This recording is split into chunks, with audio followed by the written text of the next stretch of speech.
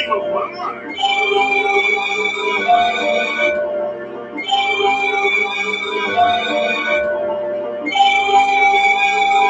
434.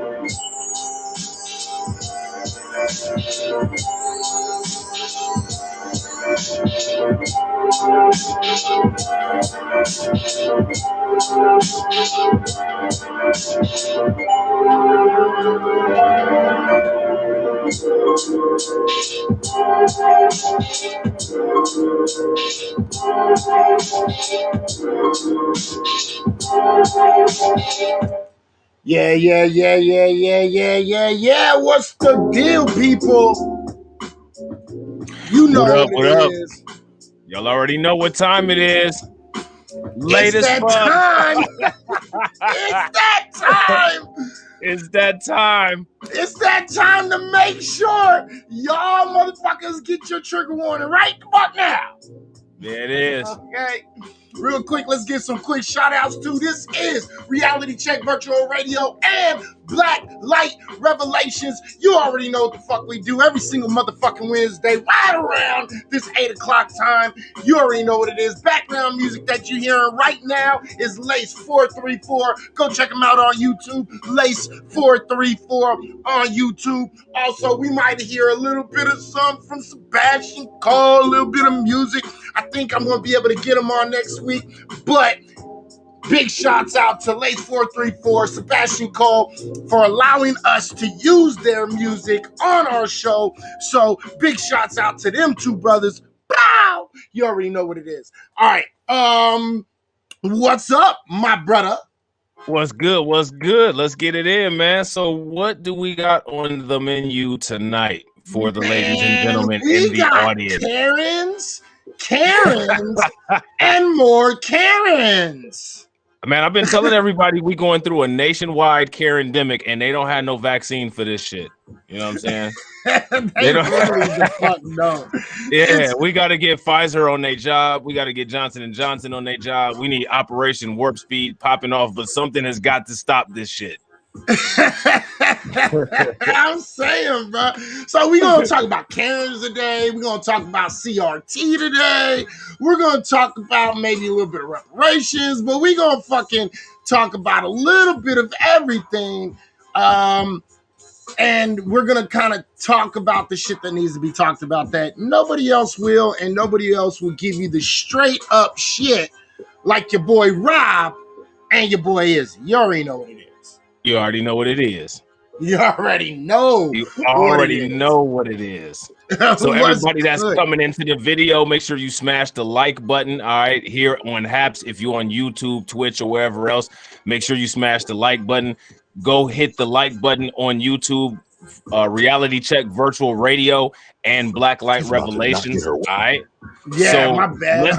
No, it's all good. It's all good. Let's get into this because this is some crazy ass shit. So what was that was actually going on in the background? Because you'll see why it actually sounded like that. It sounded like a Jabba the Hutt sounding, just a big globular organism. And there's a reason it sounded like that. So my man gonna explain it. So we're going to talk about, the first thing we're going to talk about is we're going to talk about Victoria's Secret Karen. Okay. A lot of people are calling her temper tantrum Tammy.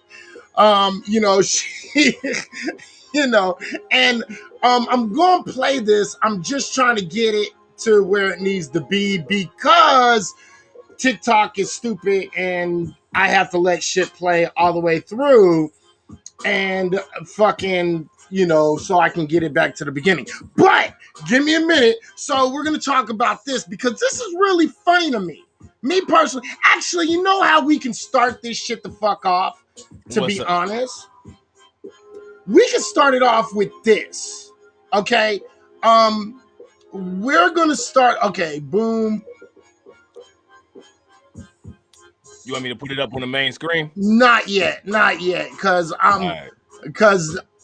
I got two of them, and one of them is okay.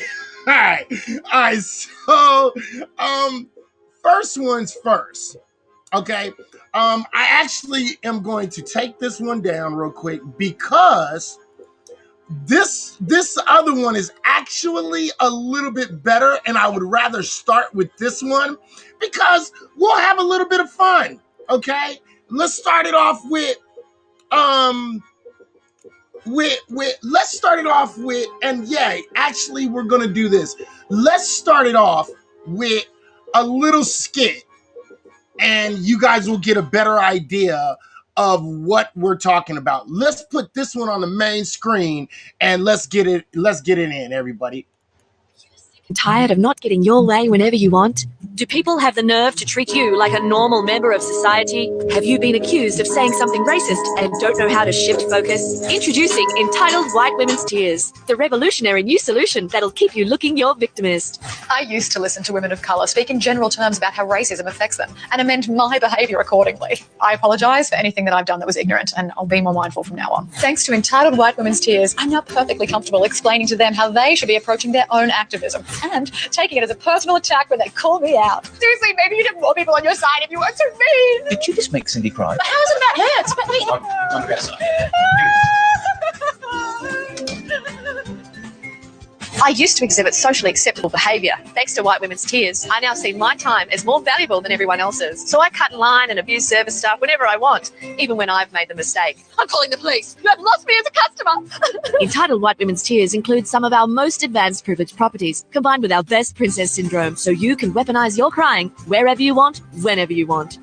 Our specially formulated Entitled White Women's Tears isn't sourced from nasty places like grief, oppression, pain, or righteous anger. Rest assured, we bottle our Entitled White Women's Tears at the purest source. Fear of a power dynamic that has rendered you prone to legitimate criticism.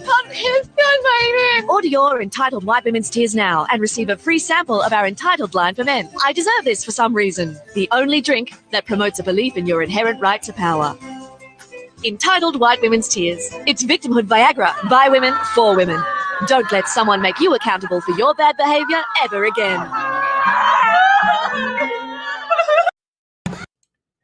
Now, I got a question. Does Amazon have a holiday deal package for that? Like, is there some body wash and shampoo that goes with that as well, or is it just the optical solution, so to speak? Your mic is off, bro. Oh shit! Yeah, it's just the tears for sale. It's just the tears. Just the tears. Now, me personally, I'd be drinking those tears personally. Okay, I'm just that kind of guy. I would be drinking those tears. So yeah. Do they go good on French fries? Oh, absolutely. Are you serious? What do you think fucking McDonald's fries are seasoned with, bro? Not the same shit as Rally's fries. Yeah. I'm just saying. I'm just fucking saying. Okay, so if you guys don't know about this woman, okay, and I got it up, and I'm gonna make sure that you guys are able to fucking see this, and I want you guys to check this out. It's also a joke, but the situation is serious, and this is why we got to talk about it. So let's watch this real quick.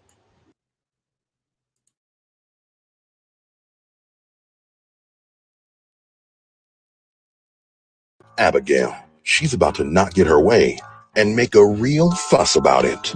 Oh God, no, it's you. Now you are. Oh. As you see, Abigail tries to hit the woman recording, but of course, Abigail's the victim.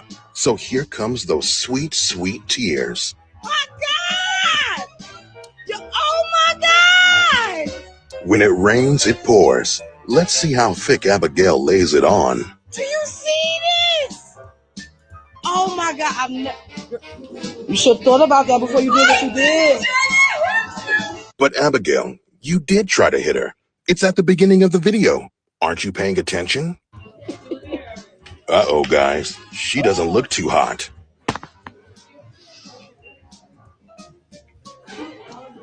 Abigail's down for the count. Or so it seems. Oh, Abigail, what are we gonna do with you?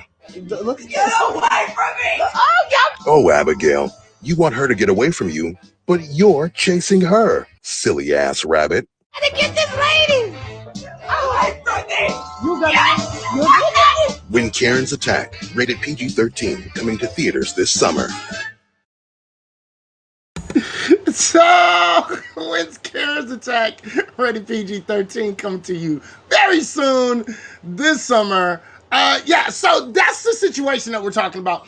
If you guys don't know about that situation, I really do have the actual video, and we will kind of get into it because it's a lot longer than this. So I got a question. Is that video that we just watched, is that after 2 to 3 weeks of use of those white women's tears that they had for sale with the commercial that we just watched? That is after 2 weeks of using white women's tears. No shit. Like I said, this is a very good product. Very, very, very, very popular product.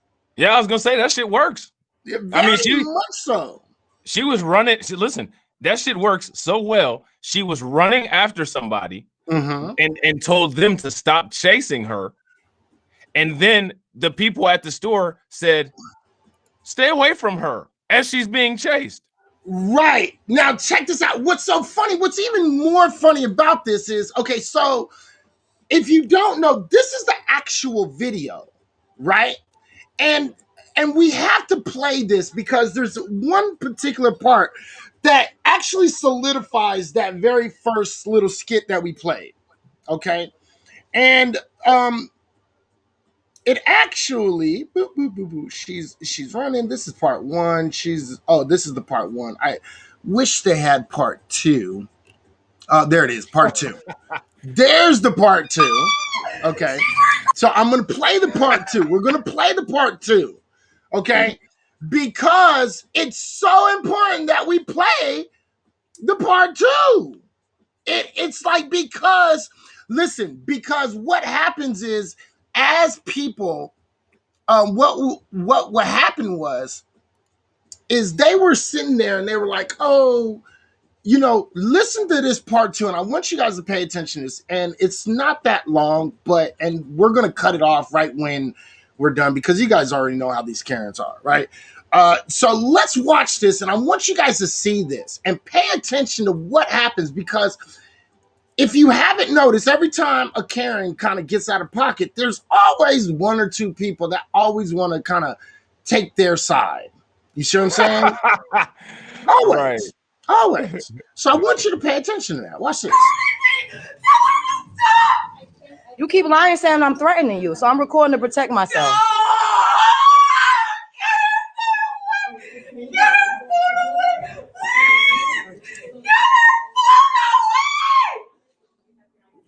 Can you please stop recording?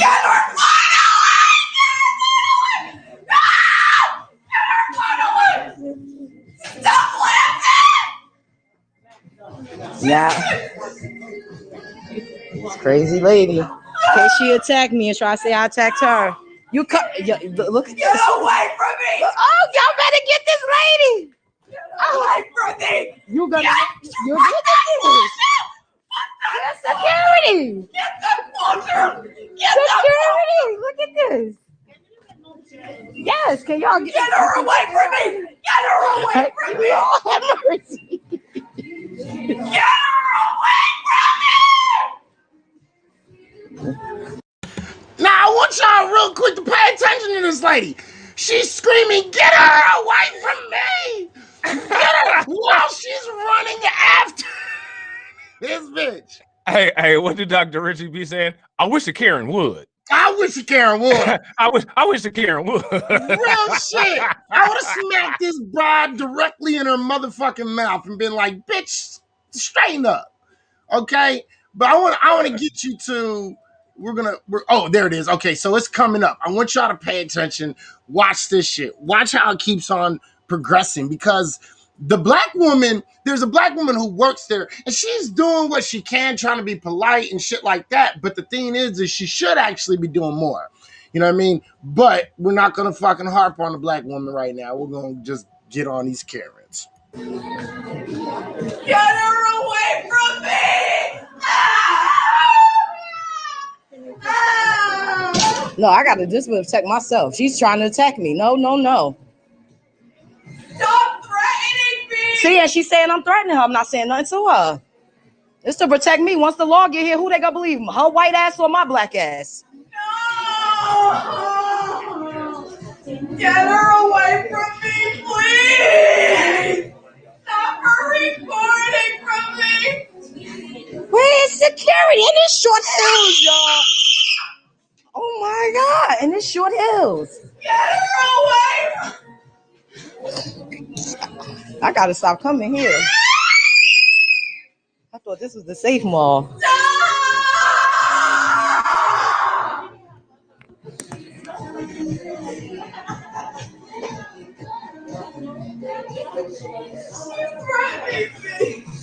She's recording me. Don't worry about it.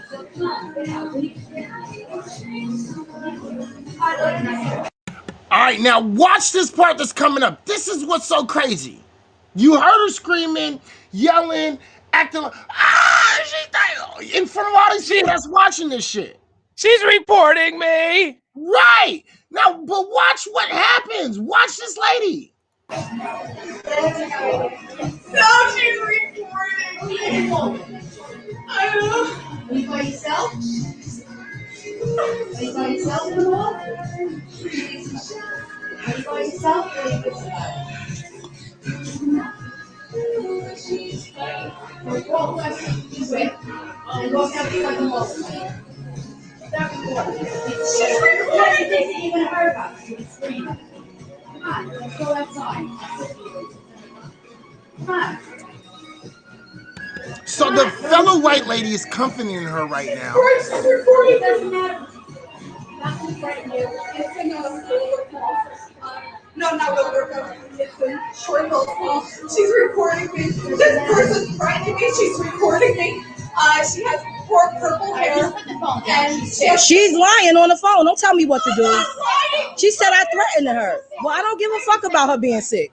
I'm worried about me. Okay, that right there is the problem.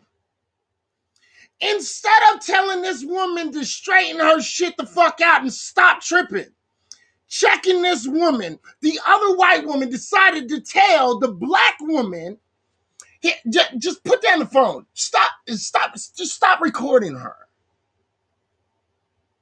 You understand what that is? She's trying to save her feelings rather than fucking getting this woman to stop with all this blabbering bullshit. Go ahead. Go right ahead. I was just gonna say this shit is so autonomic with the population at large in the dominant society. This particular situation literally validates every talking point when I say it's completely absurd to believe that there is any cohesive conversation that can come with any of these people like this. Because do you see how reactively she attempted to counsel the black woman and tell her to stop doing what she was doing and to protect this woman who was clearly the aggressor and clearly trying to attack her? The fact that that is what we have to deal with in public, and these same people will sit here and say there's no such thing as racism, but the knee-jerk reaction is to automatically do that when you see this individual chasing after her. There's no point in having a conversation. What is the point of trying to make anything make sense to anybody who is this delusional? Right. And it goes to ask the question, should black folks even be talking to white people about racism? Because they clearly, it's not that they don't get it. It's that they don't give a shit. My opinion, you already know how I feel about it. My answer is no. We could talk about sports. We could talk about the weather. We could talk about movies. We could talk about comics as long as you don't lie about every damn thing. But, no. Yeah, I don't think that there's a reason, purpose, or anything productive that could ever come out of a conversation with a black person and a white person about race, unless the white person was 110% honest, which, I mean, that is like almost as likely to happen as Siamese twins. You know what I'm saying? Right. I mean, at the end of the day, like I want people to see this, because shit like shit like this is what got Emmett Till killed. You see what I'm saying? This is the type of shit Facts. that got a young brother like Emmett Till killed. And if you think this isn't happening today, you're wrong. You see what I'm saying? Facts. There's a lot of white women that sit around here and they play victim. Oh, he assaulted me, he raped me, he did this, he did that. More black men are fucking found to be are kicked out of prison because they found out that the woman that accused them of rape lied, and it was usually a white woman. This is one of the things that started the Tulsa, Oklahoma massacre. Right. This is actually one of the things that started most massacres in the United States. Mm-hmm. And that's just what it is. So the thing is I need y'all to understand this shit, that this shit is real. And people play along with this shit every single fucking day of the fucking week. And we need to stop acting as if somehow this is not what's going on. You see what I'm saying? We need to stop that. So I got a question for you. It's interesting because you brought that up about how it's difficult to nearly impossible have a conversation with people in the population at large, and that don't just include white people. That includes includes the new class of white people, Latinos, Asians. You know what I'm saying? How do you what is the next viable step for us to deal with this when we're surrounded by a society of blithering, clueless people who have no idea what we're talking about? That would lead only one solution: to us having to make the change, and us having to make a forcible change, right? Right. And that forceful change would be a form of separation. I mean, and I do not advocate for black folks, foundational black Americans at all, to fucking talk about leaving this country or anything else like that. You know why? Because at the end of the day, we was here first. Right. This is just facts. It is what it is. And I can cite Dr. David Emotep, his book, The First Americans Were African, the revisited version. And this is a book that has been peer reviewed, I believe something like 9 or 10 times. Okay. So it lays down the foundation of when black folks got here. So I do not advocate for black folks leaving this country. Foundational black Americans, you deserve to be here. But what we need to do is, there's a good possibility that we do need to separate ourselves, meaning the same thing that we were talking about, I believe, last week and the week before that, which is, finding some land, buying some land, building our own economics in that land, and fucking, making sure that we do that shit amongst ourselves. Right. And even first steps, it doesn't have to be a societal separation. You know what I'm saying? Like, you can separate from the ideas that are popular. You know what I mean? Separate from politics. Everybody feels like they have to take this whole right-left paradigm, when that right-left paradigm is not our fight. We need to just be able to vote and do things that make sense for us policy-wise. You know what I'm saying? Right. And then also economics-wise, we need to move our economics in a block so that we have a strong economic base where we can force policy if necessary. Things like that, because, buying a landmass and doing all of that stuff, it sounds good and it will probably be the optimal solution. However, if we were to start this T-1 right now, it would be real difficult to be able to do that. So we could take small steps and just progress those steps over time. Right. No, absolutely. And then, then we can go out of our way. Oops. I don't know why that motherfucker keeps on automatically appearing and shit. That's just kind of starting to irk. It's really starting to irk my fucking nerve, because sometimes I just want to play, the audio and shit, motherfucker. You know what I mean? Right. Like, stop with that shit, man. Like, Jesus fucking Christ. You know what I mean? Like, sometimes I want to do that shit. But, we have to separate, you know what I mean? If for nothing else, so we don't have to smell. Oh, I don't smell like wet dog. So we don't have to keep on smelling that, because that shit is. Oh, I don't smell like wet dog. I just. Okay. Your ass extra as fuck.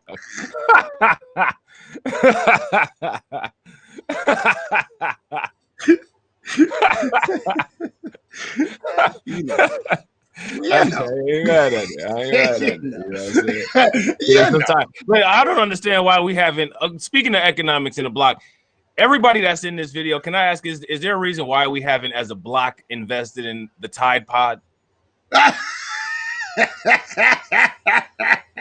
You know what I'm saying? Is there, I just want to know the reason why we haven't done that yet. You know what I'm saying? I'm just saying. I'm just saying. I'm just.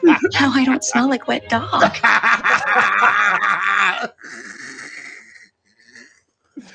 Okay. So.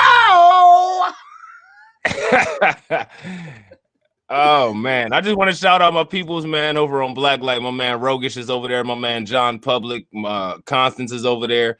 Delmo, my man, you know what I'm saying? We got it going on over there. Just peace to the people on YouTube, you know what I'm saying? The Blacklight family over there. That's what I'm talking about. Big I see shots Brooklyn out to all Maine my too. peoples. I gotta send you, since you gonna do the shots out, I'm gonna do some shots out too to my boy, motherfucking Kevin Baker, a food for thought, to my Food for boy thought. Brooklyn, Maine. You know Brooklyn, what I mean? Maine. That's Hell my yeah. guy. You know what I Hell mean? To yeah. my girl Shatira in Shatira the in the house. building. You already Yeah. know what it is. You know what I mean? Just, you know, good showing love. Thank you for the support. You already know what Hell it is. yeah. Hey, you know what? If you guys do, make sure you drop some motherfucking donations. Make sure you drop some awards. Make sure you put some likes in the room. Subscribe. Double fucking click on that notification bell. You already know what it is. All right. We got Blondie Lee 303 in the house. What's up, Blondie Lee 303? Good to see you. So okay. So yeah, I'm absolutely with you, because at the end of the day, white women are a danger to black men. Okay, and black women too. Let's just be honest. Okay, they're very dangerous, especially when you start talking about, you know, what white women do to black women in the hospital. So let's not forget how dangerous these white women are to all of us. You My understand? question is, that video that you just showed, that Victoria's Secret Karen, what ended up happening to her? Did they ever did they charge her? Did like anything No, they go just on with that? exited. They just exited her out the building. So You know so what I like mean? she just, there's nothing going, like no charges, no nothing, like just No. business as usual. They just kicked her out the building. Man, that's What up, crazy. Mr. Robinson? How you doing, brother? The next thing I want to kind of go into real quick, and I did this for a reason, so you guys got to give me a little bit of leeway, because what I'm going to do is I'm going to show you guys this story. Okay, I've already talked about this story actually, and I want you guys to remember the story, because I had brought it up to you and I told you guys exactly what it is. Now, these two couples, real quick, let me show you the couple. This is a Puerto Rican couple. These two, this lady and this gentleman, I believe they were married. Okay, and I want y'all to, but if there wasn't a black separate state and only black, who would be to blame for failings on? I'm also curious the no snitching policies would be actually legislated. Do you want to fucking talk about that? Go ahead, take the floor, bro. First off, I'm saying to separate. I'm not saying segregate. First and foremost, okay. I'm not saying, you know. Don't get me wrong. It would be nice to have a fucking nice black oasis in the middle of the country and shit. You know what I mean? Right next to the beach. You know what I mean? Where it's only black people around. But that's not what I'm talking about. Number one. I'm talking about separate, where the community is primarily black folks. We run our own governments, have our own mayors, police officers, and councilmen. We are, you know, building our own businesses, a place that is my majority black folks, and we built up that city. That's what I'm talking about. That, number one. Number two, I'm curious about the no snitching. No snitching pertains to, again, a lot of people get this fucked up. I'm from the hood, okay? No snitching is for motherfuckers that's committing crimes. Okay, let's get this shit out real quick right now, okay? In the hood, there's a no snitching rule. Okay? between niggas in the hood. Can I just add something in there? Go ahead. I don't know how white Hugh Glass is, but white 1% motorcycle clubs, they also have a no snitching mandate, and so does the Aryan Brothers prison gang. So does the goddamn police.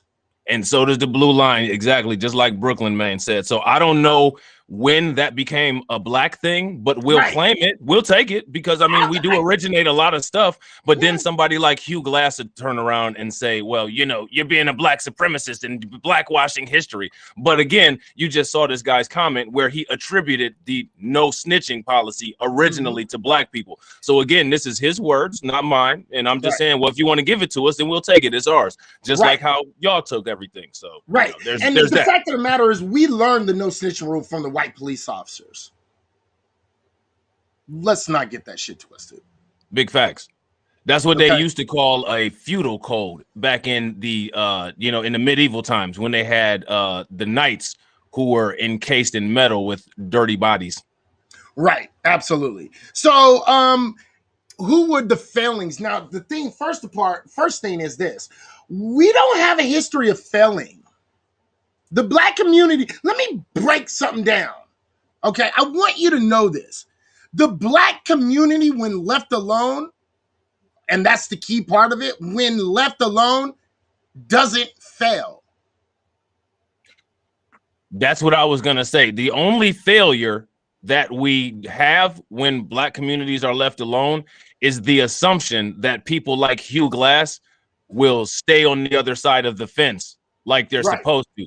But for whatever reason, people like Hugh Glass can't not burn down Rosewood. They can't not burn down what was the name of that? North Carolina.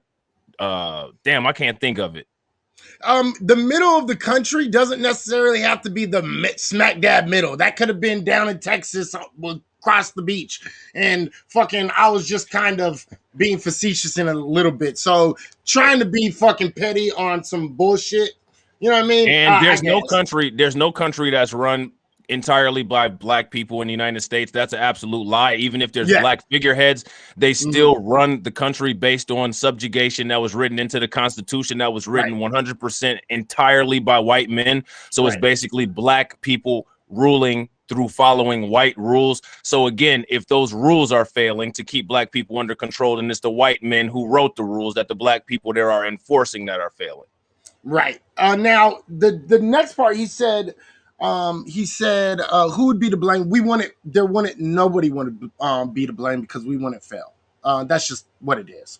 Okay. Right. So let me see, middle of the country, blah, blah, blah. We have a city, Baltimore, run entirely by black people. Again, no, it's not.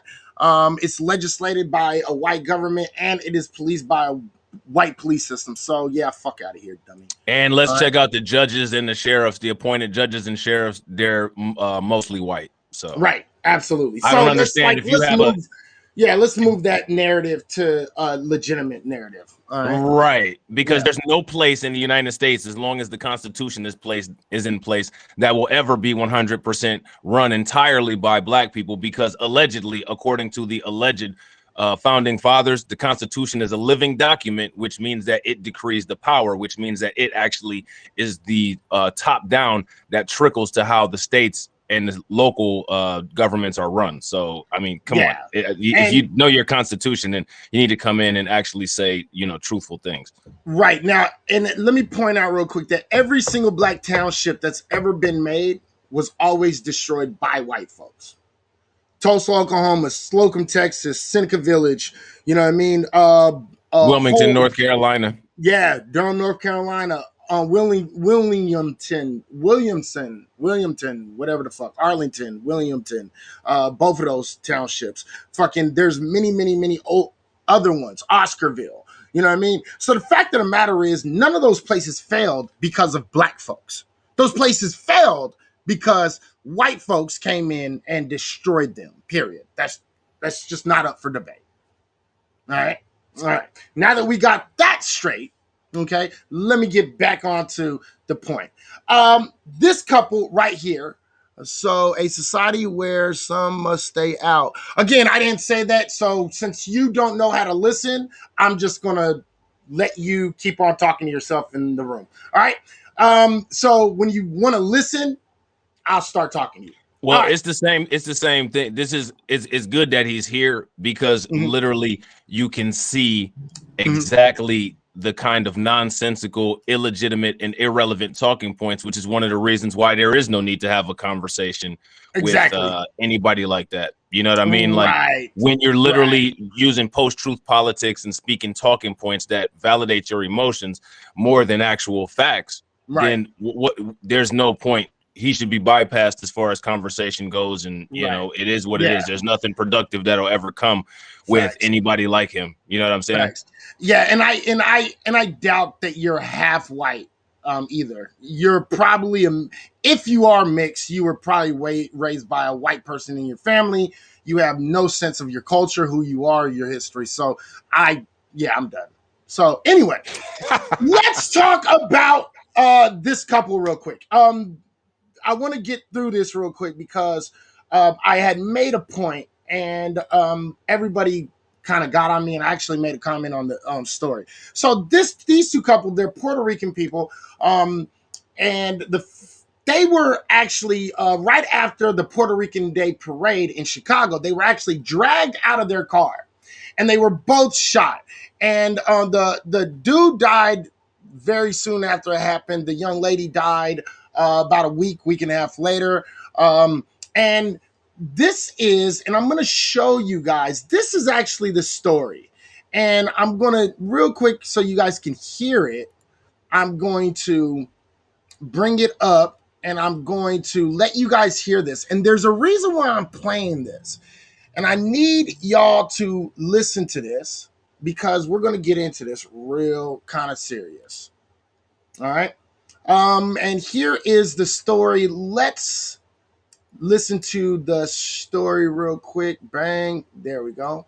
All right. Let's listen to this. Developing tonight, Chicago police are looking for a group of people who attacked and killed a man in Humboldt Park shortly after the Puerto Rican Day Parade on Saturday. His friends say he grew up in the neighborhood but moved because it turned too violent. WGN's Patrick Elwood now live with the latest tonight. Pat. Terrible, cruel irony there, Ray.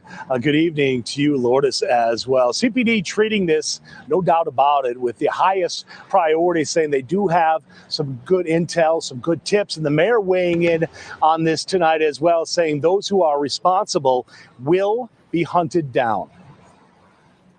The signs read, "Rest in peace," and "You are a beautiful soul, taken too soon." Part of a bigger display of remembrance for Giovanni Arzuaga, killed Saturday night. Sean knew him well. This was my homie. He was more than just a friend. I looked at him as like a big brother. City cameras capturing the crime that started with a minor traffic accident. The car, Arzuaga and his companion and mother of their two children, is rushed by a group who then proceed to pull her out from behind the wheel. Things quickly go from bad to worse. And while detectives were back in the neighborhood tonight, their boss, chief of detectives, Brendan Deanahan, described the chain of events earlier today. They are seen hitting and beating the woman who's the driver of the vehicle and then eventually dragging her out. What the video doesn't show is there was a shot discharged at some point, and you can't see it in the video, and it appears when the female gets struck. And then the male comes out, and he's almost on top of her. And then you see that second suspect clearly just holding a gun, shooting him in the head, almost execution style. The ambush takes place at the intersection of Division and Spalding, and only hours after the Puerto Rican Day Parade held in the same area. The mayor today calling what happened horrific. It wasn't just one person, but there were others who were standing by, who dragged that poor woman out of the car. The individual, the man who was killed, literally used his body as a shield, and he paid for that with his life. It's a horrific statement. It's a horrific statement about those men who are involved in that. I don't believe that they are typical by any stretch of young Black men in the city, but it's horrific nonetheless. And that's where I want to stop. You heard what she just said, right? Is You heard that Mayor Larry Lightfoot? Yeah, you heard what she just said. This is not typical of who? Who? Who is this not typical of? Let's hear her say that shit again. Let's listen. But it's horrific nonetheless. Late this afternoon, a high school friend. Life. It's a horrific statement. It's a horrific statement about those men who are involved in that. I don't believe that they are typical by any stretch of young black men in the city. Young black men. Young black men. Now, this is a serious thing, because the fact of the matter is, I want y'all to understand that we deal with this kind of shit all the time. I bet you that hurt Lori Lightfoot's mouth to say that, because we all know she is one of the most anti-black male politicians in the United States. Right. Now, I was like, oh wow, that's kind of fucked up. You know what I mean? And I was going down these comments. And when you see these comments, because Lori Lightfoot decided to put a dark-skinned male in the category of black, all these comments are just ripping fucking black folks. This is what black folks do, and blah, blah, blah, and this and that. Now, I'm going to find my comment, okay? And the reason why this is so important is because I need black folks to stop doing this shit and stop allowing this shit, okay? But these people are sitting on here and they are talking, you know what I mean? This is, hold on real quick. It says, basically everybody's like just shitting on black folks in this, right? And there's one particular comment, and I want to actually find the comment where I told everybody, I said, dude, why are you fucking putting this on black folks? You know what I mean? And for some reason, everybody was like, look at them and blah, blah, blah, and all this other fucking shit. And they were really kind of coming after me. And actually, I'm just going to read what I wrote from my phone, because it's going to be easier to find it. I don't have it out because I can't, do all that. But I'm going to read what I wrote. And there's a reason why I'm doing this, okay? Because y'all motherfuckers, all other groups, y'all need to literally leave us out of your shit, okay? And this is what I wrote, okay? Because I replied, this woman said she doesn't believe that this is typical of young black men in the city. What the hell kind of statement is that, right? And so I decided to kind of put in my 2 cents. I said these were clearly Latino men and maybe a couple of Afro-Latino folks. They do not identify as black, so claiming they is black is BS. She said black because of their skin color. You'll see all of the suspects will be Latino and Afro-Latino. Anybody that knows Chicago, and I'm not talking about how a white conservative knows Chicago, all the statistics that they know because of the anti-Obama narrative that they have. Anybody who actually knows Chicago knows that there's Latin Kings in Chicago and other gangs. You know what I'm saying? Like there's the 5 Point Crown Latin Kings who are mainly Puerto Rican or Cuban. And then there's the 3 Point Latin Kings who are Mexican. And there's other gangs there like the Vice Lords and the Folks. You know what I'm saying? And so, there's a lot of shit that goes down as far as gangbanging in Chicago, and it's not just black people. I think there's some Trinitarios and Dominicans don't play up there either. You know what I mean? So, absolutely. Yeah, so like the thing is that, you know, if you know anything about Latinos, which most, you know, of these far right, you know, racist motherfuckers don't, they only know about Latinos when it comes to the people that look like AOC, the ones that they want to vote and put in front of a camera because they look somewhat white. There's actually black Latinos and they can be part of these gangs.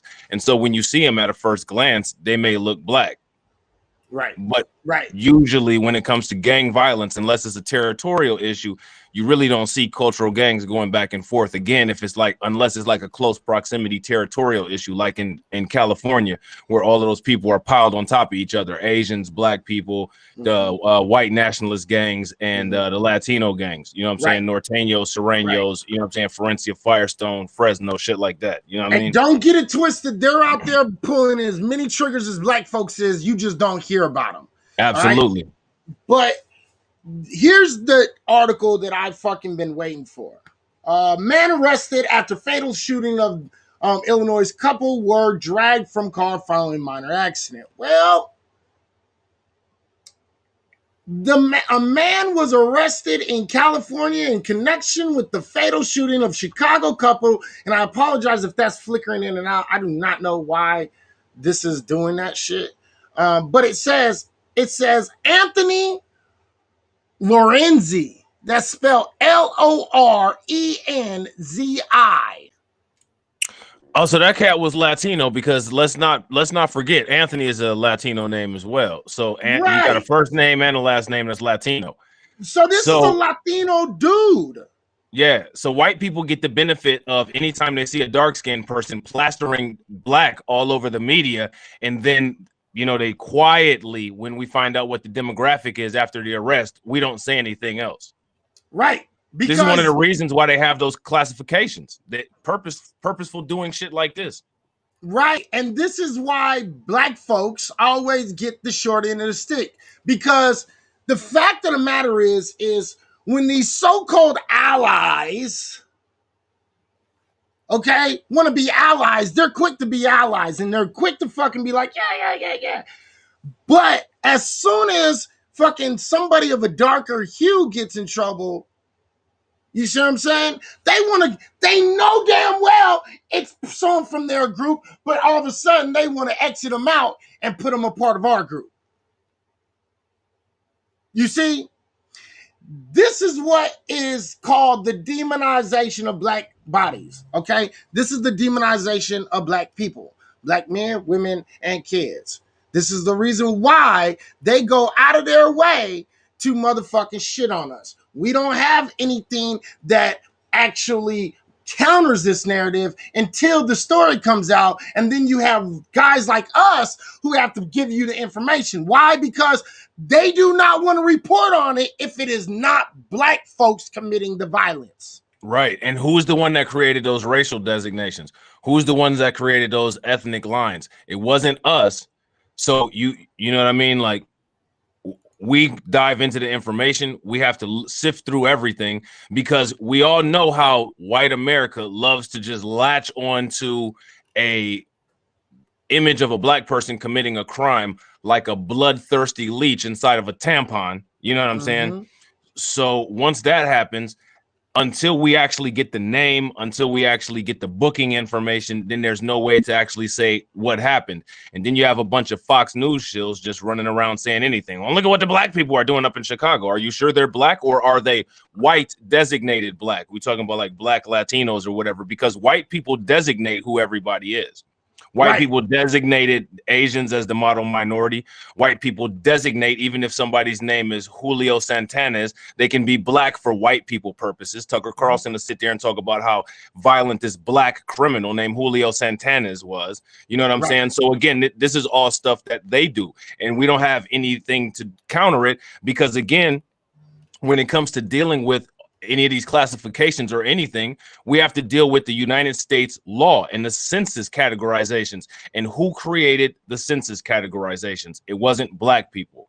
Right. Now I want to keep on real quick, because the next a dude by the name of Oscar Soto replied to me in this same thing. He said, "Are you saying that black Latinos aren't black?" It's funny because an Afro-Latino is the same as Afro-American. No, Afro-Latino is not the same as an Afro-American. Right. And I replied to him, I said, I never said they not black. I clearly said in caps, they don't consider themselves black. Dumbass, learn to read. And just to make it perfectly clear, Mr. Soto, if they don't consider themselves black, neither should you. They are Latino. So stop trying to drop your dirty laundry on our laps. Hold your own nuts. And that's what I said. Right. And I've got a whole bunch of upvotes for that shit. You know what I mean? Because the fact of the matter is this is exactly what they try to do. They try to demonize black folks in order for other people to downplay black folks, to act like black folks are the only people that actually have the problem. This is the whole narrative. The narrative is, well, all these other minority groups are able to make it. Why can't you? You understand? And this is a problem. Yep. Okay. And I want y'all how many black to people? How many black people does the United States set apart dream legislation for and try to get through as far as like 11 million illegal immigrants? What kind of stuff does the United States do as far as that goes? What about the handouts, the infrastructure white handouts to all of the white businesses that are going to get a $1 trillion handout? How many black people are going to benefit from that? I guess it's our fault that we have come into a saturated market starting in 1960. What businesses can you actually go into when the United States market is 100% saturated? And in 1960, the people and the population at large and the government finally had the IQ and common sense to realize that they were dealing with other human beings. Right. Absolutely. So again, I'm going to keep on telling y'all motherfuckers, hold your own damn nuts. All right, quit putting your dirty laundry in black folks' laugh and black folks' laps. It's not our laundry. You deal with your own fucking laundry. It's not ours. All right. So I wanted to put that out. I wanted to fucking go out there and say, you know, again, your boy Izzy was right about this shit because again, y'all got to be able to see through this bullshit that they're spreading to you. Okay. So please make sure you pay attention to that because it is an absolute real issue. All right. Do you got something that you want to say about this before we move the fuck on? Nah, go ahead, bro. It's good. Anybody in the comments, if you got anything to say about this particular issue, let us know. I'll highlight the comment. We'll address it as it comes. All right. If you on YouTube watching, make sure you smash the like button. Go over there to my man, Reality Check Virtual Radio. Hit that bell icon twice. Smash the like button. Blacklight Revelations. Hit the bell icon. Smash the like button. Go ahead, bro. That's right. All right. Well, the next one that I want to talk about is I want to talk about Fox News. We're going to talk about a lot about Fox News today. All right. Let's get in the first one. Fox News loves to lie about fucking the history of this country. And here is. It's not just Fox News. It's not just Fox News. You know what I'm saying? We can't just do, you know, Fox News is, we all know what Fox News is, but we can't give everybody a free pass. It's not just Fox News. We got 90% of the public living in a delusion. You know, okay. Yeah, I'll give you that because CNN, the liberal news is no better. I will give you that. I will definitely, I'll ride with that one. But Fox News is extremely good at it. Okay? And white people believe these motherfuckers. Okay? So, we're going to play this video. Let's listen to Fox News analysts tell us lies about slavery. This is fucking awesome. No. The founding fathers. Let's start all over. And this is, let me give credit real quick. Let me give credit to Dr. Richie on Indisputable. Dr. Richie, Rashad Richie on Indisputed. This is actually a segment from his show. So let me give him proper, credit for this. If you want to go check this out, go to Indisputable on YouTube, Dr. Rashad Richie. All right. So let's give him the screen real quick. People, and I got to say it, these people. So you're looking at Kelly McEnany, whatever the hell her name is. She's a liar. She's a liar who served as the White House press secretary under former President Donald Trump. She lied about slavery. Now, damn it, we know you had to lie for Trump. We know you got a paycheck to lie for Donald Trump. Okay, we kind of almost get that. You sold your soul, yes. But we understand there was a paycheck behind it. We understand that you were a sellout. But literally, you don't have to lie about slavery. So this individual who was part of an all-white panel on Fox News. And first of all, do we have to say all white when we talk about Fox News? Okay, so this all-white panel on Fox News, they decided to discuss Representative Cori Bush's July 4th tweet. And here's a bit of how she introduced the segment. The White House briefing set to start any minute now as we await reaction to the verbal fireworks over 4th of July. After some Democrats, left-wing activists, and even the news media smeared the all-American holiday with claims of racism. Squad member Cori Bush blasting Independence Day, tweeting, quote, "When they say that the 4th of July is about American freedom, remember this, the freedom they're referring to is for white people," while NPR took issue with the Declaration of Independence, calling it, quote, "a document with flaws and deeply ingrained hypocrisies." All this bashing leading to the New York Post front cover page, which read "Red, White, and Woke," with its editorial board asking, quote, "Why do liberals in the media take such joy in trashing America?" The haters never take a day off from hating, that is clear. And they never take a day off of getting the facts wrong. We know most of our forefathers, all of our main founding fathers were against slavery, recognized the evils of it. There's a great piece to that end on Heritage called 1776, not 1619. But I'll leave it to you. You know, they're so wrong on so much. Where to begin? My grandmother would have said, use a damn lie. Now, no, the founding fathers were for slavery. George Washington enslaved hundreds of men, women, and children. Thomas Jefferson enslaved over 600 people, including Sally Hemings. James Madison enslaved over 100 people. James Monroe as many as 250 people.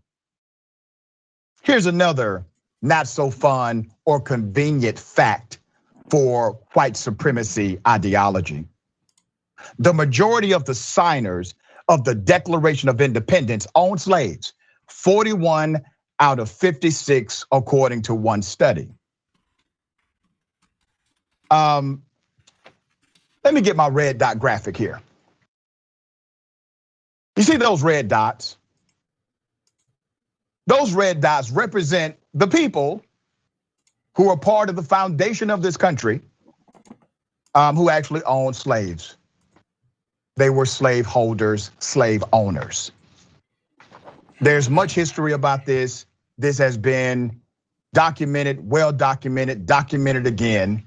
But then she says this ridiculous thing on what's considered to be a major news network, and not one person challenges her false narrative because it fits their ideological narrative of white supremacy. We don't need to blame America for racism, that somehow the founding fathers were pure at heart.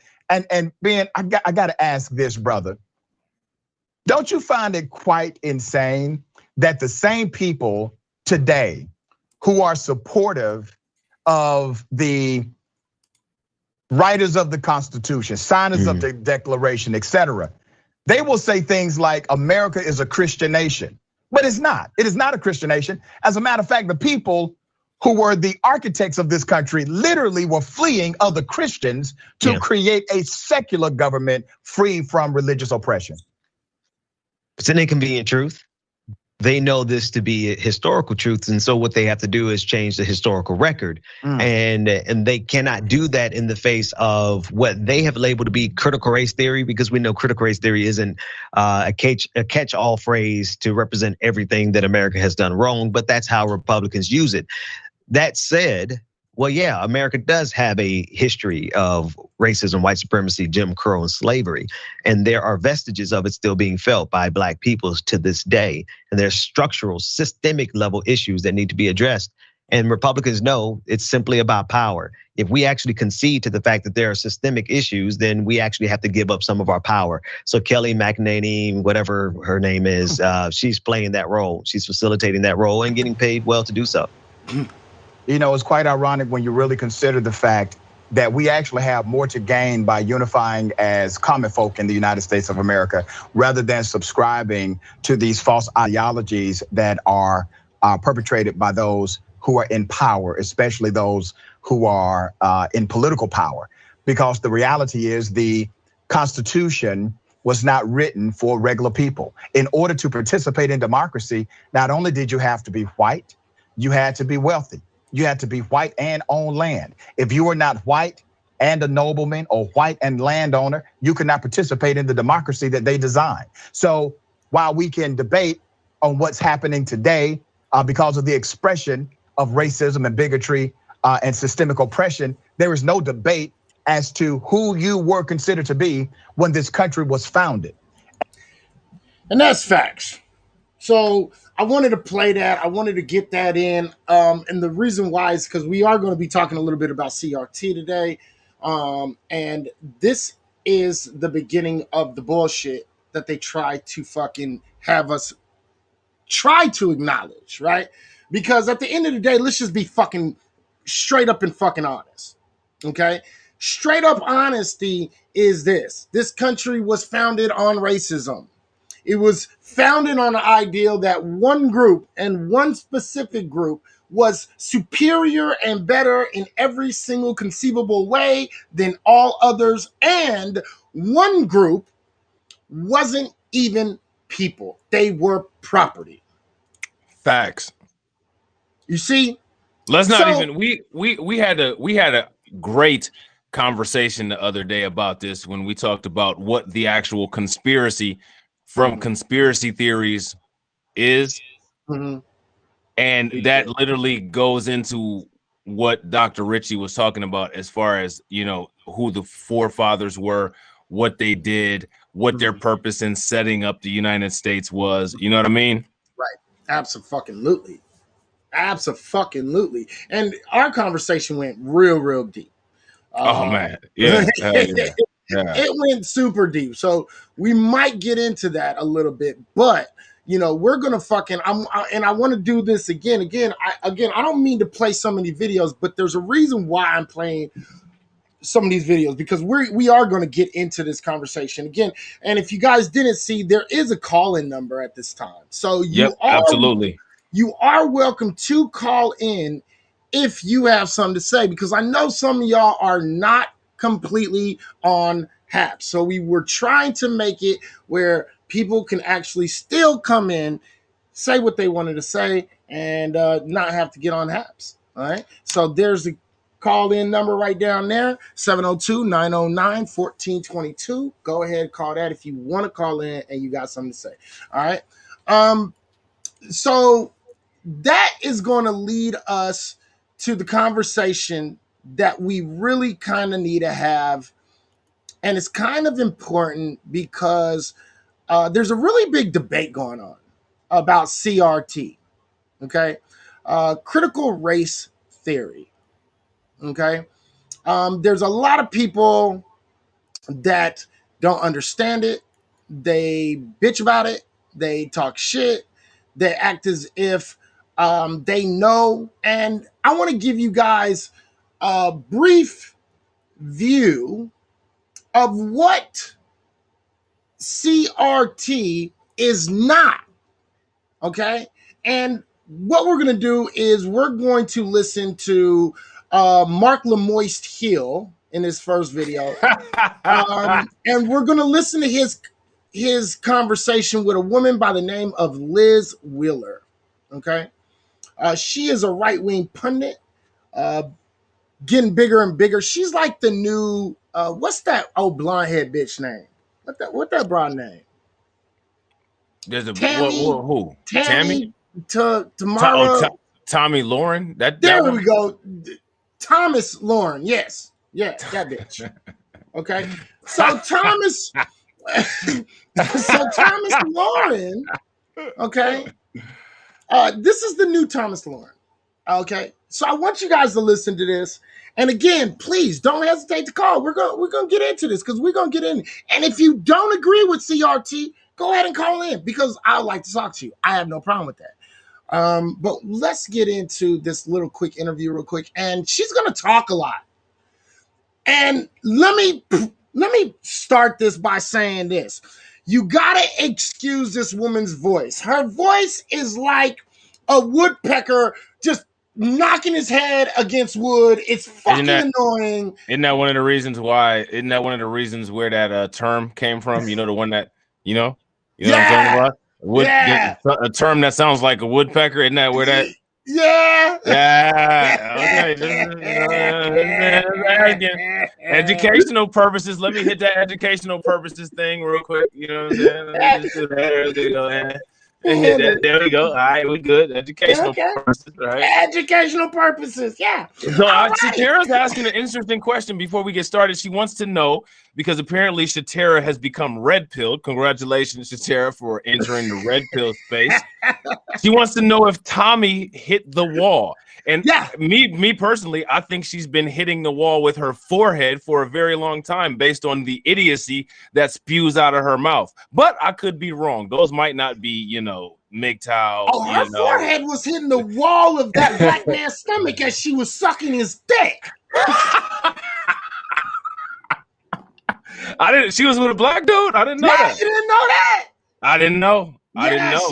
She dates some real conservative like coon nigga. So yeah. Oh, it's a coon nigga she dates. She don't date a real nigga. Yeah, she a coon nigga. Well, is he a YouTuber or something? That's interesting. No, he's just some regular dude. I think he might be in the military. I don't know. That's interesting. Yeah, she talks a lot of shit about black folks, but yet she's consistently sucking on some black dick.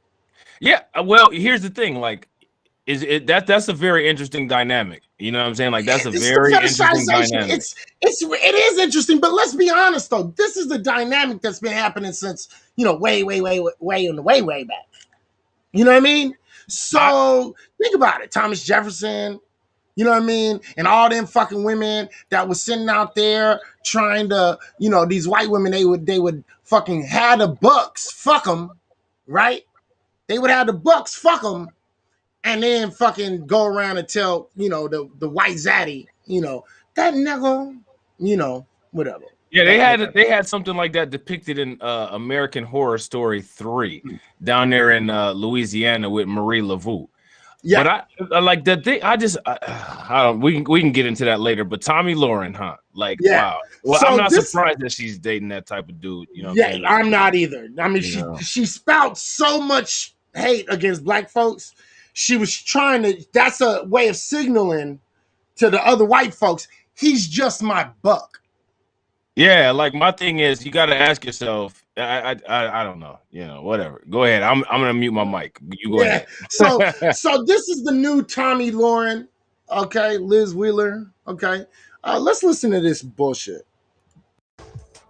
Welcome back to Black News Tonight. Last May, I interviewed Christopher Rufo. He is the mastermind behind the GOP attacks on critical race theory. And towards the end of our insightful discussion, I asked him a question. It was particularly if you're saying whiteness is a thing that is being constructed as negative and shouldn't be, name something positive that you like about being white. My view is that these are actually should be ascribed to every individual human being, regardless of whatever racial category we impose on them. That doesn't answer the question, though. I don't buy into the framework that the world can be reduced into these metaphysical categories of whiteness and blackness. Can we see this? I'm going to tell you.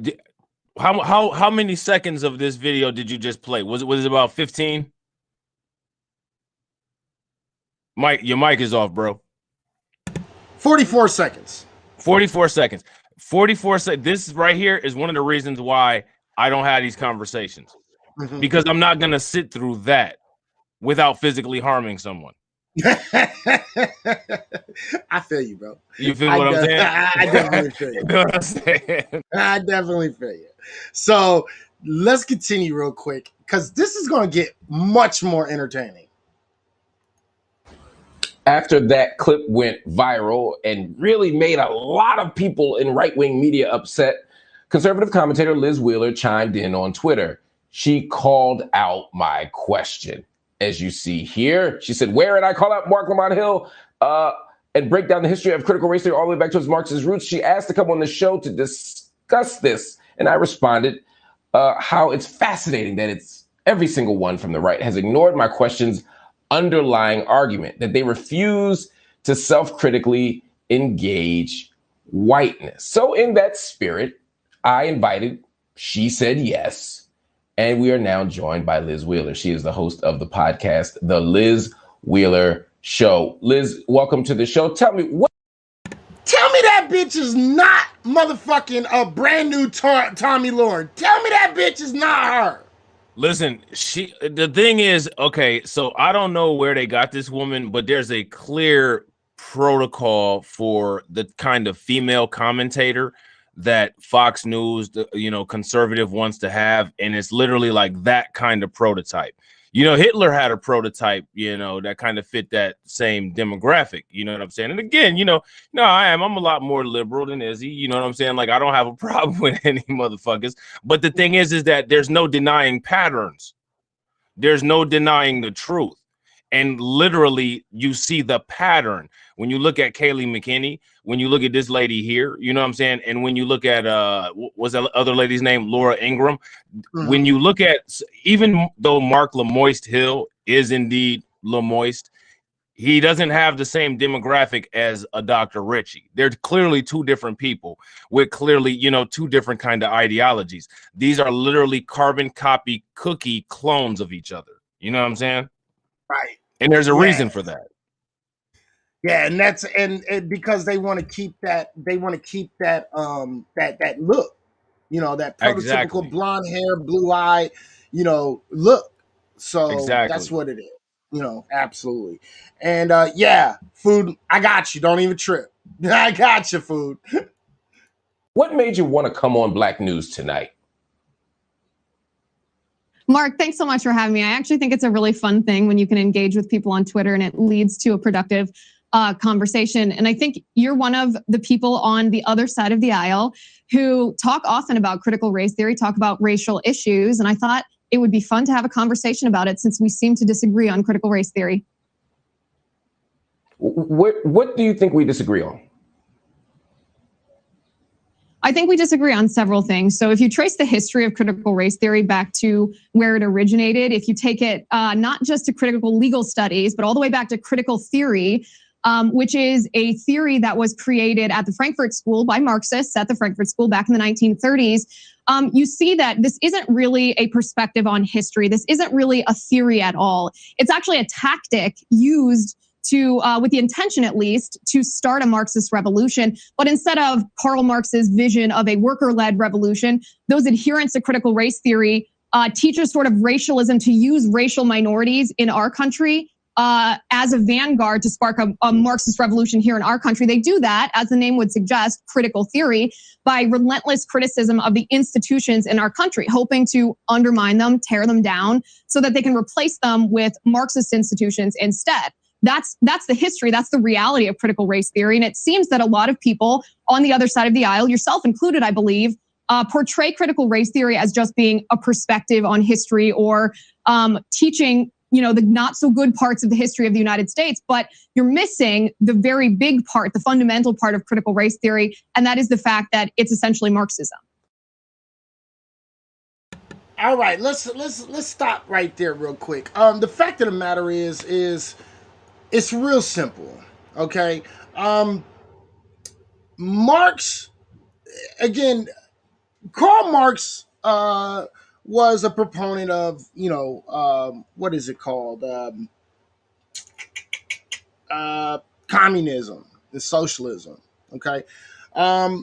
And the thing is just because a person might be getting something from Marxism, or gaining some sort of new perspective when he reads some of Karl Marx's shit, like his studies and his conversations, doesn't mean that this is based upon Marxism.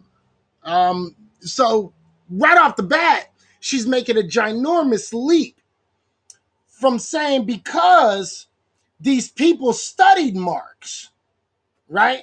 Because these people studied Marx, this is what this ultimately is. It's to have some sort of Marxist revolution. Well, that's bullshit.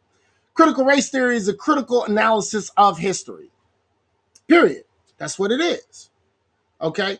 Critical theory is an idea. Critical theory is across all spectrums, okay? From science to mathematics to history to morals and ethics and things of that nature. You see what I'm saying? We're critical about a lot of different things, right? And that's how we're able to be where we are today. The way that we go off and make new medicines is we are critical about those different methods, and we try to put things together so they work together in a good way. Being critical of something is nothing, there's nothing wrong with it. So her trying to link this to Marxism right off the bat is false, because it's based off the idea of critical thinking, all right? And there was, Derek Bell went off and he said, well, let's be more critical about the legal system in this country. And this is where critical race theory really starts from. It's a critical analysis of the history of the United States within the legal system and other systems also. Okay? And I need y'all to pay attention to this, because she's going to try to spin this into some sort of revolution or attempt to destroy America.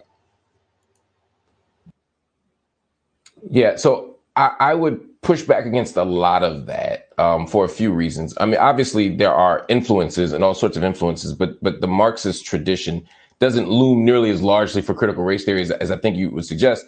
But of all the writings on critical race theory that I'm sure you've read, do any of them, can you name any, can you think of any that are calling for a Marxist revolution? Sure. And I'm glad you brought this up, because I really encourage everyone who watches my show, watches your show, to educate themselves about this. So if you go all the way back to the 1930s at the Frankfurt School, you can read Max Horkheimer's manifesto. He was the second director at the Frankfurt School who called for a Marxist revolution. Critical race it then theories. goes to Antonio Gramsci, who was, right. And I'll get to that. Absolutely. And I'll get to that. We just have to follow it all the way back through the critical race theory. So critical theorists come first. That would be Max Horkheimer and then Antonio Gramsci. He was the head of the Communist Party in Italy. He's the one who said we need to re-educate a vanguard to spark this revolution. Then we have Herbert Marcuse, who was at Columbia University. As you know, he was the assistant actually of Max Horkheimer, came to the United States when Horkheimer escaped the Nazis in Germany, but Marcuse stayed back here in the United States. Then we get to Derek Bell. Then we get to Kimberly Crenshaw. Then we get to Robin DiAngelo. Then we get to Ibram X. Kendi. All of these critical race theory adherents are practicing this idea that we need to relentlessly criticize institutions in the United States, in our government, in our culture, in our society, in order to tear them down, to implement instead socialist or Marxist institutions. So all you have to do is read the scholarship of these people to see that it actually is Marxism. So I'm glad you brought that up, and I hope. Now I want y'all to pay attention how she did not answer the question. Do you notice that she didn't answer the question at all? What she did was she tried to go back and do this lineage and say, well, because all of these people are connected, therefore revolution. You see how this works? This is a bullshit argument. Pay attention. I hope that your viewers do educate themselves and do read this material. And I would ask you, have you read Max Horkheimer's manifesto? So yes, I've read Max Horkheimer's work, all of the Frankfurt School work, including Horkheimer, Theodore Adorno, etc. But what you've done here is a bit of a sleight of hand. I asked you to explain where in critical race theory is there a call for a Marxist revolution, and then you named people who weren't critical race theorists. And then after you ended that line of intellectual lineage, you then said, and there's Derek Bell and all these other people, and you said it started then and it goes to here. But my question still remains: of the people who are critical race theorists, right? And I would dispute you on Ibram Kendi and Robin DiAngelo, neither of whom identify as critical race theory or whose work is situated in critical race theory, although they may support and think that it's an important body of work. They themselves are actually not that. But I don't want to get distracted by that. The fundamental question I had for you was, what critical race theorists, not people who you think are intellectually connected to them from a century ago, but what critical race theorists do you know that has called for a Marxist revolution? Right. So I think it's important to make a distinction too, that someone can practice critical race theory without teaching critical race theory. And that's what we see from people like Robin DiAngelo or Ibram X. Kendi or the 1619 Project. Those are the tenets of critical race theory applied to their body of work. And I'm sure that they would admit the same thing. That's not simply my opinion on the fact. But let's talk about a specific issue. So Marxism, the tenets of Marxism are anti-capitalism, right? They think that capitalists are the elite, that capitalism is immoral, that capitalism should be abolished. One second, just because, one second, Liz. Listen to what I'm saying, because this is a very important point that I'm making. It'll get to your answer in just a second. Just listen to what I'm saying. So, all right, I want to point something out. Mark Lamoiste Hill is being really moist right now to this white woman. He's letting her cut him off. She's not answering the question. She's dodging the question. And Mr. Lamoiste Hill over here is allowing her to do it and spit her rhetoric that is blatantly not true.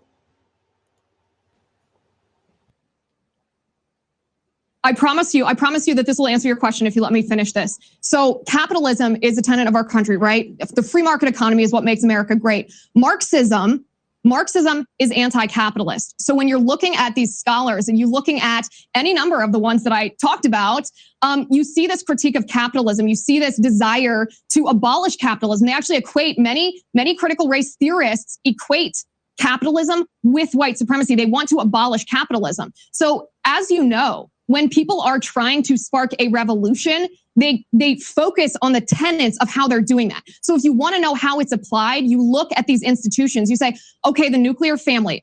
Okay, capitalism. Okay, religious liberty. Okay, the criminal justice system. You look at these tenets of American government, and it's more than that. It's the border. It's the Senate. It's all these different institutions that underpin our government and our society that these critical race theorists criticize and want to overturn.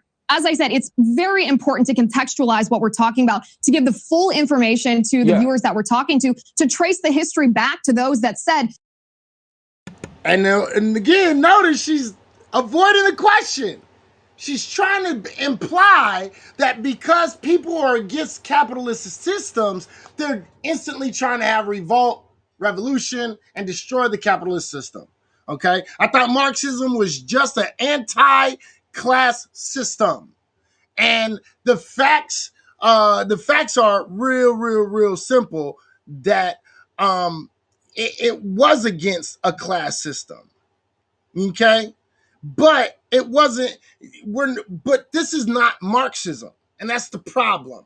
Critical race theory is not Marxism. It's nowhere near Marxism, and it's not about it.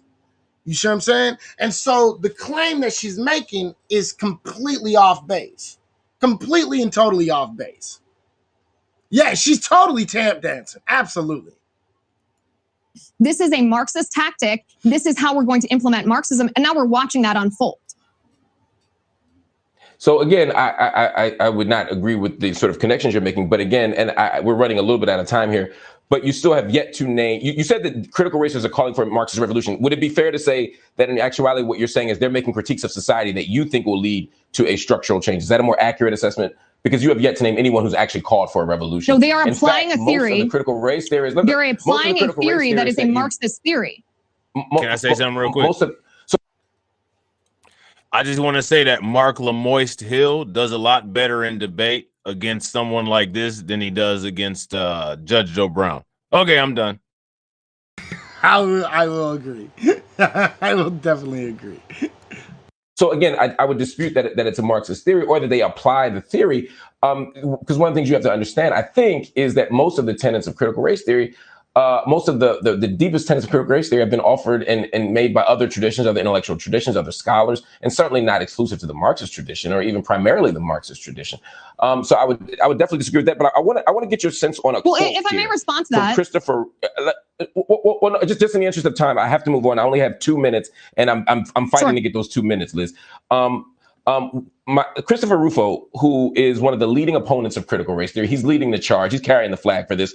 He said, "We have successfully frozen their brand, critical race theory, into the public conversation and are steadily driving up negative perceptions. We will eventually turn it insanities under that brand category. The goal is to have the public read something crazy in the newspaper and immediately think critical race theory. We have decodified the term and will recodify it to annex the entire range of cultural constructions that are unpopular with Americans." When you hear now, I want to talk about that real quick. That's a statement of exactly what the fuck they're doing. He just literally told you that they're trying to quite literally change what you think about critical race theory. And this is what white people have latched onto. He knows he's lying. That's what that statement is saying. He's telling you in the statement, yeah, this isn't what we're saying. Critical race theory isn't really critical race theory, but we're going to change the narrative so people think this when the fuck they think critical race theory. The people of color have to make sure that they correct the white man with a whip across his back. Man, what definitions of what in the hell, what the hell are they high on when they read this damn shit? Because it don't say anything like that. Nothing. Marxism is completely different. Critical race theory is a critical assessment of how race plays into legislative results when it comes to the United States legal and judicial system. Marxism is a critique of capitalism, socialism, and communism in a global society. A critique. So basically, the only thing that any of this outrage is telling me is that these people, whoever these people may be, whether we talking about conservative, whoever, these people are beyond criticism because they have a lot of big issues with critiques. Right.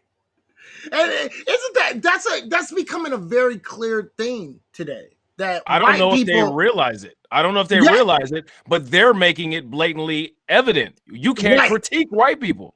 Right. You cannot tell me anything bad about me. And they've been trying to do this. This is just where it comes to a head. Because remember, if anybody was watching me way back in the day in Periscope days, right? The fact of the matter is, white people used to say all the time to me when I used to feed them history, when I used to tell history and give the history of shit, you know what I mean? And then give them the proof. They would be like, "Oh, you hate white people." Well, no. I'm just telling you about what you fucking did.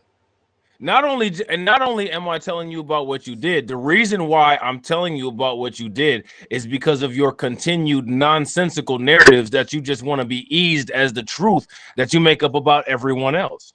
Right. And this is that basically just be patient, Negro. You'll get yours in time. That's what this is. You know, you gotta ease into this whole equality thing, Mr. Negro. Okay? You're moving too fast for me. Okay? Is Shatera still in here? I hope so. Can you add? Well, she can hear me. You can. I want to know because I'm forgetting that it's broadcasting on both, so everybody can hear. I just wanted to know if she had a guess for what the candle of the evening was on this broadcast right here. If she knew what the candle of the evening was here. All right, go ahead. All right, let's finish this out real quick and then we'll go on.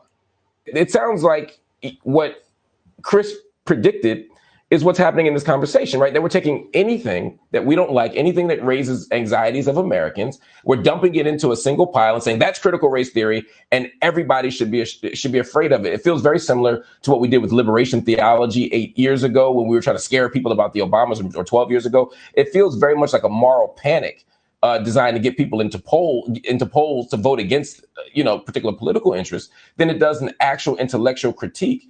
Because in many ways, this feels like a solution in search of a problem. I still don't see the revolution. Most critical race theorists that I know, in fact, everyone that I've read, they're not calling for Marxist revolution. They're not calling for overthrowing capitalism. They're calling for reforming markets. They're calling for challenging institutions, for reimagining society. I wish they were as radical as you say they are. But I'd like to get your take on that, Rufo. And he's not lying. Let me point this out. I actually was in a video, and I'm actually going to be doing a video, and hopefully Rob will be there with me, because we're going to actually break into this critical race theory thing, right? And I'm going to go deep inside of it, because there's a young lady in Las Vegas right now. She's a mixed woman, and her son is has a white father. So she's a mixed woman, black and white, and the father is black. The father is white. And this woman literally separated her kids. She had kids from a black father and she had kids from a white father. She literally called them her white kids and her black kids. Did you see we got the update on the candle of the evening? It's bourbon from Bath and Body Works. That's right. That's right. Bourbon. That's the shit. All right? Why he always look like he's about to cry? Because he's Mark Lemoyce Hill. Duh, Lemoyce. Okay, anyway, so the thing is, this woman, they're promoting this woman, this mixed woman, and you know how they do when they try to do this tokenism bullshit, right?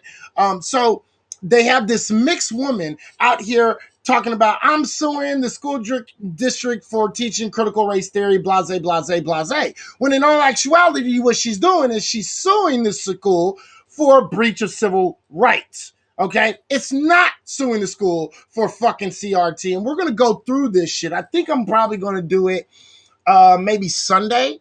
I'm thinking maybe Sunday or Monday I'll probably do it. I'm not sure. We'll have to fucking see. When's the next time you got time off, Rob? It depends. If you do it like early morning, I can do it on Sunday. We'll figure it out whenever you want to do it. We'll make it happen. You know what I'm saying? That's right. And thank you, Luke. We appreciate that. Probably Sunday I'll probably do it. And we're gonna go through it. I went out and actually bought 7 different books. Outside of the books that I already had on critical race theory, I bought 7 more. 7 more to look up all the shit that these people are saying. And all of it is nonsense. All of it. It's absolutely nonsense. Yeah, not one book is calling for any kind of revolution. Not one.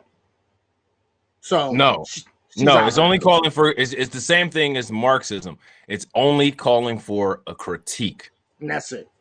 What I'd like to ask Mark Lemoyce Hill is, how does he factor critical race theory into the Cosby trial? That would be pretty interesting to hear what he got to say on that. Yeah, I'm curious as to his thoughts in particular on that particular issue. You know what I'm saying? I'm gonna fucking put that off to the beginning of the show. The white women's tears. Yeah. That's just me. Yeah. That's just me. No doubt. So let's finish this one up. Quote for I want to give you an opportunity to respond to that. Sure. Rufo says dump everything in. Do you agree? Sure. So I think it's important, again, not to talk in generalizations and not to be vague here, to give specific examples so that nothing is misunderstood. So let's talk about a tenet of critical race theory that's being taught right now in an Evanston school district in the state of Illinois. It's a book called Not My Idea, a book about whiteness. And in this book, white people are portrayed as the devil actually tempting children with so-called whiteness. And it's obviously racist. It's portraying everyone who has a certain color of skin as being the devil. This book is... in case she wasn't aware, I just wanted to throw this out there in case she herself wasn't aware. There's a lot of books that do that. I just wanted to put that out there. Okay. All right. not only taught to kindergartners, by the way, in the state of Illinois, it's taught to 4th and 5th graders in the state of Pennsylvania. And Mark, honestly, it doesn't matter what you want to call this. And you can call it critical race theory because it's the outgrowth of critical race theory. You can call it racialism because it's a tool to implement Marxism, or you can call it abject racism, which is exactly what it is. That's what parents don't want in our country. And this is my question. Do you think that that's appropriate to teach in American schools? I mean, that's a wonderful question. Do you think that's appropriate to teach in schools?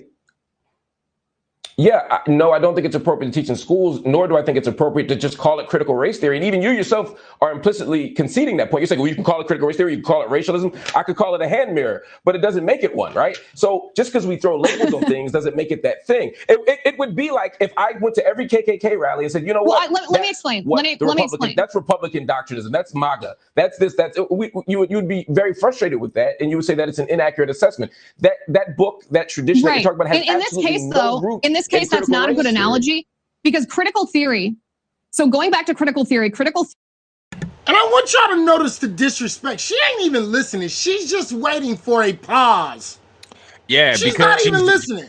Because she's reading, because she's using memorized talking points. She's not addressing anything about critical race theory. The only thing that she's doing is she's trying to drive home and repeat as many times as she can the talking point that she wants to make sure that the audience comes away with. You know what I mean? Now, she's not debunking anything. Right. Now, when do we learn that this is a very good tactic? We learned this when Donald Trump ran for president. Post-truth politics. Yep, 2016. Yeah. All you have to do is just keep on repeating the same thing over and over and over again, and that's what white people will stick to. Yep. You know what I mean? Real quick, he said the Book of Mormon teaches that black people are the devil and cursed based on skin color. Is he campaigning to stop Mormons from teaching their religion to in America? Nope. And that's a great point. And that's exactly what they do, too. That's exactly what they do. Yeah, as a matter of fact, they didn't have a motherfucking black Mormon priest until close to, I think, 1988 or 1998. My question is, why is there a black Mormon priest? Like, why would you even want to be a part of that? Why would you even want to be a part of that? I don't know, because it tells you that black people are basically, black folks are basically people that basically, we're like Sweden, right? We stay out and we're like, we don't have nothing to do with all that.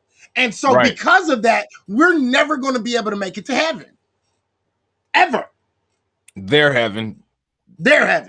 You know, the celestial planets that you populate by having sex with a whole bunch of women. Just so if their heaven is a majority of white supremacist Mormons, is that really a heaven for us? So why the fuck would we want to be there anyway? I wouldn't want to be there. I don't even want to be. You know what? It ain't got nothing to do with their heaven that I don't want to be a fucking Mormon. It ain't got nothing to do with having multiple wives or because they say black folks won't make it to fucking heaven. I don't care. I don't want to be a Mormon because they fucking have magic underwear. And guess what? Anybody who believes that fucking magic underwear is going to send you to fucking heaven, you have mental problems. That's just do they actually believe that stupidity? Magic underwear? Yeah, they have to, right after they're married, they have to wear these magical underwear for like 30 days, 2 months or some shit. Literally. You think I'm playing? I ain't playing. No, I don't think I don't. No, I don't think you're playing. Religion. I don't think you're playing at all. That's the thing, because of how fucking nuts a lot of these motherfuckers are and how accurate you are. I don't think you're playing at all. I totally believe that shit. I believe that shit. I believe that shit without a shadow of a doubt. My question is why? Apparently fucking magic underwear is good for you. I don't fucking know, bro. Look, I've been asking, listen, because you know me, I'm a big religion guy, right? You know, I study all the religions, right? Right. So the thing is I've been asking Mormons since fucking for like 10 fucking years, dude. Why do you guys wear the fucking underwear? And they all have different answers, from purity to fucking it's just the holy thing to do to fucking we don't know to fucking like they don't fucking even know. They just wear magical underwear. Wow. So magic drawers, baby. Magic drawers. Wow. Theory teaches that there's no objective truth, right? That there's just competing narratives. And they teach that the worker class isn't going to rise up against the elite class to overthrow the government, to implement Marxism. Listen to what I'm saying. This is an important point that I'm making. This is an important point that I'm making. And see, this is the point. Listen, I know a lot of people don't like how I run shows, and I know people don't like how certain people run shows when they be cutting them off. But literally, she's starting on a false narrative, something that is just blatantly not true.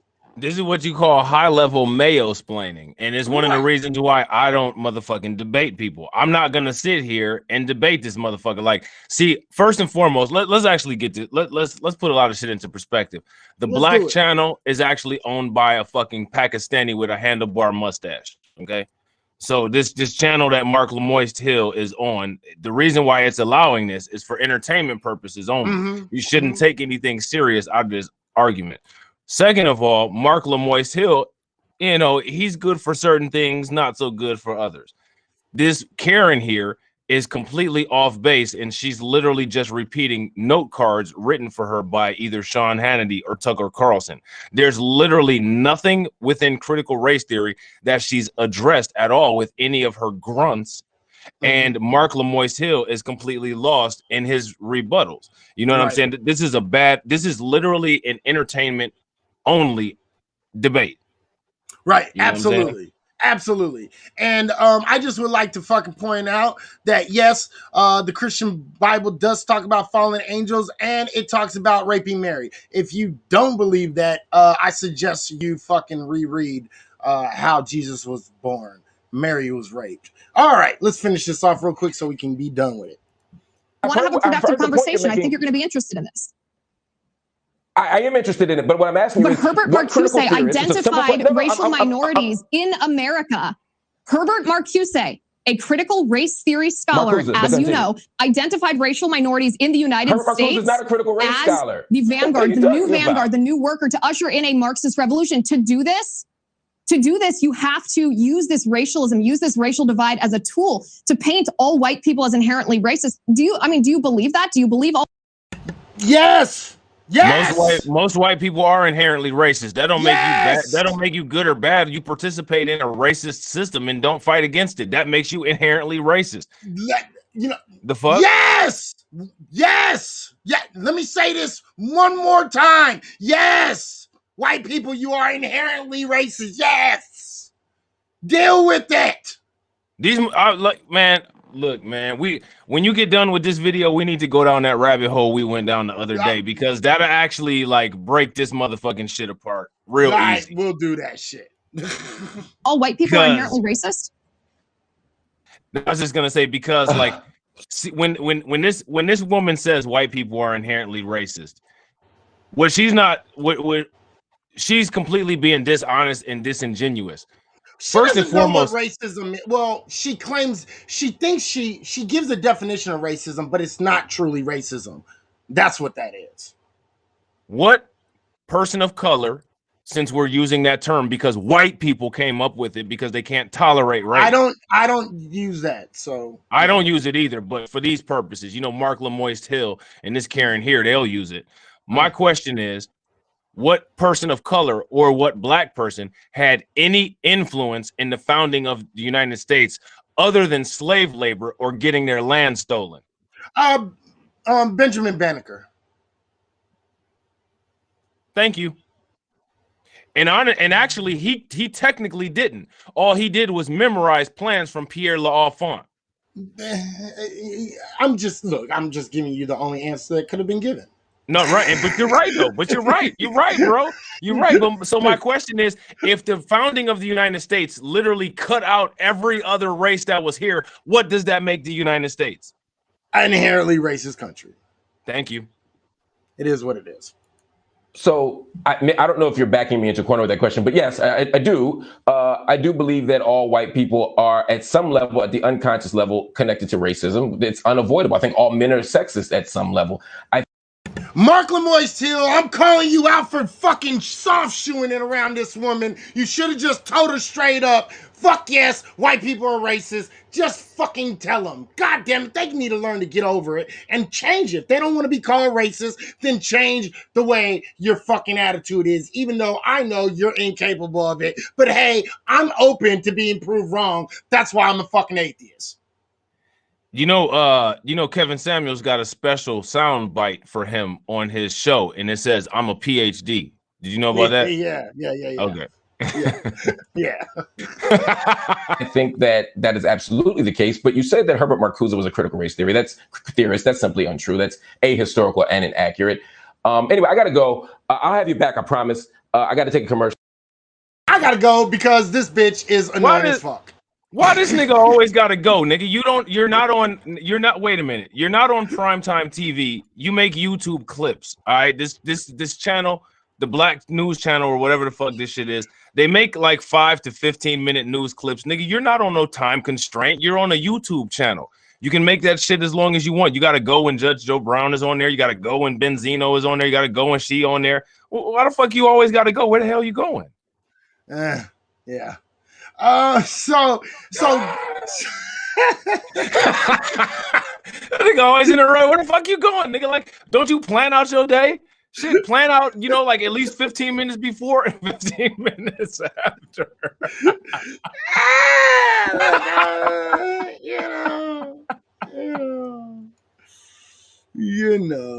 Okay. Let's see. So let's see.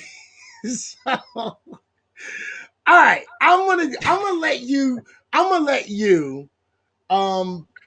entertain the room for a second. I need to go get a drink real quick, and I got the next video that ready for the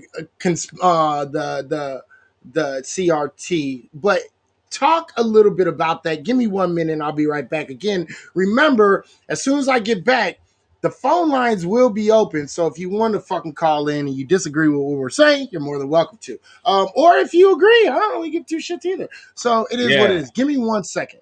All right, I got you, bro. Yeah, the phone lines is open. So if y'all want to call on the phone lines, the number will be going across the screen shortly. All right. So you can call in on the phone line. Yeah, the thirst. You know what I'm saying? The thirst. You're right, Shatera. The thirst is real. It's ridiculous. So are you guys familiar with who this Jason Whitlock or Jason Fatlock? You guys know who he is? Apparently, this guy here is on the critical race theory train also. My man Zip is in the house. Mark Lemoy's Hill got to change his panties often. I wonder, that's probably why he got to go. Oh, my panties done moisted all over the place. I got to go. I got to hurry up and go. Like, I think that's what it is, man. Because he always got to go. I remember when Judge Joe Brown was ripping a hole in that ass, he had to go. Benzino was on there. He was asking Benzino questions and he had to go. I mean, he always is asking people all of this shit. And then as soon as they start answering, I got to go. Like, where the fuck you going? You know what I'm saying? on your panties. You know what I mean? So are you guys familiar with who Jason Whitlock is? If you're familiar with Jason Whitlock, let me know. All right. This dude literally has a pack of Hillshire Farms sausages on the back of his neck, and he is constantly whining about shit, dripping bacon grease all over the place. I think he has a new contract with Blaze. This dude used to work with ESPN, and I mean, if there's a such thing as a bootlick, he would be the model bootlick. All right. So what this fat bastard said was that racial harmony can only be achieved when we replace critical race theory with critical Bible scripture. And is being an atheist, I'm sure he feels some kind of way about this. All right. Why is he even in the conversation? No sports involved. Well, you know what Dr. Claude Anderson said, racism is a team sport, Shatira. So this may be within the realms of discussion. You know what I'm saying? What do you think? That's why his fat ass is in the discussion, and because you want to make sure that the back of your neck doesn't end up looking like his. So anytime we get a chance to take a look at something that he says or does, if we can check out the back of that neck and we can match it up to ours and make sure ours doesn't look like it, then we're doing pretty good. You feel what I'm saying? So what are we looking at right here? Because it's a little blurry on my side. Yeah, this shit them got blurry. It's an article from Blaze Media, and it's Jason Whitlock. Oh, so your favorite person. Who's your favorite person? Yeah. So he has a big picture of the Holy Bible here, all right? And he says racial harmony can only be achieved when we replace critical race theory with critical biblical scripture. Now I'm curious, how do you feel about that? I'm sure that's annoying. No, fuck no.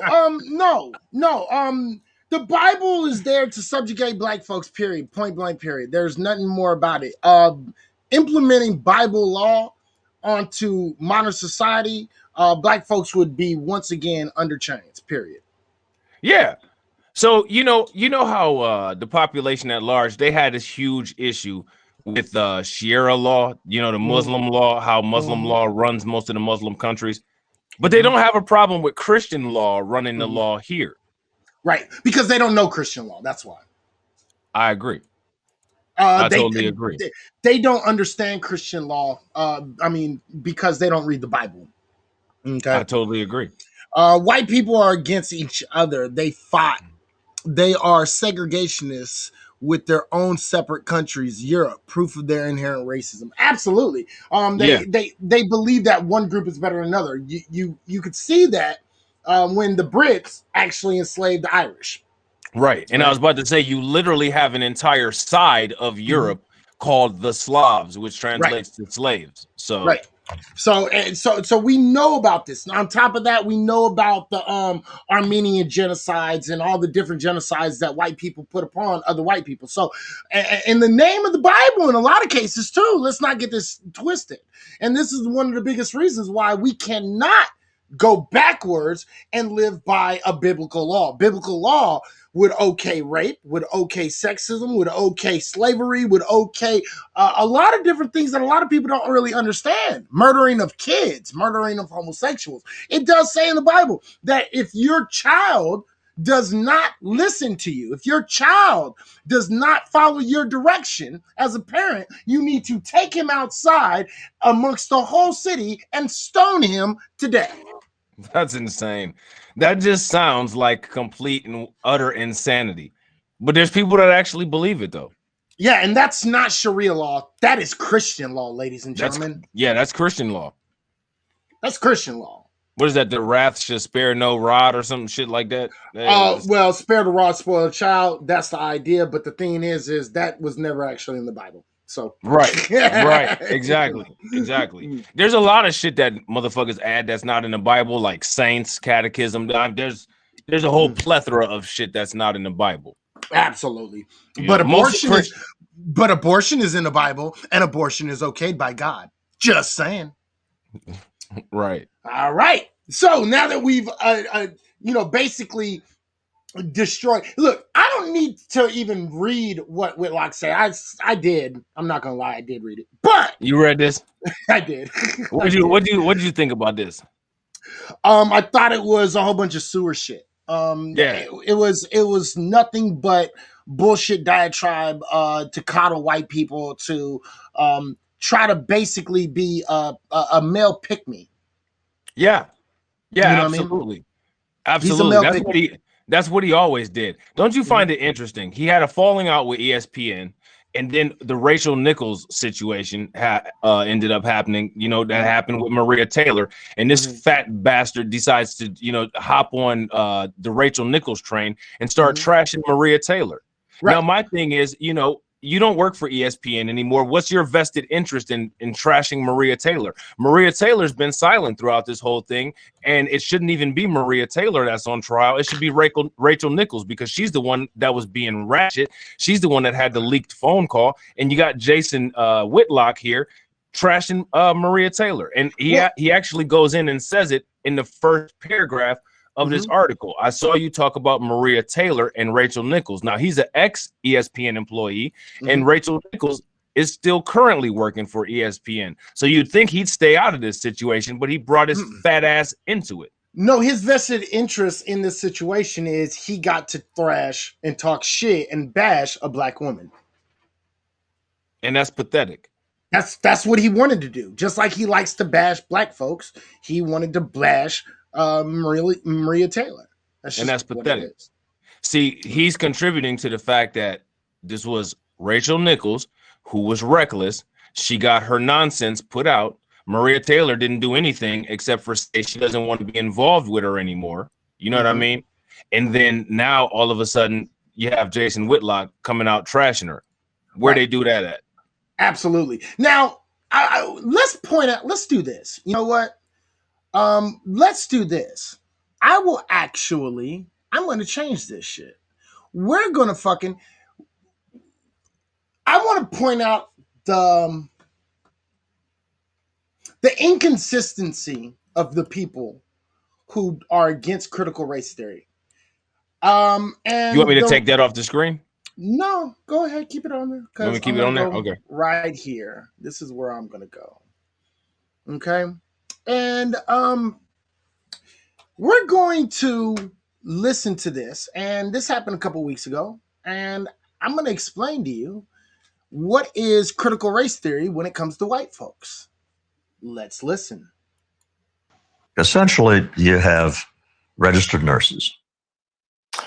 And we have data on fairly large numbers of registered nurses, black and white. And the difference in mean IQ between the two of those is a dozen IQ points, which is a lot. Can we stop this real quick? Cuyahoga County, all right, Cuyahoga County Community College, class of 2008. All of my white counterparts were begging me, because I'm an RN, to help them study because they couldn't pass the tests. The white person in our class who had the highest grades, who my grades were second highest, failed his nursing test the first time around. So my question is for this dude in this random sample, where did he get these statistics? And are we just reading off nonsense? If you're going to make bold claims like this, then actually quote those claims, because we need to see some sources of these statistics. Like I said, when it came to my quotation that I just gave, I gave you the college. You can look up the transcripts. You can look up the records for the class, and then you can go look at the NCLEX results. Since we're talking about RNs, I'm talking about RNs too. We're comparing apples to apples. Where and who is he talking about? Give me 1 second real quick. Keep on talking for a quick second. Yeah, I got you. So I don't know what is in this article here. So I'll just wait until Izzy gets back.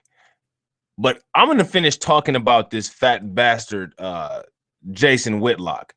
I'm curious to know, how do you guys feel about him?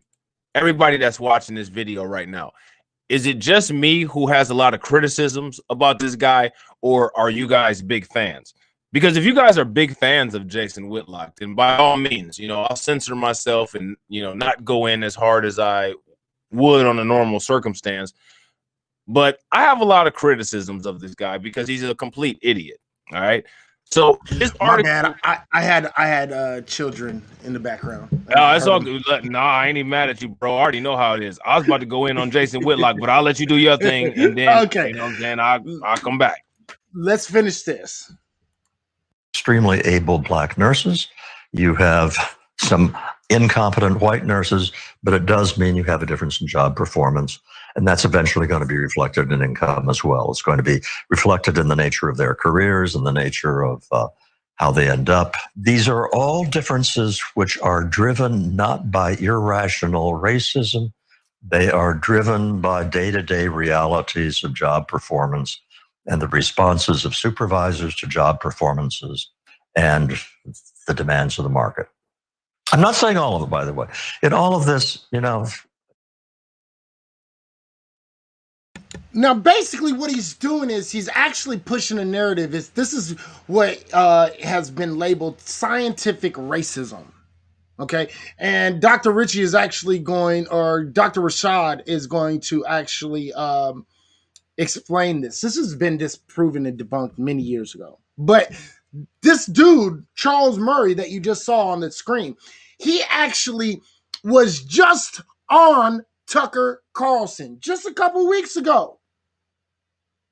And this has been disproven for over 20, 30, 40 years. This has been disproven for a long time. Now, if this sounds familiar, let me remind you who popularized this doctrine. It was the KKK, the Ku Klux Klans. They popularized this doctrine that basically taught that people of color are inferior intellectually. They also taught that women are intellectually inferior to white men. And by the way, Murray teaches the exact same thing. Southern Poverty Law Center said, according to Murray, disadvantaged groups are disadvantaged because on average, they cannot compete with white men who are intellectually, psychologically, and morally superior. Now, you would imagine that Tucker Carlson, even though he's a right-wing extremist, he would have some level of comeback. Here's Tucker Carlson's response to all of that garbage you just heard. Nothing. That was literally his response. He actually just looked, said nothing, and the guy kept talking, okay? And let me make sure y'all understand that this actually goes back years and years and years. It started way in the way back, okay? They literally used to put up these skulls, right? And they would be like European white man, and then Irish man, and then Negro, right? And the Negro would always look like damn near a fucking monkey. Again, projection, okay? And the fucking Irish guy would look really similar to the black man in his natural state. Okay? So it was a caricature of a black man, but with white skin, basically. Okay? And this is how they did this. They did this for a long time, all the way into the medical field. And we still have problems today going into the medical field when we talk about these things, okay? Because we have black women who are treated like shit, and black women, the hospital, right? The medical system is for black women. The medical field for black women is the same thing as the police to black men. Okay, I've said that many times. I'll continue to say that shit because it's true. Medical field said that black folks had low intelligence, and this is why we didn't have pain receptors. This is why they would do a whole lot of nasty, disgusting, vile shit to black women, black men. And this is why how modern day gynecology actually arose from these ideals. Okay. And this has all been disproven. This has been disproven many times over. And he's going to go into this a little bit more. So I'm not going to go over what he says. I'm going to let him say it. But I want y'all to make sure y'all understand this, that this is the scientific racism, but this is CRT going the opposite direction. Okay? This is why I want you to pay attention to. This, the bell curve, and, white people are more intelligent, morally sophisticated, and psychology and all this other bullshit better and superior to black folks, right? This is all the same narrative. It's all the same thing, and it's something that's been pushed by white supremacists for a long time. John, what are your thoughts? Well, Rashad, why should he say anything? The whole point of bringing Charles Murray on is to say all of that stuff so Tucker Carlson doesn't have to explicitly say it. He will, he'll occasionally pop in and agree with him, say, you're making obvious points. That's no offense. That's a very obvious point. You're so moderate. You're so reasonable. Why doesn't everyone get this? But he's not on camera actually saying all of those things. So that's the sort of trick that he's playing there. Oddly enough, in some of the shots, they would occasionally do a reaction shot of Tucker Carlson while Charles Murray was talking. Normally, Tucker has the blank face on his show. He looked angry during a lot of that. So one would think, oh, you don't agree with him. You don't like, even more angry than that sometimes. You don't agree with him. Good. This is why you bring someone on to disagree. Like you, Dr. Rashad, you debate people. You bring them on, not because you agree with them, but to air what they say and then respond to it. He didn't do any of that. He just brought on the white brains are better guy from the 90s to just say what he thinks, and that's it. And I'm honestly, again, I guess I'm the bad person because I'm kind of surprised that he can get away with that. That you can just air the race science guy and it's just your daytime programming. It's the most normal thing in the world for Fox now. Yeah, and they have normalized individuals like this. Now remember, he's spewing a doctrine that was popularized by the KKK. It's the same thing. Now, does he say it better? Yeah, he has more articulation in how he says it. He uses a few more fancy words than let's say a redneck in South Georgia would use, but it is the same ideology. The ideology is 100% the same. And it teaches that intellectualism is defined by your skin color, by your race. And that's the reason why white men are the superior class in the United States of America. And it comes down to manipulation and bias and prejudice within systems. And it's important to understand the requirement of study. You have to study systems and how systems created bias. And by the way, here's how Tucker introduced this cat. What I do know is that, I'm speculating here, but you seem like a very moderate person. You're often described as a radical. But whenever in those rare occasions I've read you write about yourself, your own views in your life, rather than just pure social science, you seem very center right, as you said, not a radical at all. And yet you are treated as a radical. Well, damn. Tucker Carlson has just said, if you believe that black people are intellectually inferior, that's not a radical idea. If you think they're inferior to white men. As a matter of fact, that's center right.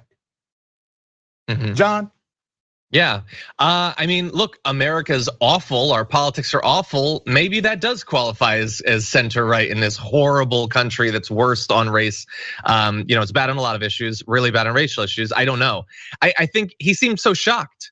You don't seem radical. You seem like a moderate. It's almost like Charles Murray is stealing his thing, being like a hardcore white supremacist and trying to present some sort of image that you're reasonable. Now, Tucker Carlson does it by getting these glossy magazine write-ups that imply that he's someone that the left needs to like seriously intellectually grapple with. He's a different kind of Republican, which isn't true.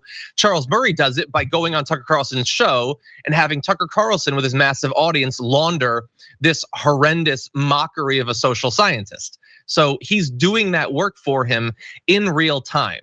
And so I guess that's what Fox is. It's to make it, white people are supposed to feel better about their racism. Charles Murray, in describing one of his books from, I believe it was 1994, said, there are people who worry they might be closet racist. This book will teach them that they're not, that the things they think are okay. That's literally what he said about his book. And Tucker Carlson is continuing that mission today.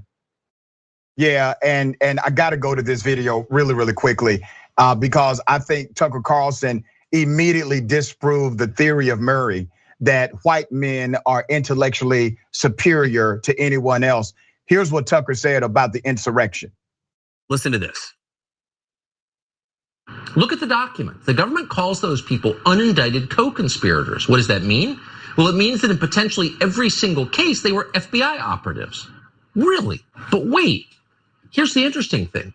Person 2 and person 3 were organizers of the riot. The government knows who they are, but the government has not charged them.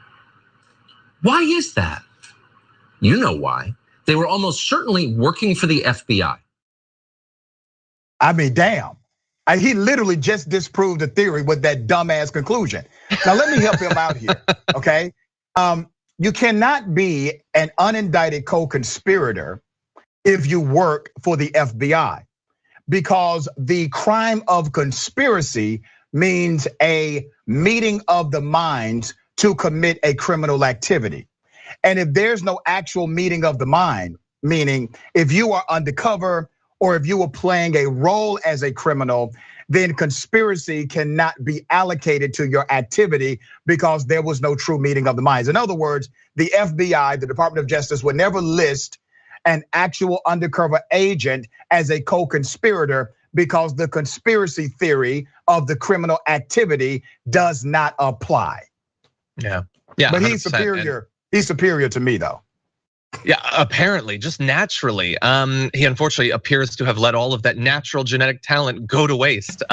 He said he let all that natural genetic material go to waste. Wow. Okay, but anyway, I want y'all to pay attention to this shit, right? Because it's real serious. Okay, this is a narrative. I want y'all to understand that IQ level does not fucking actually tell you how smart or how dumb you are. IQ actually just tells you how good you are at retaining fucking information and regurgitating it. That's really it. The fact of the matter is they cannot tell what your fucking actual intellect is. There's no way to graft it because there's certain things that cannot be actually put on a table. You can't measure them, right? And so the idea that IQ somehow means something, it really doesn't. But at the same time, if we're going to play that game, right?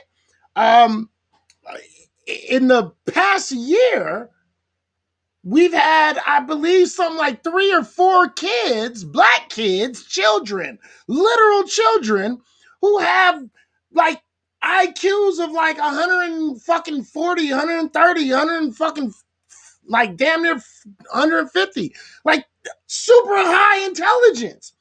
All of them are melanated kids.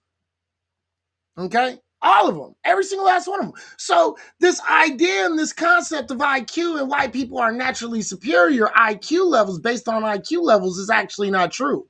We know that IQ and we know that the ability to actually take in work and study and things like that, getting good grades, all of that has to do with your whole surrounding, which means if you have a home, right, and your power is consistently off and you don't have food to eat, all of these things can actually affect your ability to learn.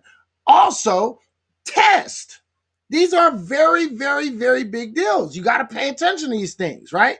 So low income is perpetuating lower IQ scores across the board.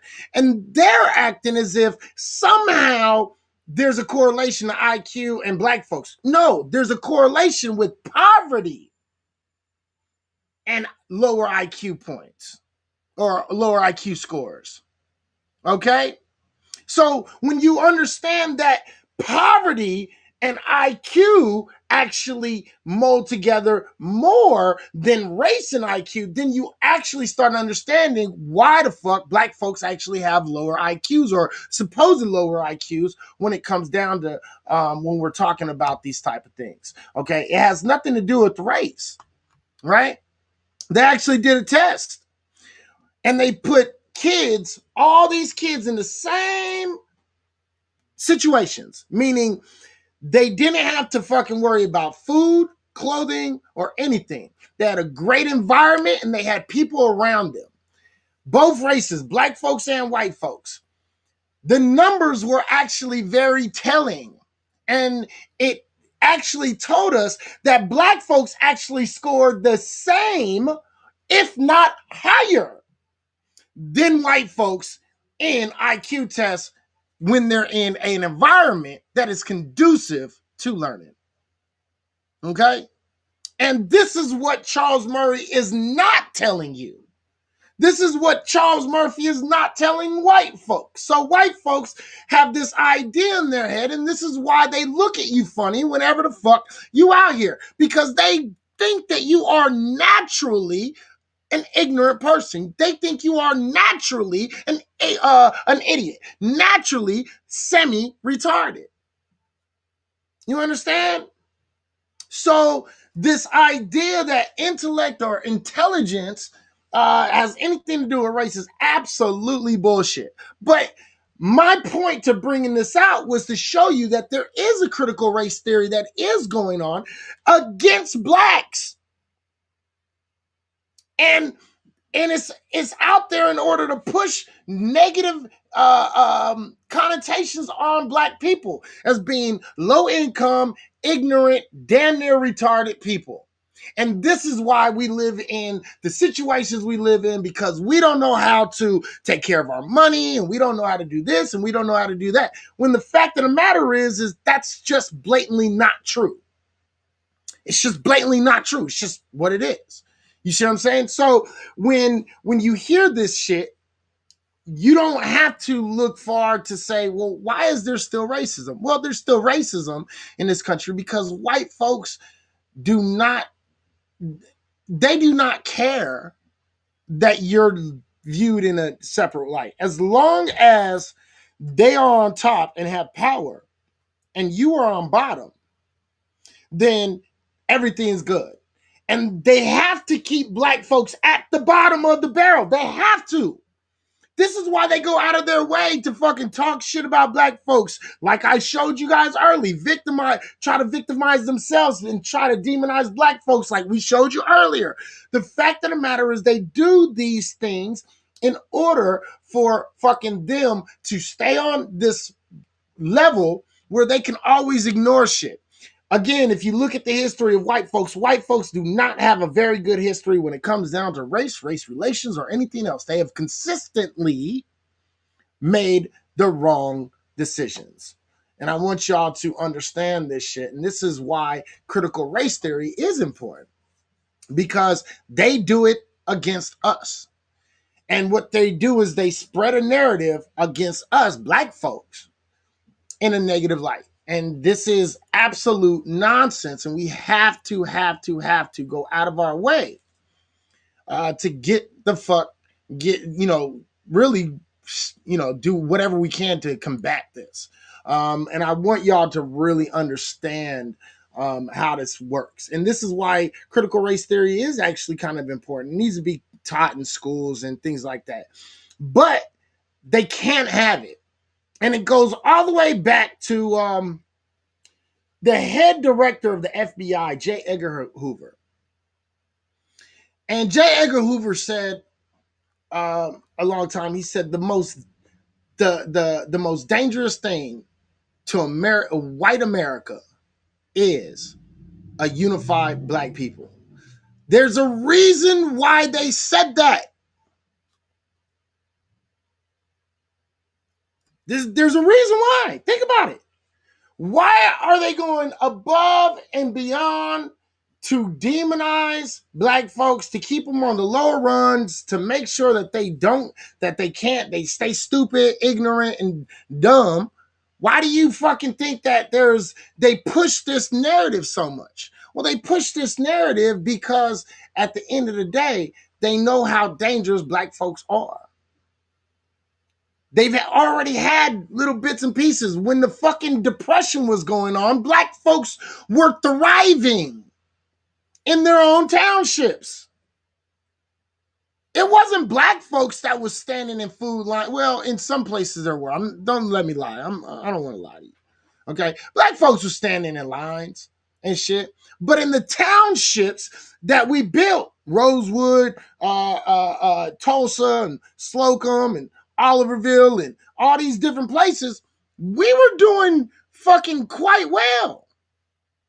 We were taking care of our own people. We were buying our own shit. The dollar stayed in the community. It rotated in the community up to 41 times before it ever left the community. And they knew that was dangerous to their way of living. And they're deathly afraid of that shit today. Why do you think that every time we as Black folks, especially foundational Black Americans, when we sit down and we get in these circles that we get in, when we're on YouTube or whatever the fuck we're on, when we're streaming, when we start talking about unity and we start talking about getting our shit together and depending on us, they start saying we're racist. They start trying to intervene. They start to try to move that closet somewhere else. They try to move that road going there instead of going here, right? And so the thing is there's a reason why they go out of their way to make sure Black folks are at the bottom. There's a reason. Well, what is it? Well, let's just kind of put this in perspective. First thing is this. White people are afraid we're going to do to them what they did to us. That's number one. Number two, for power. And number three, I want y'all to really pay attention to this shit. If they remember the ancient Nubian empires, ancient Kemet, they understood the places in the Sudan and fucking all the way from the Sudan to Nubia to Timbuktu, right? Right? They remember the Moors. They remember what the Moors did. Right? They remember all these things. They remember that every single time black folks had their free will and got to do whatever the fuck they wanted, we prospered. We thrived. And they know this. And they're afraid of it. They're afraid of a melanated world, a black world. They're afraid of black folks going out here and doing this shit because they will be passed up. All right? Right, exactly. Absolutely. And I'm going to put that up in the motherfucking room. That is absolute facts, bro. He said black racism to white folks equals blacks not dependent on whites. They call that racism. That's true. All right? So they're afraid of what we're capable of. And they can't have that. All right? So I want y'all to really, really, really recognize that shit. Let me see. Boom, boom, boom. I know Rob's going to be back pretty soon. I know he's out here doing something.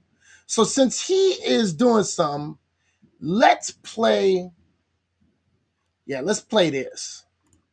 And by the time we get done with this, he should be back, and then we'll really get into the main part of the conversation. And, we'll probably be close to open windows. So let's go right here. And let's watch this. Again, all credits due to, I know I've been using a lot of his shit tonight, but I just love his shit because he just takes down motherfuckers. So, Dr. Rashad Ritchie, all of this is him. Please go check him out at Indisputable with Dr. Rashad Ritchie. There it is. Please make sure you go check him out, subscribe, listen to him. You don't have to agree with everything, but this man is not motherfucking no punk. All right? I like a lot of what he does. Some of the shit, whatever, but check this out. Again, he's going to go off and teach more white folks. Congressman, radio host extraordinaire out of Florida, seems to be a guy who has common sense until you actually engage in in-depth conversation. Trey, how are you? Oh, come on. Hold on, brother. Quick. Let me remove this metal pen from the back of my head. Damn, Bill Gates shooting this stuff into my veins, and now I'm magnetized. Damn. What do you think about that? But before we get into the debate, because this person, I promise you, a Trump supporter, she believes that the election was stolen. Listen, man, you know I'm telling the truth. She believes the election was stolen. She believes in the conspiracy theories of QAnon. And this person calls herself a doctor. This is problematic for the movement of the conservative party, is it not? Yeah, it is, but I could go anywhere in the United States and go find stupid. And they may be associated with conservatives, may be associated with liberals. And it's a problem. It's a problem on both sides, most especially when you right now doing what you're doing. You're picking the stupidest idiot out of the bunch and putting her to your millions of viewers on. I just want to point out that he just called himself stupid. And then he realized what he did, and he said, and he picked her out the bunch. I just want to point that out. Called himself stupid. I just want to point out that motherfucker is literally saying what they've been doing to every black person that they put in front of a camera. They literally find the worst black people that can't articulate. They find bootlicks. They find complete morons So this dummy, you know what I'm saying, just basically gave a male explanation for the nonsense that you see in the media. That's facts. Online right now and saying, look at these people. They're the conservatives. But see, that's the thing. Trey, she's not the You and I have stupidest. talked before. Trey, I'm so she is far right, I meet the left. Listen, That- she's and not the you and I had stupidest person I rational can find. conversation. Yeah, but brother, she's not the stupidest person I can find. That's the one correction I would make. Okay, let's talk about critical race theory. CRT, critical race theory. I've heard some of your rants about it. I completely disagree with your analysis of it. What's your beef with race relations or critical race theory? And what's up with these lawmakers passing bills, quote unquote, banning critical race theory in K through 12 education? So, man, where do we start with this? Let me try and rip through this real quick. I know.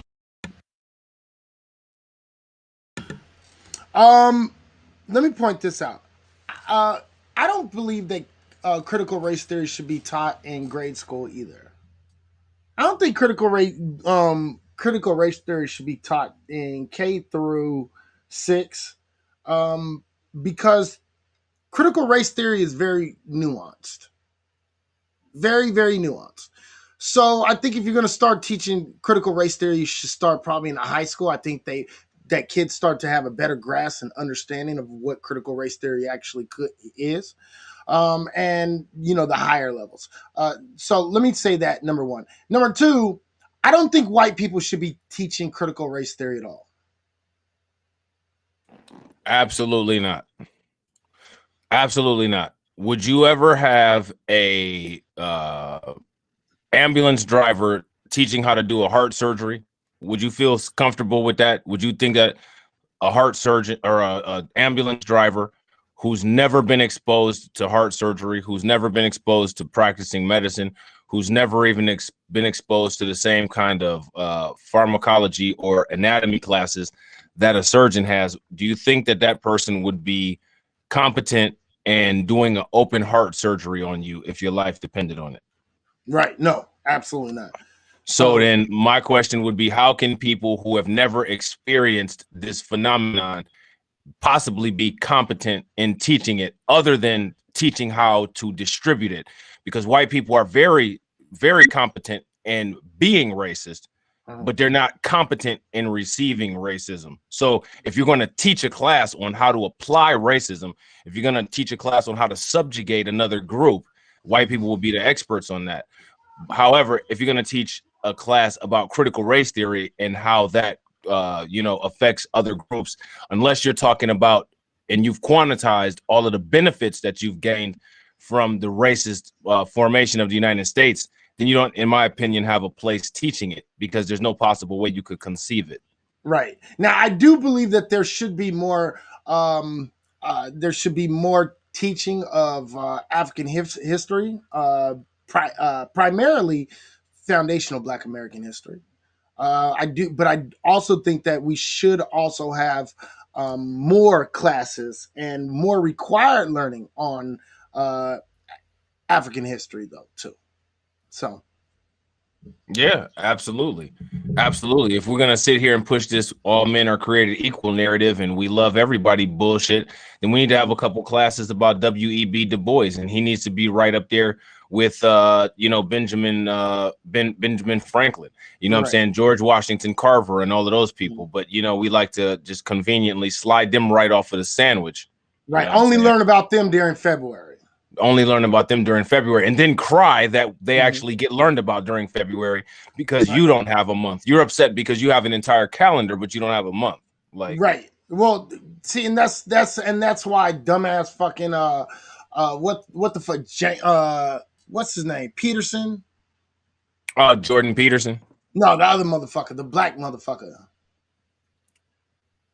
Jesse Lee Peterson. That's his Jesse Lee. He said he created White History Month. No, White History Month is every single fucking month. Yeah, I was about to say Julius Caesar created White History Months, plural. Months, yeah, months. You know what I'm saying? Like, yeah, I don't know if Jesse Lee Peterson is aware of that, but he is behaving like a white. I know he loves white men and Zaddy and all of that. He is behaving like a white man by culturally appropriating the Romans, and because Julius Caesar created white history calendar. So, you know, congratulations, Jesse Lee. We know you love that, you know. Right, absolutely. So, let's finish this off.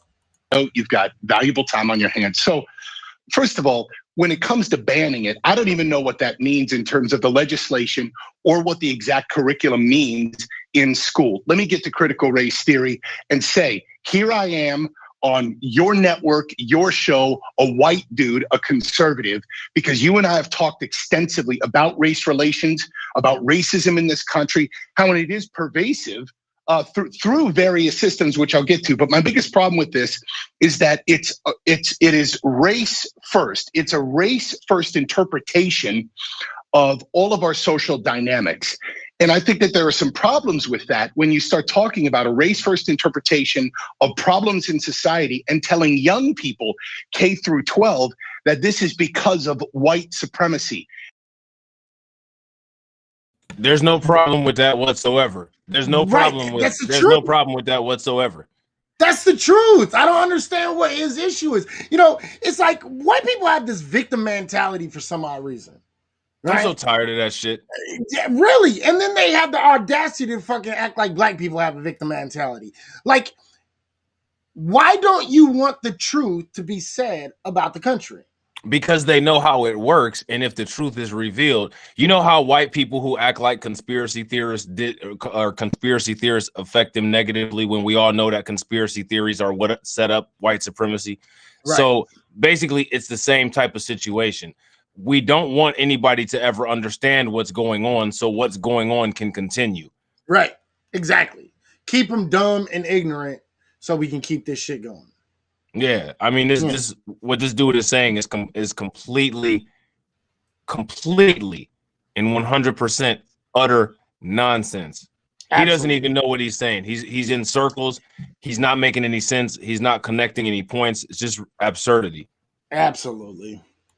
And if I'm telling your children, doctor, or young kids throughout wherever you live, if you're in Atlanta, Chicago, Los Angeles right now, that the bane of your existence, the problem that you have is because of white supremacy. I'm not even using the words white people, but unfortunately, I think that gets interpreted by young people as white people. Too bad. What? Well, you know what? And another thing is, he just said it. He's the one that's making white supremacy white people, which means that he understands that there's a white supremacy construct that white people benefit from. Because nobody's saying white people. It's okay for him to cry about BLM and call it black supremacy, despite the fact that blacks have no supremacy anywhere on the globe other than South Africa. And it's arguable if we even have it. I was about to say it's arguable if we even have it there. Yeah, that's just where that's very arguable. That's just where motherfuckers are actually confronting shit at.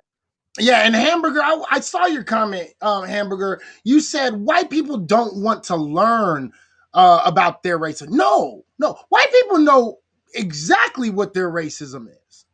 They know. Like, we need to stop pushing that narrative. White people just don't understand, or white people just don't want to learn. No, they know. When they look at their bank account, they know exactly how much.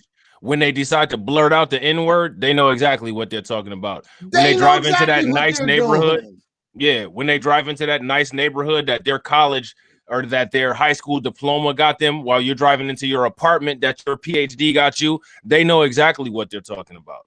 Right. They know everything. They know exactly what they're doing. And we have to stop acting as if they're just these naive people that don't really get it, that don't understand. No, they do. They created the fucking system. How do they not know?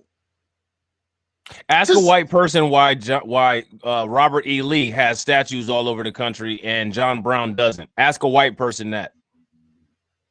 They won't give them a straight answer, though. Absolutely not. You know what I mean? So, let's not pull that narrative. White people know exactly what they're doing. And we need to stop acting like white people don't, because they do. That's dangerous. And that begins to it adds more fuel to the fire of the racist tendencies that we already have in this country. My second part. Who is he talking about that has racist tendencies? He's the one that has racist tendencies. That's not a we thing. Right. That's a you thing. Right. And the thing is the fact of the matter is this. Let's just be real about it. It flames the fires of racism even more. Well, no, it exposes white people and they get upset. So they become more racist because that's what they do. He's basically saying the same thing that Megyn Kelly said when she sat on Bill Mayer's show. That if you address white people with their absurd racist behavior, then you addressing them for their racism is what causes them to be racist. Right. And I don't give a shit what causes them to be racist. Looking at George Floyd getting killed by a 5'10" white dude, that should be cause for every black man to become an extreme racist. But we're not. What? The fact of the matter is, fucking when the young man got killed in Ohio, okay, Tamir Rice. Yeah. When he was killed, we should have been fucking on it. Yeah. Period. They give us excuses to be racist every day. Right. So the thing is when he says it flames the fire, I want y'all to understand what he's saying is, yeah, we don't want to hear you guys call us out on shit. And when you do, you're just making us more mad.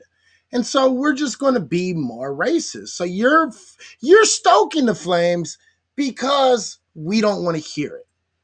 And you should be a little bit more sensitive to our feelings. No.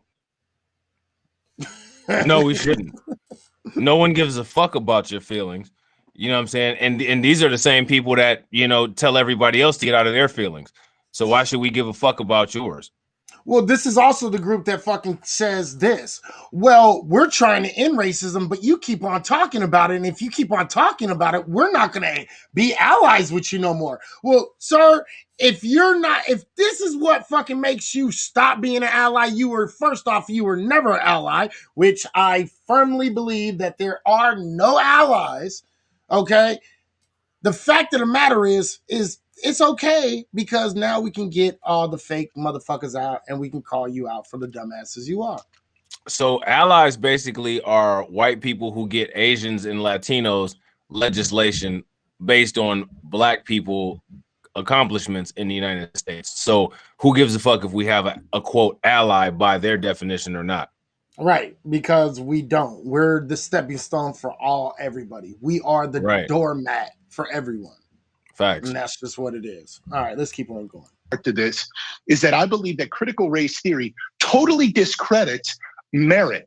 And what I mean by that is these cheesy ass things like hard work and going out there and earning a living.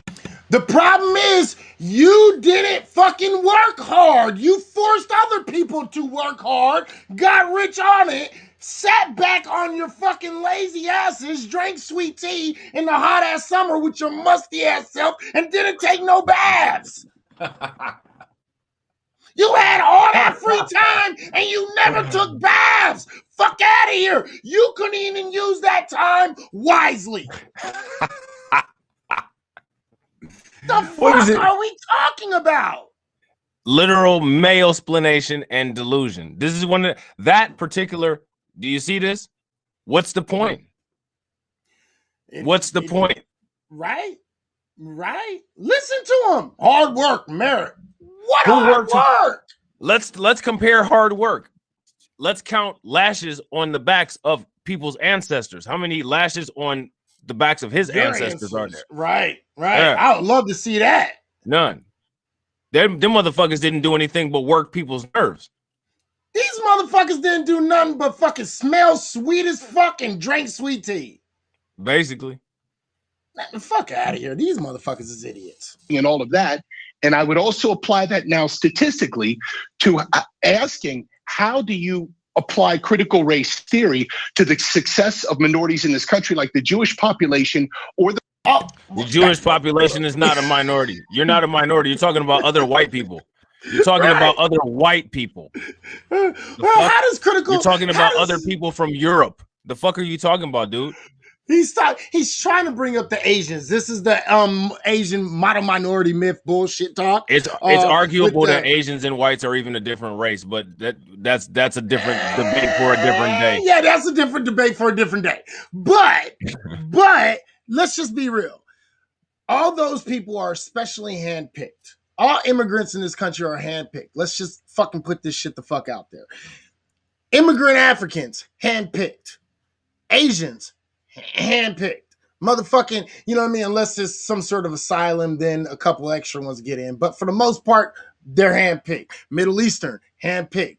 They get the good ones, all the quote unquote good ones, the smart ones.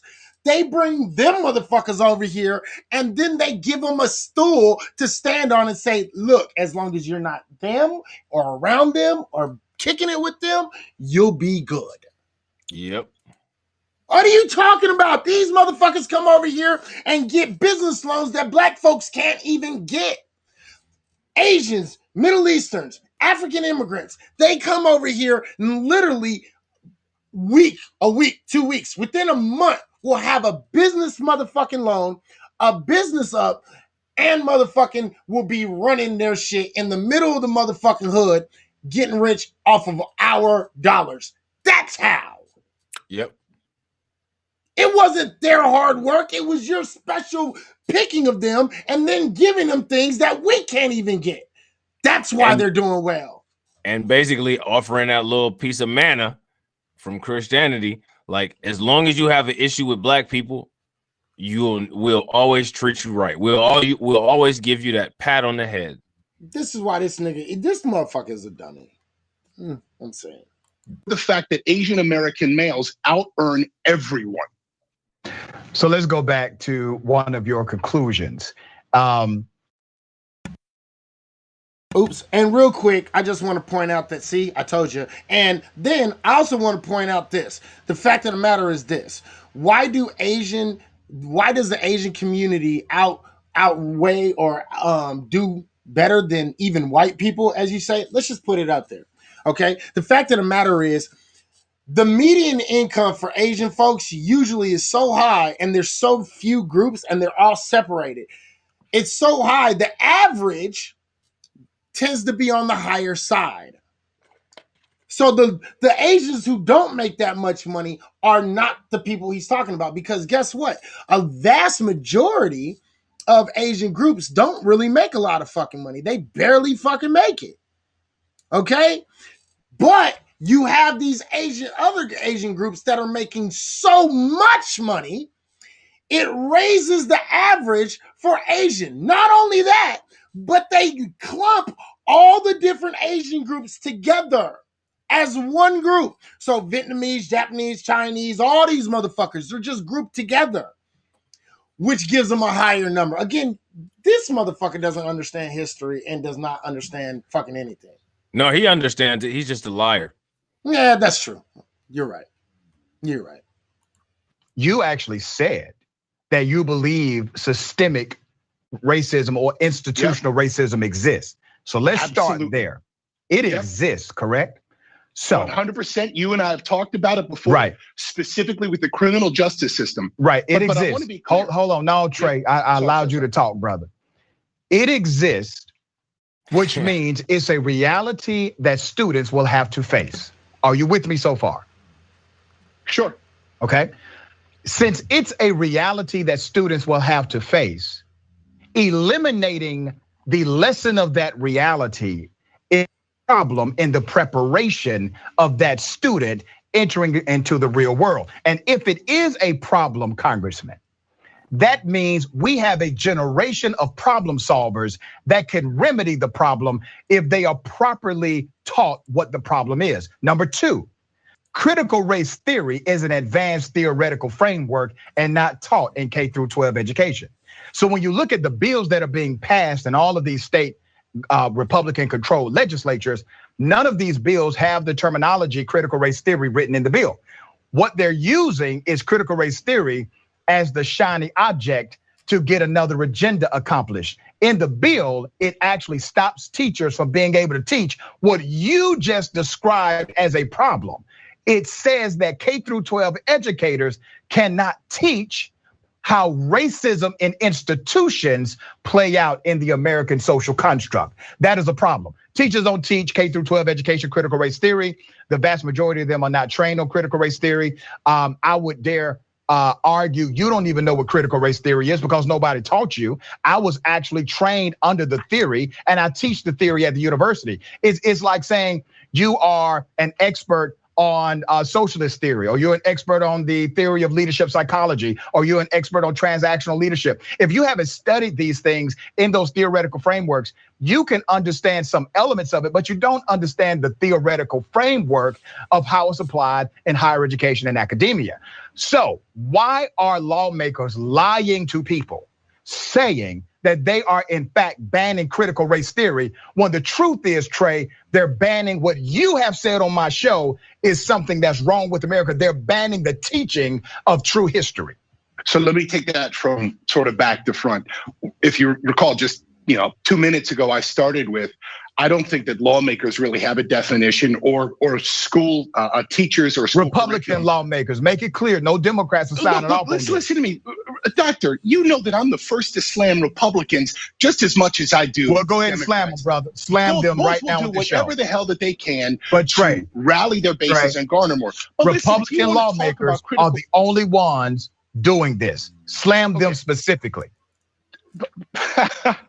There, slam, boom. I'll friggin' hit him with my magnetic powers. So listen, I talk about systemic racism and have extensively with you previously. But I think that there's a few things that I have an issue with. And hell, I'd ask you, why don't you educate me on more of the theory? But first, I would talk about the difference between systemic and systematic. He said no. And where I see that shaking out is systemic is I can draw conclusions like this. I'm Trey from the suburbs of Ohio. I got a close friend here in Florida who's also Trey from an all-black neighborhood in an area that earned a nickname of Lil Pakistan because it is horrific. The crime rates, the broken, it's terrible, right? This kid's upbringing was radically different from mine, right? Like, you look at the way that we both were raised, and I realize that for part of me, my difference does come from white privilege. Again, something I know and accept. Here's my problem with that. When we talk about white supremacy or white privilege, I think that unfortunately it's often used to simply shut down somebody from even having an opinion. So it's just like mansplaining. Hey, can I talk about abortion, women's health issues, this or that? No, because you have a certain body part. No mansplaining. You can't talk about this because you have white privilege. But when we look at this bigger picture of critical race theory and white supremacy, pause this for a second? My difference of systemic racism and systematic. Go ahead. This is high level, not even high level. This is rudimentary mayo-splaining. And this is what these motherfuckers always do. So now we're gonna compare a gender issue to a race issue. First of all, let's run it back. All right, like let's run this shit all the way the fuck back. This motherfucker is completely disingenuous, dishonest, and the first red flag is, why don't you educate me? That's the first red flag. Well, I think that was probably the most honest part of his whole statement. Okay, if it's honest, I mean, you came here for a debate, right? You came here because you're debating against critical race theory. Right. So what person comes into a debate and asks the person that they're debating against, well, why don't you educate me? No, motherfucker, I'm here to debate you. You should have been prepared with all of your notes and all of your knowledge. You feel so strongly about it, but you clearly have a lack of knowledge about it, which means that your lack of knowledge is not critically thought out. What it is it's emotion-based knee-jerk reflexes because your punk ass is offended because you don't want to deal with the fact that, for the most part, 97% of the United States is complicit in racism and white supremacy because it's the literal circulation veins and arteries of this country, period. Right. I think one of the biggest reasons why they're actually fighting against CRT, to be completely honest, is because I think they'll understand the minute that they accept CRT, it'll be very clear to the general public and to everyone, including the legal system, that reparations are owed. Yeah. That's just my personal opinion. That's my take. Yeah. You know what I mean? Yeah, So, absolutely. So let's get back. Is that systematic is saying that whites are doing this to you every single day. And that's a freaking problem when you're teaching a young child that whites are the reason that you are living in poverty, don't have a father or mother at home. Oh, Lord have mercy. No, he didn't go there. Okay, I have a question. Was there a rainbow coalition on the motherfucking Mayflower, or was it just all whites? Rainbow Coalition.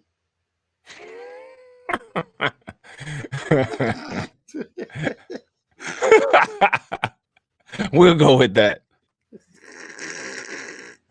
I'm sorry, I had to. Okay.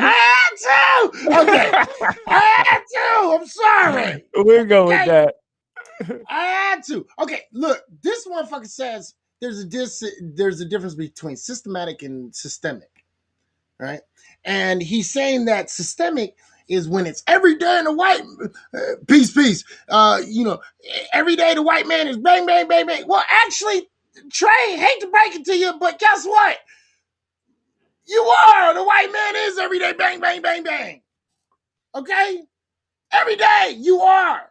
And this is the thing. Again, white people seem to think that if you're not going out there and lynching black folks every single day, somehow it's better. No, it's not. We've evolved to a point where you can't go around being as barbaric as you used to be. And if you were, the world would vilify fucking America. And the world would literally call America out. And they would be like, what the fuck, you fucking weirdo? They do already. They literally do that already. Vladimir Putin does that every day already. Xi Jinping does that every day already. Iran does that all day already. You know what I'm saying? Mm-hmm. Everybody vilifies the USA. Right. So it is what it is, man. I mean, but they don't do it in the sense of like, oh, these people are going around killing people. Right. Not that way. That's the way I'm talking. So yeah. Right. And your situation is just terrible all around. Oh man, let me help you out here, brother. Because I do think you have a fundamental misunderstanding of critical race theory. So we've already established that critical race theory is not even taught in K through 12 education. And real quick, don't forget, you can call in if you disagree, agree, or just want to talk. Make sure you call in, interact with us. We love that shit. The number is already up there, so make sure you do that shit, and I'll put it in the room again. But I just want to keep on letting y'all know because I think this is about the last video I got for today. So it is dishonest for Republicans to say they're signing legislation to ban critical race theory when the wording isn't even codified in the language of the bill. Let's talk about what you just described as systemic versus systematic. Here's what critical race theory does, and here's what an element of that theory does. It de-emphasizes the individual and it places a critical analysis on the institutional norm and how that policy or law or statute expressed itself and created bias. And the individuals who wrote them, some of them were implicitly biased, or some of them had what we call hyper bias. But it doesn't matter when the policy expresses itself in a bias. I will give you an example of a policy that expresses itself in bias. The Constitution says I'm 3/5 of a man. That's what it said. That is a policy that expressed itself in bias. The Declaration of Independence called Native Americans savages. That another founding document of this country expressed itself in bias. The fact that black people could not vote, the fact that black folks had to sit at certain places in restaurants, all of those traditions of our legal system and statutory code created designs. And those designs are still here, even if you decrease significantly the number of actual racists in America. If you do not critically analyze the design of these institutional policies, you will still have unequal outcomes. That's what critical race theory suggests you analyze. It is not indoctrination. Critical race theory simply asks and poses a question. That's all it does. In order for you to analyze institutions and de-emphasize individual racists. So all of that I'm fine with. But when you look at the definition, according to two different areas here, that it is inherent that the United States inherently racist insofar as it functions, creates, maintains social, economic, political inequalities between whites and non-whites, and that whites are the perpetrators, or that it is unified by, loosely by the way, which is a little weird that they use that kind of ambiguous language, two themes: white supremacy in its social structural racism exists. Look, I think that you and I. Where are you reading that from, Congressman? Where are you reading that from? I've got directly from the Dictionary Britannica. The other is Wikipedia. The way okay, those are written by white folks. So let me give you the real definition of critical race theory. Do you know when critical race theory was created? Do you know?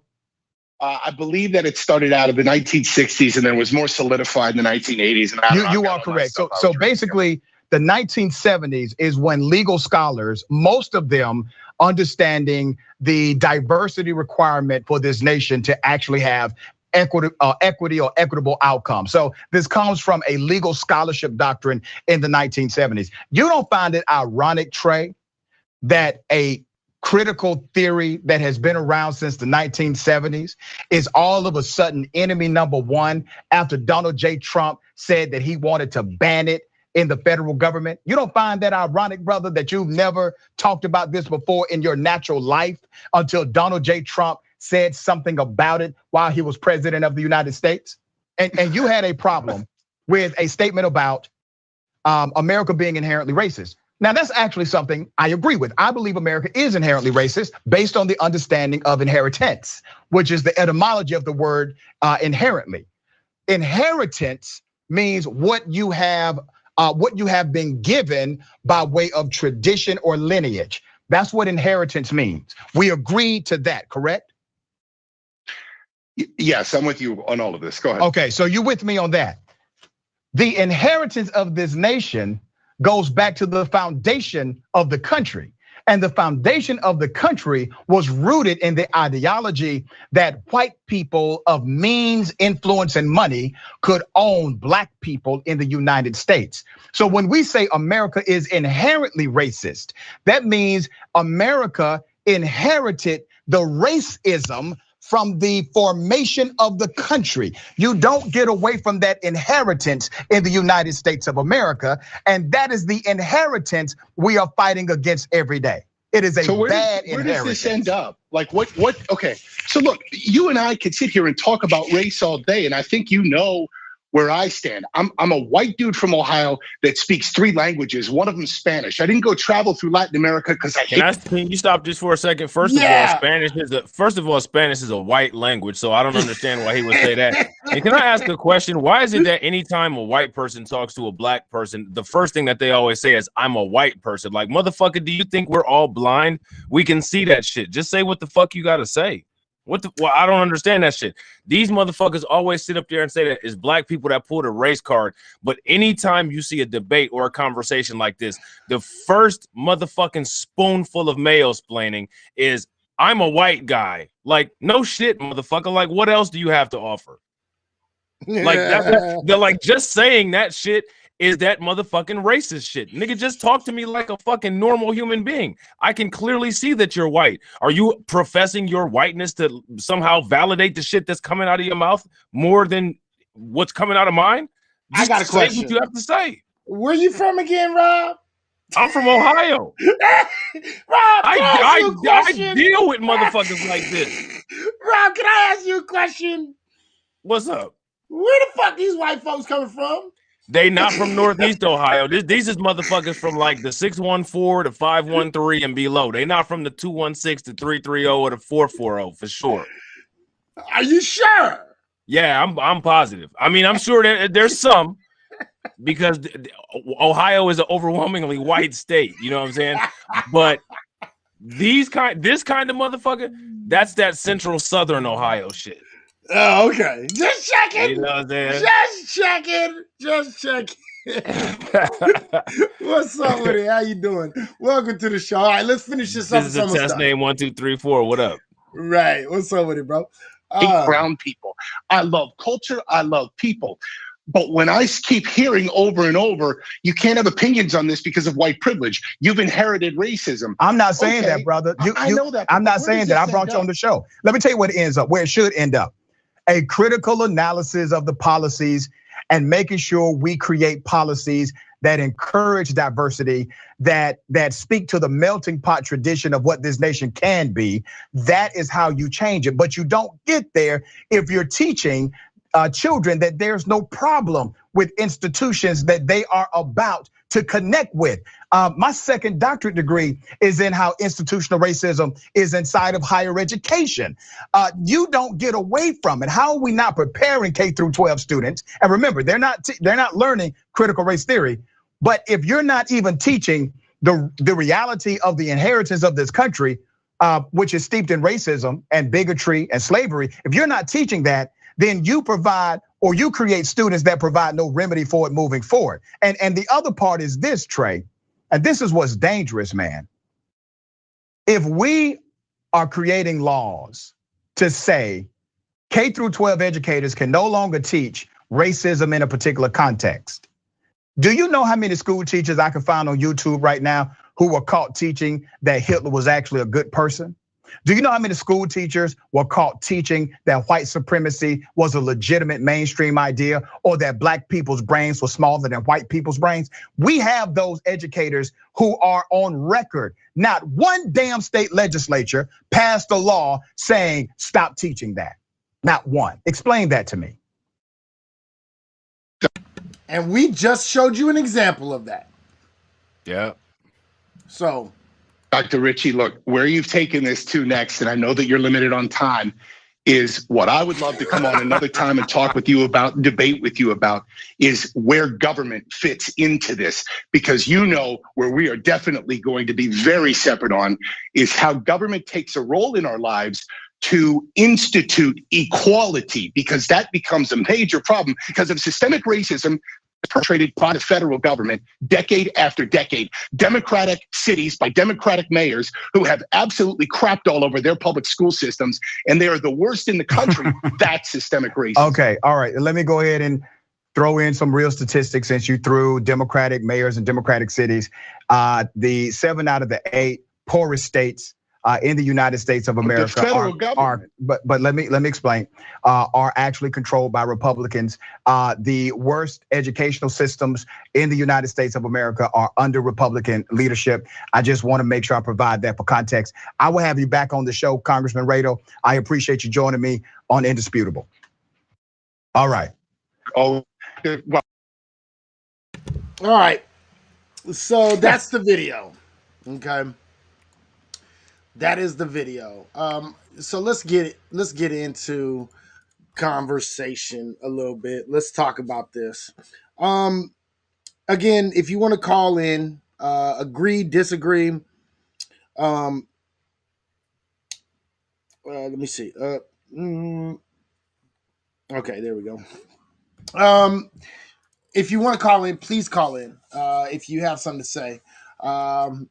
It's like this shit is fucking very, very funny. So if you want to join into the conversation, dial up the number. I'll put it in the fucking room. Or if you're already on Haps, just say you want to be invited up and we can fucking have you up.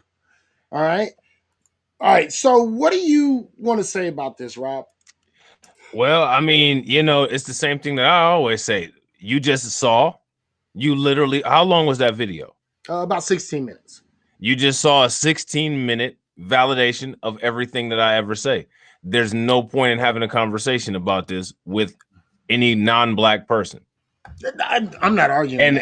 And that's not racist. I'm sorry, Asians. I'm sorry, Latinos. I'm sorry, white people. But us not discussing our subjugation here in this country and ways to get out of it or ways to deal with it, us not opening up to discuss that with you, that's not segregation and it's not racist. It's a reality that you're going to need to deal with going forward because you offer no solutions to it. If that male explanation, you know what I'm saying, what you just saw was an explanation of how to increase our land ownership, how to increase our business ownership, how to increase our market dominance in anything, if that offered any solution to that, No. Then I would be like, okay, cool. Let's continue to have these kind of conversations.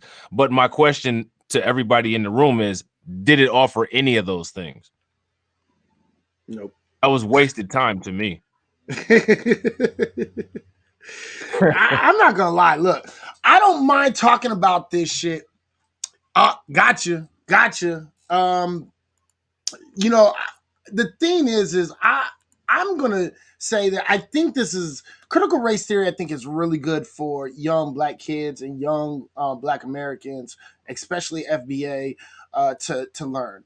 I don't know if it's worth the conversation with white folks, but I do think that it is imperative for young Black males to actually learn, and young Black males and females to learn this. So that's my personal opinion. I keep on hearing my boy Sunday Night Smoke in the building. Yo, can you hear me, my brother? Yeah, I can hear you definitely, brother. What's good, Smoke? Peace, fellas. Salute. Thanks for having me on, man. For sure. I'm a little bit late to the party, but I already know what it is. Like literally and figuratively. I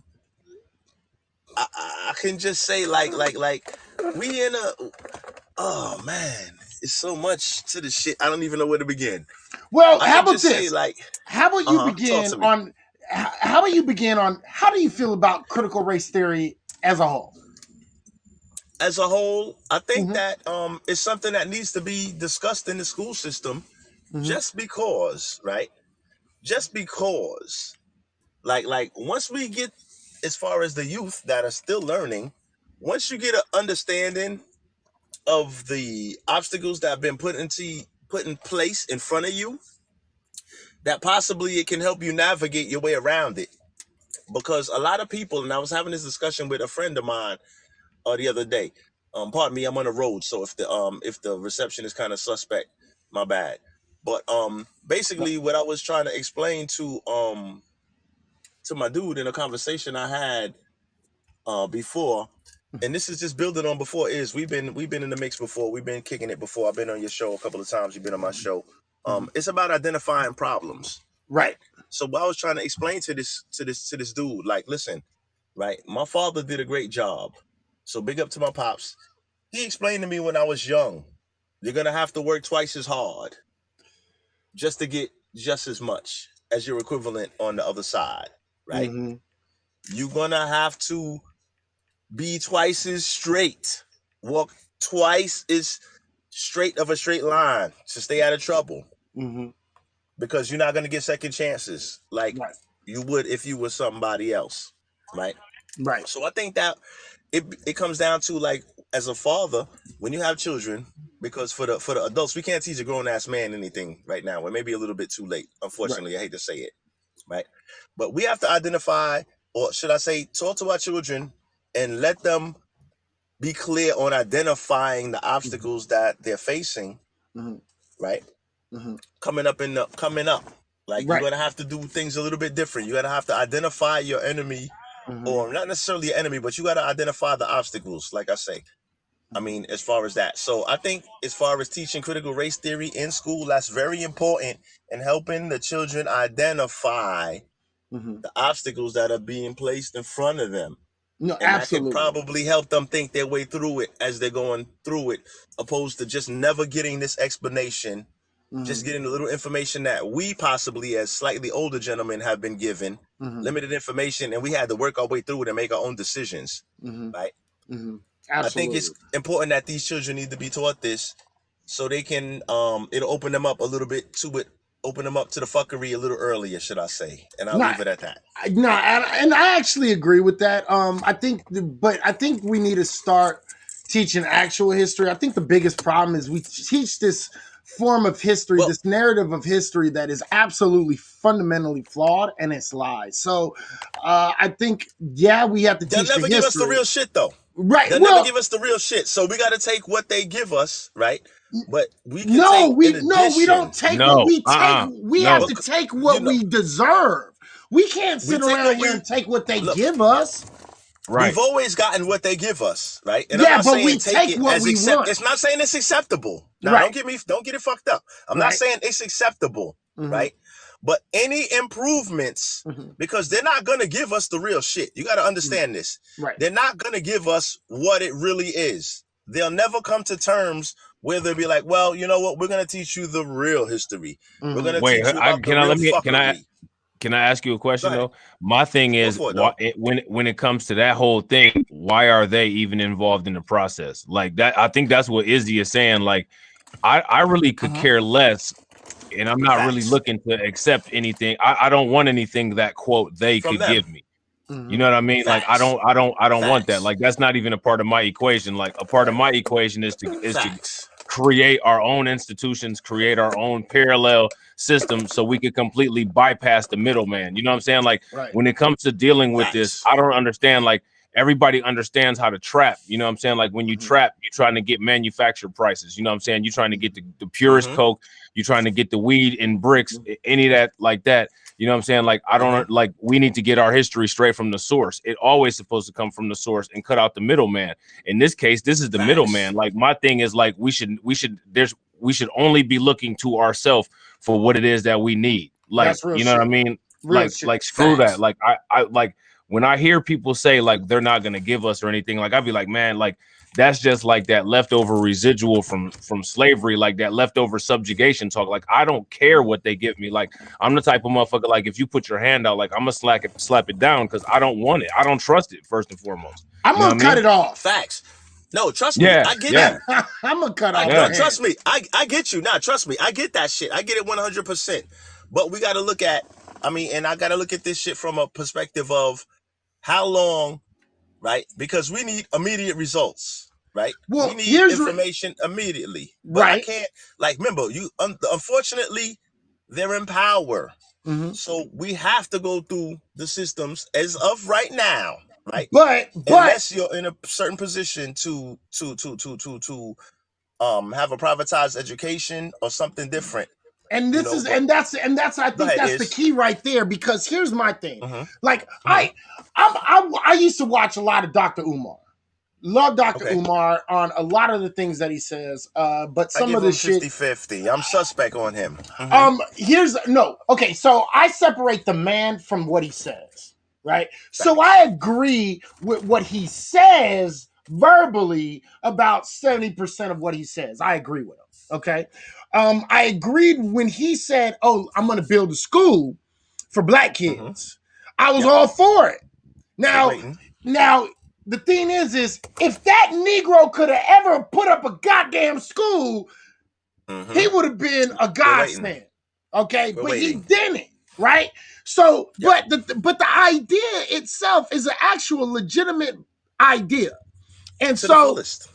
so if we got our black quote unquote leaders or black folks that have money, and we got them to actually put money in for a school that is for young black males and females, to teach them their actual history, to teach them what racism is, teach critical race theory, to teach all of these things, I think that would be a great fucking idea. The problem is none of these Negroes is ready to do it.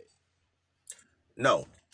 And that's why I look at it from and that's why when I first came on, I was explaining my viewpoint from the position I am.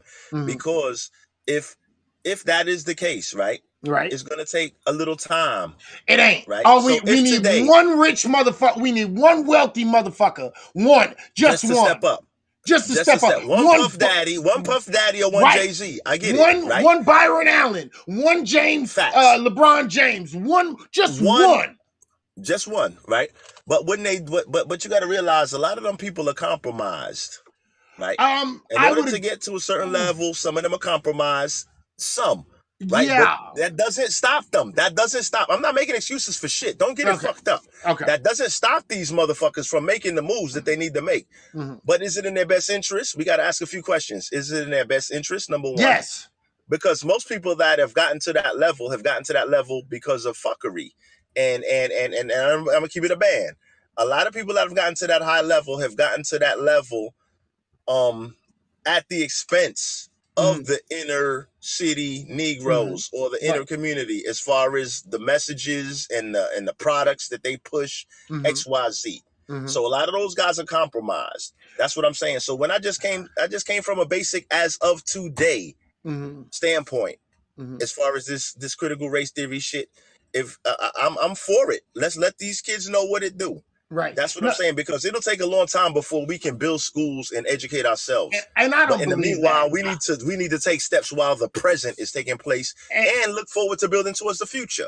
Absolutely. You And know? I 100% agree, but I don't think it will take that long. And honestly, I think if somebody came to these brothers and they said, Right look, now. I understand what you're dealing with, right? But this is needed, and it's needed now. We need to build Not a now, school, but right now. right? We need to build a school for these youngsters, and we need to make sure that they're learning the curriculum that they need to learn, the true curriculum, right? And make sure that that's on there. I think it's possible. I just don't think anybody has the right idea. But the thing is I don't know if people. I think people are worried about this shit because just like you said they're compromised. Yeah, they might be a little bit compromised To an extent. To an extent. I will give you that, but I don't think they're looking at the full picture because anybody who invests in a brand new black township and opens a school and starts the construction on buying land. The payback is going to be right, and the payback is going to be enormous. You see what I'm saying? Payback. So you have to talk to them in that sense, in a profit making sense. And the thing is, I don't think anybody has done that, and I think we need to do. Yeah, I think you need to do it like that. There's plenty of us with money, and you're absolutely right. Now, for example, like you were saying, right? But like, for example, Umar Johnson, right? He's not a stranger to anybody. Right. He's not a stranger to us as common podcasters and broadcasters and live streamers. He's not a stranger to any of these fucking celebrities and these Puff Daddies and Jay-Z's either. But is the interest there? We have to look at the people with the resources and say, in question, is the interest there? Well, the question is in that. Because somebody could have funded Umar Johnson. I'm sure Puff Daddy, a New York nigger, for example, I'm a New York nigger. A New York nigger knows about Umar Johnson. Right, for example. He made plenty of waves up here. Absolutely. Right? So Puff Daddy could be like, you know what? Fuck it. Here's 2 million, nigga. Here's 10. Here's 5 million. Because that's a drop in the fucking bucket for a Puff Daddy. Right? But is the interest there? Well, the thing is, here's another question. It's not just the interest. Is the interest. But the question sometimes has to be asked, is the man bringing the plan trustworthy enough that you can trust him with that money? Because a lot of things that we're talking about, when we're talking about the so-called quote unquote conscious community, right? The fact of the matter is not many of these Negroes are trustworthy. Let's just be honest about it. Facts. I mean, I can't see Umar Johnson saying in a video, this nigga in a casino, right? But yet he receives donations, but yet he's in a casino rocking the well. I'm not getting donations, so I'm gonna make $1 million in the casino. That's retarded. Right. Like you're looking fucking negligent with fund management, with management of funds. So in an instance like that, but you know what? On the same side, if we can't trust us, like who the fuck can we trust if we can't trust each other? Well, the thing is, and that's already. That's a great question. And the thing is we have to get brothers and sisters that is about the work, right? And I think we have enough brothers and sisters that's really out here truly. If you said, look, I want to make a school and I want to put it in this town, I'm going to buy some land and then I'm going to sell this land at maybe a reduced price to get more black folks here. I'm going to build a gas station. I'm going to build a fucking grocery store to start off. And then I need other black folks to come in and start to build other shit. Now, if you had the right people around, I think it's totally feasible. And I think that we're looking to the wrong people to actually do this. right? We need people that are not out here for the clout, but out here in order to actually fucking improve the black community like it's supposed to be improved, right? And we used to get that when we used to be marveling around Martin Luther King and Malcolm X and James Baldwin and all these other brothers that was out here doing it, right? But we don't have a resurgence of that because too many brothers is scared to speak the fuck up and call out these Negroes that don't want to do this shit. I've already told people, you know what? When a black man comes to your motherfucking to your city to do a concert, you need to let them know, yeah, we're not going to fucking go to your concert unless you contribute to this. Donating to, we got to make demands and hold people accountable. Absolutely. We got to do the same thing and that's the same route that we have to go with the politicians. I never thought about that as far as the entertainers were concerned. Right. I never thought about that. So that's an excellent point. So we have to come and we have to tell them, look, we want to support your music. We love your music. We love what you're doing, but we can't support your music if your music isn't supporting us. Yep. You understand? Need help. So I know Rob got something to say but you're muted right now. Rob, go ahead. No, it's all good. I'm just listening, and like all I was gonna say was, yeah, you already know how I feel about holding celebrities accountable. You know what I'm saying? Like the affluent in every society, regardless of what community they owe a sense of civic responsibility to, you know, the others in that community that aren't at the point where they are. I mean, you literally see it. That's what set up the United States for every other white person, because we all know that it was elitist white people, Freemasons and people like that set up the United States and set up all of the institutions and everything that's here that provided this contingency plan called white supremacy to always catch white people when they fall. You know what I'm saying? So again, we don't have that expectation for our people who are allegedly affluent to do that for us. And then our people who are allegedly affluent, they feel like they have received benefits from this system and not benefits from the greater community, which would be us. So they look to reinvest back into the system of illegitimacy instead of looking back into the community that they came from. You know what I'm saying? But the thing is that us on the ground, the only way that anything will ever get done is if we understand that we contribute about $2 billion to the United States economy, more than that, and we can make waves. If these affluent people like LeBron James and Jay-Z's and P. Diddy's, the people that you all listed, if they don't want to follow suit, then we break them. We stop giving them money. We start breaking everybody. We can start breaking everybody. All we have to do is just put the emergency brakes on what funnels our money into everybody else, and everybody will be broken.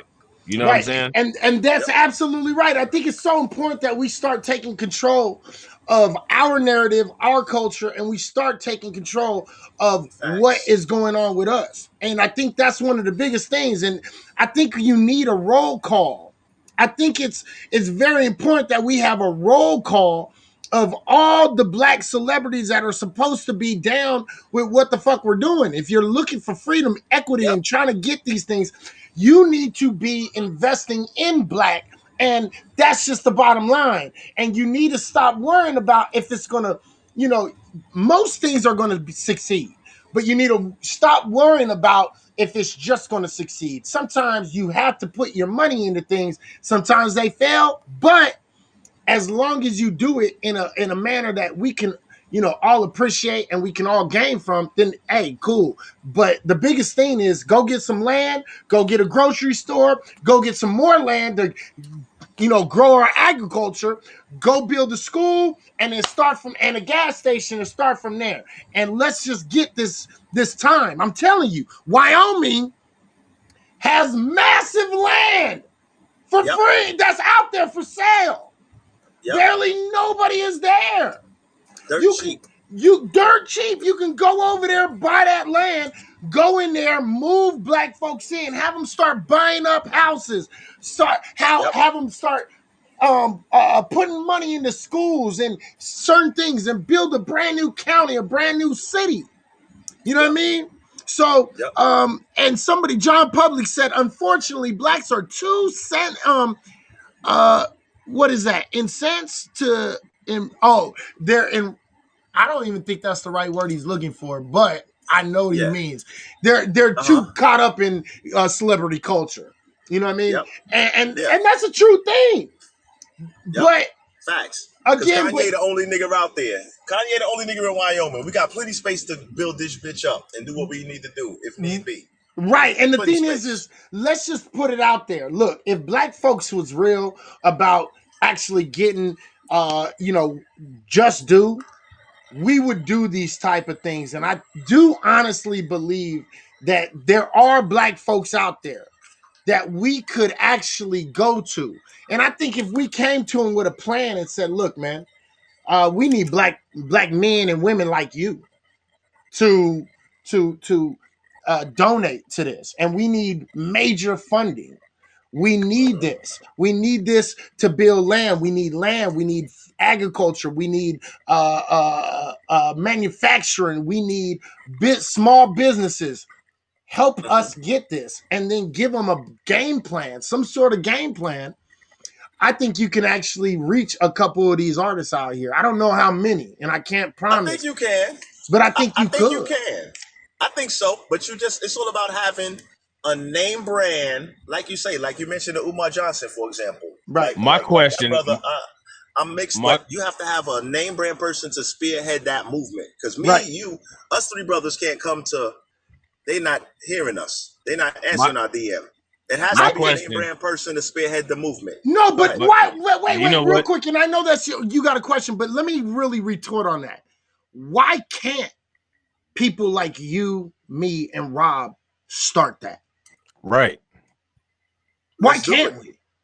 I mean, like, let's do it. But I want the response, because if we try it, right, and I don't mean to sound like what's her name. If we try and we don't get any response, it's cool. We try. No, right? We keep on trying. But if we, yeah, that's what I'm saying. We keep trying, right? But if we don't get a response, right, we can't put them on blast for that. But if it's somebody that has a major platform that wants to that is up to say, you know what, I'm going to put my name on this as the spearhead of this movement. If you don't get the response you need, then somebody that already has a platform can put people on blast and hold them accountable, and it's known. You understand? Because the whole thing is, right, since we work in this fucking bitch ass, we gotta shame people to get shit done type of situation. We not large enough, possibly may not be large enough. So say we put something together and we reach out, right? And we don't get any responses. We keep reaching out, we don't get any responses. And we put these motherfuckers on blast, like, you know what? We've been trying to reach out to XYZ. We're not getting any responses. Our platforms may not possibly be large enough to get the pushback that we need to kind of force to get the fucking response. So you understand what I'm saying? No, a larger absolutely. platform can definitely put the pressure, because it's all about putting pressure on niggas. Because a lot of times niggas don't want to do shit that doesn't financially benefit them. Yeah, but here go my thing though, bro. Here go my thing though. Go for it. You're like my thing is right. There's people that have networks.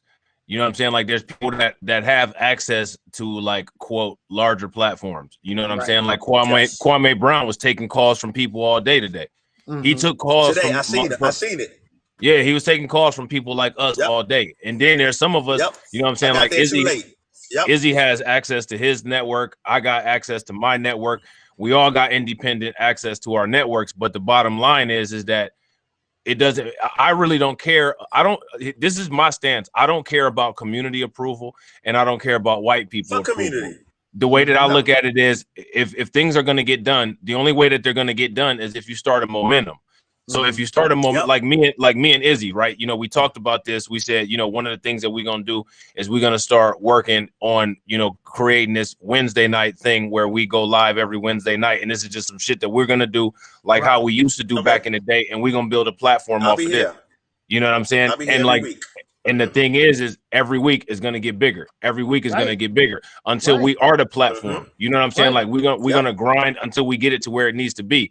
And then we don't have to wait for somebody, you know, like a Kwame Brown or somebody that has a lot of followers. We've built up our own, and people have seen us putting in that work. Like there's people that come to our videos, you know what I'm saying? Like people like Shatera that known us for years. Right. You know what I'm saying? So like, so they know that, like, we got good intentions. We actually are trying to do something. We're trying to make things better. You know what I'm saying? Like we may not all agree on every single aspect of everything, but we got a common unity where I got your back, you got my back. You know what I'm saying? Like we're gonna make this shit work. We're gonna try to make shit better because the situation is that we in a dire situation. And to be honest, like me personally, like I'm not waiting for no celebrity, because my thing is that if I was a celebrity and I was in that situation, it would just be automatic for me to look back into the community because my brother is in the community. My mom and my dad are in the community. My kids are in the community. Right. You know what I'm saying? Like My family, my cousins, friends, my everything. like people that I love and care about are in the community. So for me to go where I'm at and make it to the pinnacle of the pyramid and not look back is retarded. You know what I'm saying? Like, I'm not trying to say I'm not no big YouTuber or nothing like that. But like, as soon as I started, you know what I'm saying, getting a little shit popping off on YouTube, you know what I'm saying? The first thing I hollered at Izzy, I'm like, man, let's get this shit popping. Like, let's get back into doing the shit that we used to do. You know what I'm saying? Like, I'm gonna try to do what I can do, and you know what I'm saying? Like, I'm gonna try to, you know, like get my people to mess with you. You know what I'm saying? We build this cohesiveness and get it going. That's what you do. Like when I started on YouTube, you know what I'm saying? Like I was alone and I built up networks. I built up, you know what I'm saying, friendships, and I'm continue to try to do that. And that network that I have, I want Izzy to eventually like be able to branch off and have his own network. You know what I'm saying? Like, and you know what I mean? Like he have his own Are thing. you serious, nigga? He's No, building. He's building. Yeah, he's doing this thing. Bro. You know me. If you look up Izzy High or Reality Check, I got plugged in through Izzy. Yeah, it's full. I'm talking specifically YouTube. I'm talking specifically YouTube. You know what I'm saying? Yeah, my YouTube. Yeah, I'm late to YouTube. I'm a too. half's head, but I'm late to YouTube. Quick, but yeah, real quick, let me send out some love real quick to everybody that fucking donated. Ali in here, real quick. Ali, big bro. Tony D came through with a $2 donation. Rochelle came through with a $1 donation. Thank you. What up, Sunday Rochelle? Night Smoke. Thank you, I'm brother. You in the house. Brooklyn, Maine.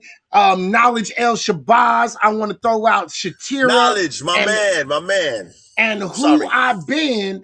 All you guys, thank you for throwing down donations or awards. Thanks. We appreciate it because everything you guys throw down, this is no bullshit. It helps us be able to make more time for the stories that we talk about. So thank you very much, because everything you do, it helps us do what we do. Because guess what? We all know time is fucking money. Time is the most expensive thing that you got. It's the most precious thing you got. So when we go out here and we put in time and we put in this energy, like Sunday Night Smoke, when he does his podcast and when Rob does his podcast and his YouTube show and when I do my show, all of that shit helps because we're putting in precious hours and hours. And I hope you guys understand how much time we put in to the shows that we do. We study, we read. All we do is research. That's all we do. So thank you. Thank you 100%.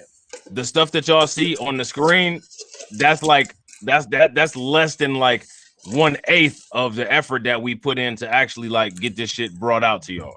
That's right. You know what I mean? And you got to support black men, black women that are actually doing something. And again, I want y'all to understand, if we really get down and dirty about this, the number one and most important thing for black folks to do is to build something from the ground up. I think this is so imperative.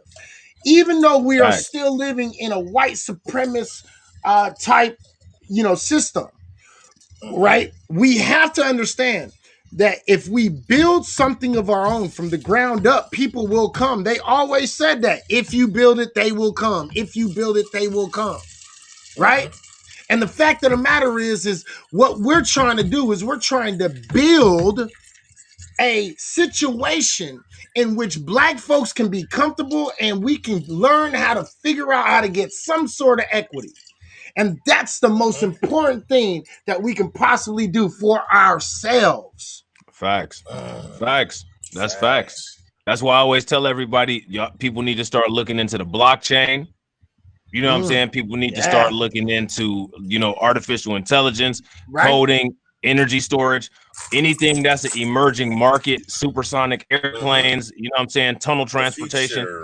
The future. Like the biggest thing that we can do is you got to look at like life as a business. You know what I'm Right. saying? And you got to do a SWOT analysis constantly: strengths, weaknesses, opportunities, and threats.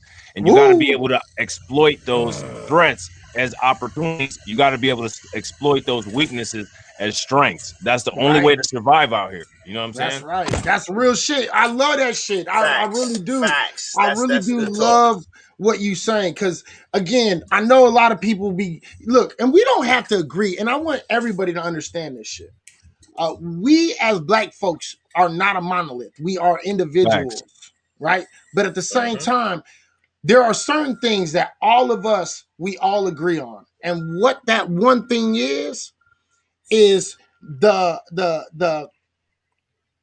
what is it? What's the word I'm looking for? It is for the excellence of goal. the common goal that we have is excellence of blackness. Facts. And to make sure that black folks have the equity and black folks out here have fucking, the ability to fucking live their life and not be bombarded with a system of white supremacy that is consistently trying to keep us down, kill us, or motherfucking make sure that we serve them in some way. Okay? And that's the common ground that every one of us need to stand on. Okay? And if we can do that, we can really make some really big strides, honestly. Right. People don't understand that, like us being at each other's throats, just going ham on each other because of small differences in ideology. That's part of white supremacy. You think that white people and Asian people and Latino people are against each other when it comes to small differences in ideology? You think that Chinese people and Korean people had a beef about how to get the AAPI hate crime bill passed? No. I don't see it. I don't see it at all. Nope. Yeah. That's It's only us that does because that. they keep it in house. They keep it in house. We promote it. You know what I mean? We have we have to stop that shit. You know what I mean? I made a personal agreement with myself. I don't ever post anything on my Twitter, Facebook, or anything else that I post on. I never post negative shit about black folks. I just don't do it. And you know what is you absolutely right. That's a great thing, because like tomorrow, right? I had, and I don't want to make this a shameless plug, but I have a little stream planned for tomorrow about shameless plug. Okay. Shameless plug. I'm not gonna say what time though. I'm not gonna say what time. So it's a half shameless plug. But the thing is, it's about clout chasing, right? Right. Nah, like that's the thing. That's the thing, bro. Business. Like that's it's the bad thing. business, right? And shameless plug all the fuck you want, bro. I was about to say what time, so my audience, you know what I'm saying, the people that's on YouTube and the people that's on Haps that's watching can watch that shit. I don't never care. I don't never have an issue with people, using my platform to try to, draw people to they, to whatever it is message that they have. You know what I'm support saying? us, Like, we support you. yeah, like that's the shit right there is what motherfuckers have to stop doing. Like, there is no shame in plugging yourself in. I let you in on this live stream so you can say whatever it is that you have to say, because I respect you, bro. You know what I'm saying? Izzy, I know Izzy know you. You know what I'm saying? Izzy vouch you, so you know what I'm saying. Like, go ahead, do what you got to do, bro. You know what I'm saying? Get it. Facts, for real, facts. no issue. Yeah, do your thing. The floor is yours, fam. Yeah, go ahead. I appreciate it. I'm doing a live stream on Sunday Night Smoke podcast, which is viewable on YouTube tomorrow at 10:30 a.m. Eastern Daylight Time, and also on Haps Television, Haps TV, also Sunday Night Smoke podcast, same podcast. And this is about clout chasing, and this is pointing out like we got to stop tearing each other down. Especially for clout and little minuscule shit for like viewerships, and niggas do shit for views. So say for example, like the name Kwame Brown came up throughout the the last few minutes that I've been here, just through our casual conversation. You have a lot of brothers going at him, but he has positive messages, right? To an extent when it comes to certain things. Right. So I want to like as far as him, I want to address a couple of people, and it's not really addressing people, but I just want to just I'm not there to smoke niggas either when it comes to this, because I got the smoke, and I got the smoke for only the right fucking people. That's right. So I want to just kind of be like, just like, shame on you. Not even to air niggas out, because it's still black on black fuckery, no matter how you name it. Right. I'm not there to. It'll be more like a light air out. I call it a summer breeze. I'm not airing niggas out with the Mac 11. It's a summer breeze. Like, That's bruh, right. we need That's to right. stop clout chasing on each other. And let's kind of just get a united platform and get on the same page with our common goals. That's And real shit. let's rock at that. I will. I will needed agree to with that pull one. a plug on that. I need to pull a plug on some of these clout chasing niggas and let niggas know, like, dog, this is a bad look. So I'm just gonna do a quick little 15 on these niggas. Go Do for that. it. Do that. And the thing is I'm all for that. And the thing is on the honest real tip, you know, for me, we have to recognize that not all skin folk is kinfolk. I think That's it's true. I think it's very important that we point this shit the fuck out. It's true. Most of the negative imagery that we're seeing today, not before, but today. So like on your world star hip hops and things like that. These are being brought out by anchor baby Africans. And the fact of the matter is again, not all skin folk is kinfolk. Okay. And we need to make sure that we stop that. We have to stop supporting things that are negative to our community. We have to stop supporting, you know, people and groups. You know what I mean? I like to listen to everybody only because I like to be informed and I like to hear other people's arguments. But I'm not supporting people as far as, you know, putting money in their pockets, and I'm not fucking going to support them as far as like World Star Hip Hop. I don't even go on that motherfucker if I don't have to. Me neither. You know what I mean? And the thing I is haven't been on there. yeah, it's just a terrible platform because That's just all it me. does is it demonizes black folks and it Make makes us us look look like, stupid. yeah, it makes us look dumb, ignorant, stupid, like we sitting around here fighting, but we're not. And the fact of the matter is, you got 3 different brothers right now on this stream that don't have the same viewpoints on everything, but we're able to sit down, we're able to talk, and we're able to, you know, actually build. And that's the key point of it. And we need to make sure that we do that shit. And I think that it would be very imperative on us to really try to really start making some moves. Like I was talking about, start calling out these celebrities, start calling out the black folks that are supposedly leaders in our community. We need to stop including non-FBA people into our conversations. If we're having conversations, we need to keep it in house. Oh, it's a very top fucking point. Yeah, we need to stop that shit. I showed you guys earlier what I meant by non-FBA shit when they try to dump their dirty laundry on our laps. The fact of the matter is, we need to stop allowing other groups and fucking even skin folk to fucking drop dirty laundry on our laps. We need to fucking step the fuck up as foundational black Americans. Take what's ours and not accept anything else from anybody else. We don't care what the fuck they gotta say. We just have to make sure that we correct it and make sure that the right message is being brought to the FBA family out here. And as long as we can do that, I think we'll be in a lot better position. So let's force our FBA brothers and sisters to contribute in making our quote unquote community better. Yes. Let's stand on their necks. Copy. How Yeah, about I that? totally agree. Like, see, me personally, the type of person I am, man, like I'll call out or go in on a celebrity because I know where they're getting their money from before I go in on just anybody else. You know what I'm saying? Like, you know, I'm not about to, if, you know, me and Sunday Night don't agree on something, I'm not going to turn around and do a 5-hour long video. Sunday Night Smoke, you know what I'm saying? This nigga, you know what I'm saying? This nigga like, man, you know, I'm not about to do all that. You know what I'm saying? Like, I'm going to be like, yo, like, check this out, man. Like, let's talk about these athletes. Let's talk about these affluent people, and let's talk about what they're doing and how much money they reinvesting into the community and how much positive has come from how they spending their money. And let's talk about, and let's compare that across the board. I'm not gonna go in on somebody else who I know is trying to make it. Like, I'm not. That's just not me. That's not how I get down. You know what I'm saying? Right. And let's just keep an FBA agenda. Let's make sure. And again, I want y'all to understand that what we're fucking saying is not racist. It's not bigoted. At It's all. not anything. All other groups fucking do the same thing. What's up, Ash? How you doing? They All take care other of them fucking groups, selves. right? Yeah. They take care of themselves. So the thing is here, let's just break this down. The fact of This the is matter literally bootstrap talk. This is pull yourself up by the bootstrap talk. But then when we start talking about pull Facts. ourselves up by the bootstrap, it becomes racist. So this is another reason why it's not worth having a conversation. right, but this is the reason why we shouldn't be having a conversation with them. Right. Exactly. We need to keep the conversation within With us. in fucking Right. house. Facts. Right? And that's Facts. it. So the Facts. thing is let's keep this in house. Let's make sure that we out here doing exactly what the fuck we supposed to do, and let's put some fucking pressure on some of these motherfuckers, man. Let's get this ready. And the thing is you have to be ready to actually make that move.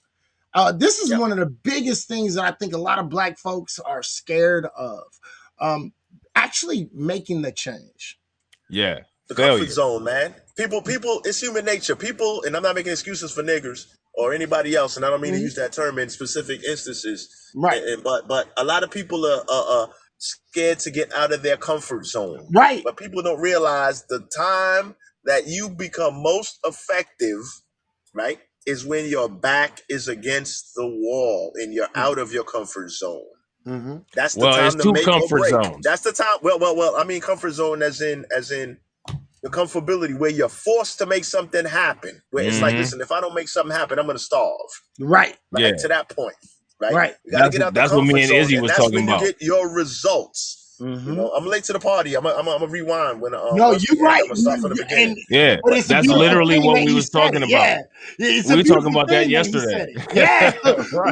We literally had that. Oh shit! Facts. So we're coming.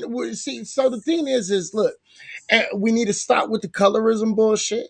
We need to stop with fucking playing the little bullshit games with each other. We need to be real. And the thing is we need to be proud of who the fuck we are as people. And I think a big problem with foundational Black Americans is this. We don't know who we are. So what we're doing is we're out here searching for who we are. But the fact of the matter is we've already built a culture of who we are out here. And we need to fucking stand on that. We need to stand on the fact that, we built the townships and that we built.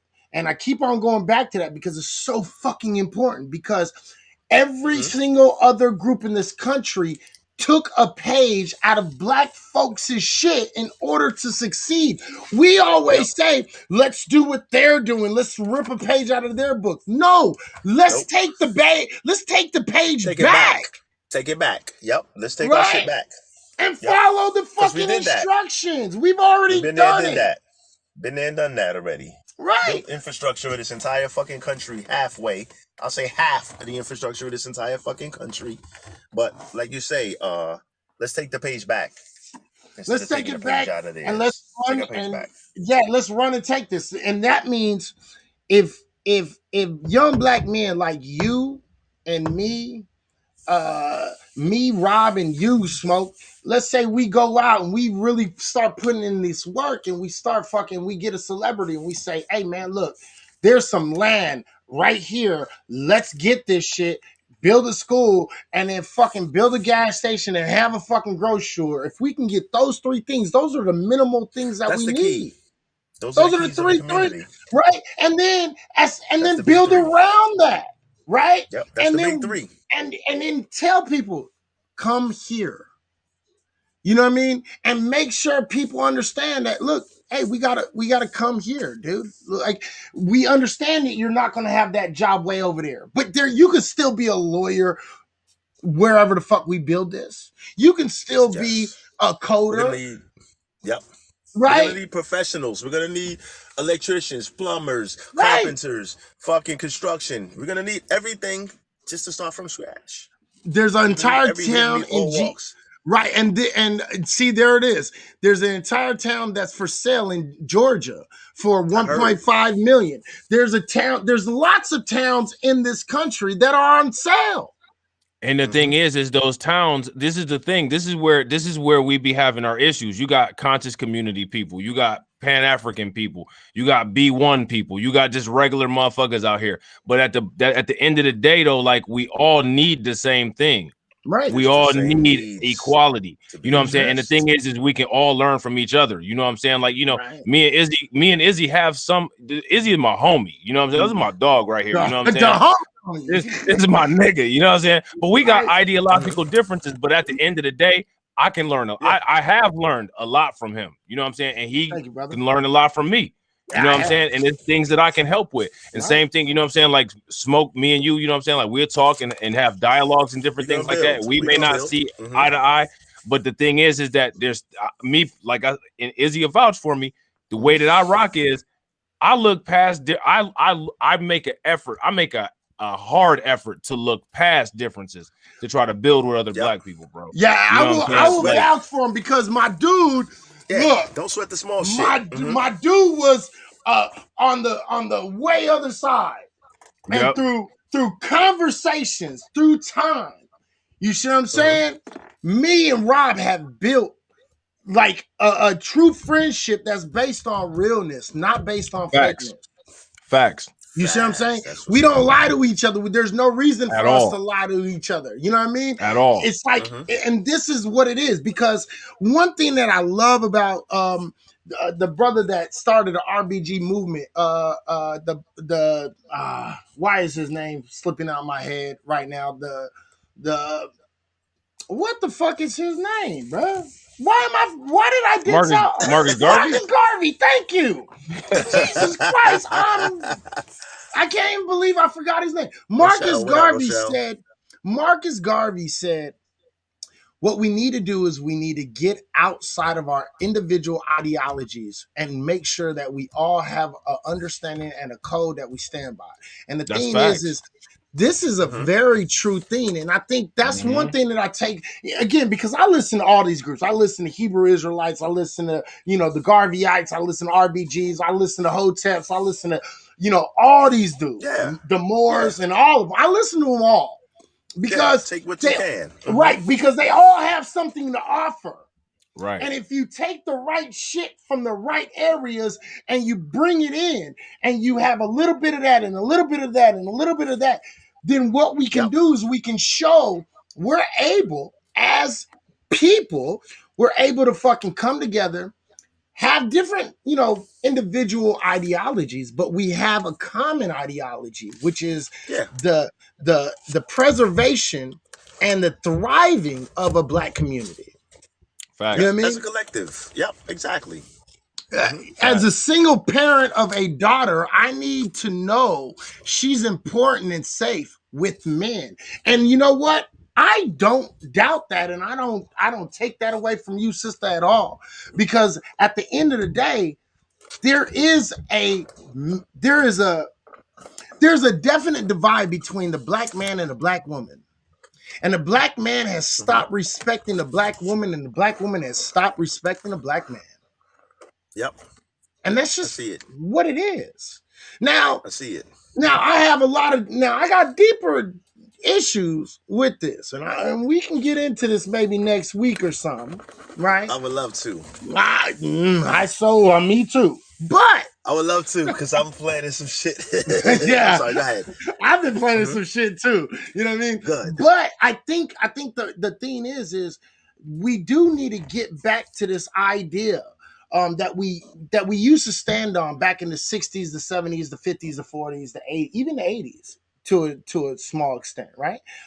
Where we raise our children, we make sure that we're all safe and that we are protecting our women just as much as we're protecting our young women. And we need to make sure that our young women get justice, but we also keep the justice and we make sure we get justice for ourselves, right? And the only way we can do that is by building a bridge and making sure that we understand each other as black men, black women. Because the most important thing in the society today, honestly, in my opinion, and I know some people are not going to agree, is a black man, black woman, black child. Okay? Oh, yeah. That's essential. That's essential. That's the foundation of being. Right. And I'm not going to fucking sit here and I'm not going to go in on my usual spiel on single black women and shit like that. I'm not going to do that shit today. And the reason why is because there's no need for it, but we can get deeper into it at another time. And I think it's important that we get into it at another time. But at the end of the day, you know what I mean? I really think that it's really important that we start rebuilding and we stop listening to the narratives that white folks try to give us. And I think that as soon as black men, black women can come together, build something that is meaningful, I think a lot of that will dissipate. It'll go away if we build something for us. For us. I think that like, because I listen to a lot of, you know what I'm saying, like, you know, back and forth content, and I think that's like that literally is like the foundation of the major gripe. Right. You know what I mean? And like my thing is, you know, as far as I go with my content, that's one of the things that I try to focus on is solutions to be able to build something, like to be able to build a financial, you know, independence, to be able to build some type of legitimate business, to be able to, you know, anything, because regardless, we need to have a starting point to where we are able to combat and try to dislodge some of this nonsense that we have going on. And without building anything, we always going to be subject to dealing with what is there for us, which is just crumbs to nothing. You know what I mean? Absolutely. No, absolutely. And the thing is we have a history of it. A lot of people, and again, I want people to know, look, me and Rob have been doing this for, I know I've been on this for about 7 years. I've been talking, and I've always been talking for about 7 years now, very publicly. And I want y'all to understand that I know Rob has too, because me and Rob started out, we met talking crypto. Yep. Facts. Right? You know what I mean? Yep. Because we've been talking this building for a long time. But the thing is, you know, I think a lot of us are scared to build because we're afraid, because all of the different things that have happened throughout history. I think we're afraid. I think we're like very cautious of it. But I need foundational Black Americans to understand we need to stop being afraid. And we need to stop being cowards. And the fact of the matter is, I know it's hard to hear, but we have been cowards for the last 20 to 30 years. And we need to stop that shit. I think we've been not just been cowards, but I think that there's a degree of psychological damage that people either don't want to acknowledge or people aren't aware of. Absolutely. Either way, you know what I'm saying? If it goes untreated, you'll continue to see the same things. Because my thing is like, me and Izzy talk about this all the time. Like, I look at people and I'm like, man, it just drives me crazy that someone is not afraid to fail, running up in a store and robbing it, but you're afraid to start a business. Right. That kind of that thought process doesn't make sense to me. You know what I'm saying? Because the bomb if I was in the studio. And they deserve the bomb. It's for real, because it's just like, I just sit there and look and I'm like, damn, you know what I'm saying? Like, if you started a business and it failed, for one, you gain the knowledge of what happened. You can build back your resources and try again. And at least you ain't dealing with no jail time. At least you ain't dealing with a rival gang. At least you ain't dealing with police. Like, why are you scared to do anything within a legal framework where, see, because the thing is that, like, people say, oh, you know, you're a square, right? And then you're talking about the legal framework. Oh, well, you're submitting to white supremacy because you're dealing with the laws. But here's the thing, though.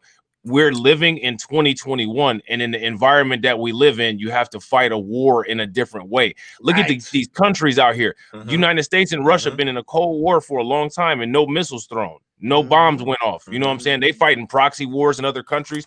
We need to be fighting proxy wars in the courtrooms with corporations and different things like that. But we don't have no infrastructure to be able to do it. And we constantly getting dictated. Like, look at TikTok. TikTok is constantly filtering Black content creators out of the algorithm. So much to the point where Black content creators is boycotting TikTok. So if we had our own TikTok, you know what I'm saying, we could aggressively rival TikTok, you know what I'm saying, and do something to try to put them down. You know what I mean? Absolutely. Hey, try to mute yourself. We hear that background. Just letting you know.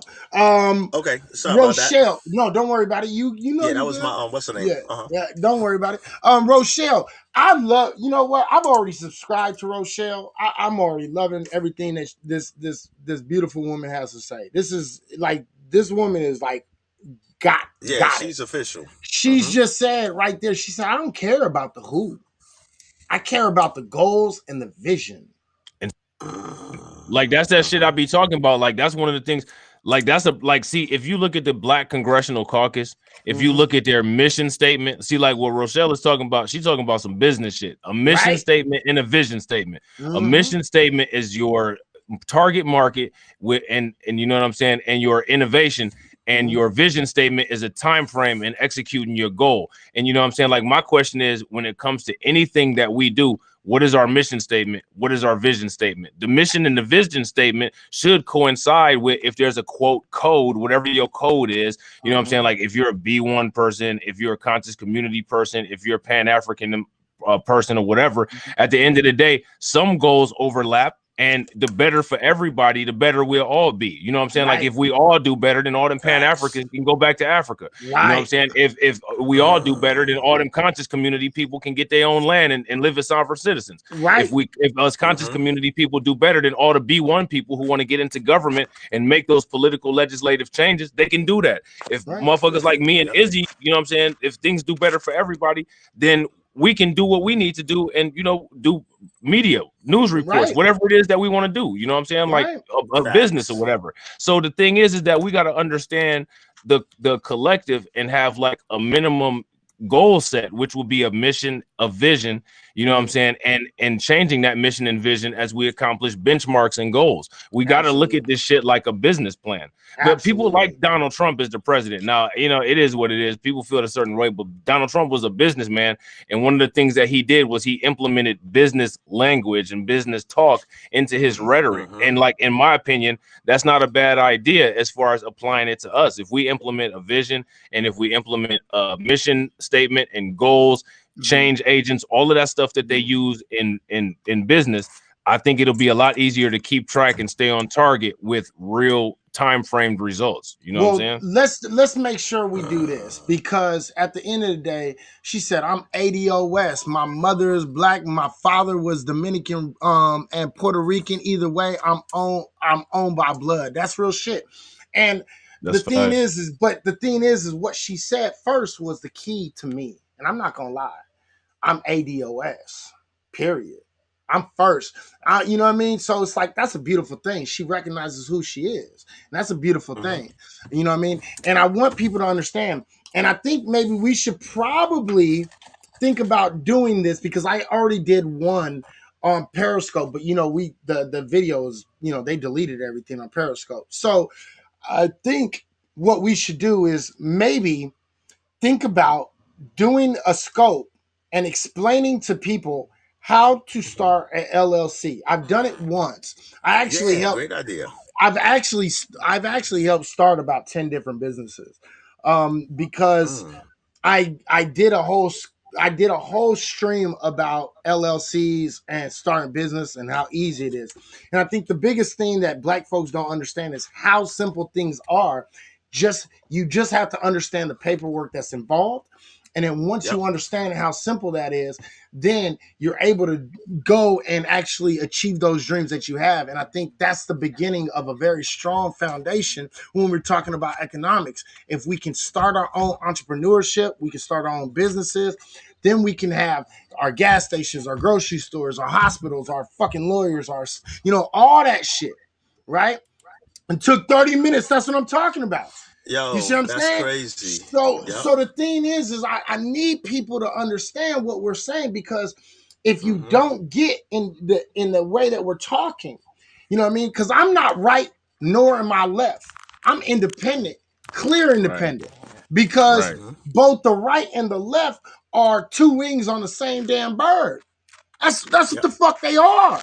They work in conjunction. And they're not flying us any fucking where. Right. And me and Rob, for the last 3-4 weeks, we have been calling out this left-right bullshit that does not help us in any way. Exactly. At all. Because we hold no one accountable. We put people in office, but we don't hold them accountable. Right. So the thing is I think we need to start. I think maybe we should do a stream about LLCs, maybe understanding the political system, how it is not advantageous for Black folks. I think we need to make sure that we start talking about, you know, really, pushing brothers, you know what I mean? Again, and I tell people like this, look, if you know a brother, if we're all in the streets, right? We're all in the streets. We know niggas on the streets, right? And I know a nigga out here that make good money selling dope. I know most of us do know at least one nigga that's selling dope, that's making money. Right? Yep. Why are you not influencing that brother or that sister with a plan? With a plan and saying, look, let's go and make an LLC and make this illegal money into legal money. Right. Let's take advantage of this shit. Wash it. If you watch Sons of Anarchy, that's what Jax was trying to do the whole time. Flip the club into legitimate business. That was seasons 1 through 8. And this should be, if you are a black man or woman in our community, that's what you need to be doing. Blueprint is right there in front of your face. Push, push, push. Keep on bothering them. Saying, you know what I mean? I'm not a nigga per se. I got you. But I mean, push them. Hey, you give some thought to that idea I told you about? Look, make yourself an LLC, make a hat business, or a fucking this business, or a shoe business, or that business, right? Why don't you do that? And the thing is eventually over time, and I know a lot of people, I know sometimes it feels futile, right? Trust me, I know, because I've been doing this for 7 years, and sometimes, with all the shit that I've said throughout the past, sometimes I feel like nobody's listening to me. But I promise you somebody is. Yeah, it's people listening. You know somebody is. Oh yeah. Right? There's always somebody listening. And it might take 5, 10, 15, 20, even 25 times of telling them over and over, look, man, take a little bit of that money you got and invest it. Yep. Open an LLC. Invest some of that money inside stocks and crypto and blockchains and, invest and do this shit this way, right? And so the thing is they will hear you. You have to be persistent. Persistence is key. So let's be more persistent as black people. Let's be more persistent and really go out there and try to make better. And I think honestly, maybe, we should get a group of brothers and sisters together and try to figure out a plan and write out a plan, literally, and send it out. See, in my opinion, everyone. You gotta have a business plan. In my opinion, like the best way to the best advertisement is to show and prove. You know what I'm saying? Like the best receipts is like, okay, well, here it is right here. This is what I got right here. Yeah, this is how you know my plan works. So, you know what I'm saying? Like what we could do is we could do a stream where we're talking about all this. We could build our own thing. And then as we're like, when we actually develop it, on our next, subsequent streams after we develop it, we could say, look, this is what we doing with our business, or this is what we doing with our build. This is what we doing. So like, people can sit up there and say, well, y'all ain't building this and y'all ain't building that. Okay, well, we're streaming about what we're building every day. So when you say y'all ain't building, you're not talking about this y'all over here because we've already built something. Right, exactly. And let's just do that. Like, you know what? Maybe we should do maybe a open house conversation on what it takes to build a community. What are the things that are needed to build a brand new community from the ground up, and then have a round table. We write it all down, put it all down, and then we talk about what are the best points, the best plans, and then what we can do is we can just send these out to people. We can send them out, right, to the quote unquote celebrities of our community. We can send them out, say, look, P. Diddy, send them, bang, look, we're doing this as a black community. What you gonna invest? Right. We could put it to them like this. We could put it to them like this and say, well, we basically built up to where you are, on our own accord. You know what I'm saying? You could rock with us, or, you can become irrelevant. That's your choice, because what's going to happen is people going to see what you had this whole time and you didn't reinvest, and they're going to look at us and see that we built from the ground up. And now we about to surpass you, and who you think they're going to look to for more influence. So you can either get on the boat or you can drown. It's up to you. Yeah, and I don't care what nobody says. With These $3 niggas should have million, been building boats. with a $3 million or $3 billion fucking spending cap that black folks have, if you can't see, the motherfucking investment and the potential to make money in that investment, then you blind. Facts. A lot of people live in the now. Is unfortunately a lot of us we live in the now, right? Any So somebody that got businessman a that little lives in extra the now is change. not a businessman. Well, that's not a businessman. No, I'm That's- not talking about businessmen. I'm talking about the average Joe. Oh, right. The average Okay. Joe needs a little guidance, right? Mhm. Because the average Joe is just thinking about their own individual shine for the most part. So some people would, like you got a little extra change. You don't got to go out and buy the Escalade. Right. You know what I mean? You don't got to Right. do that with the extra change. Maybe do something different with it, especially Right. if you're not a property owner at this stage. And even if Right. you are, that may not be the best decision. In the world. Like they say, Right. yeah, it may not be the best decision. Like they say, don't buy it unless you can buy two. That's a whole nother story. But it's all about putting the work in. A lot of people need to be ready, and like you guys mentioned earlier about pulling up the bootstraps session that we talking right now. It's about being ready to put in the work. A lot of us were raised lazy. Like we're not willing to put in the work. And you got to realize, just like I said earlier about instilling it in the children, you got to understand the obstacles that you're going to face. You got to work twice as hard, XYZ. You also have to explain to them, you got to be ready to work hard to get results.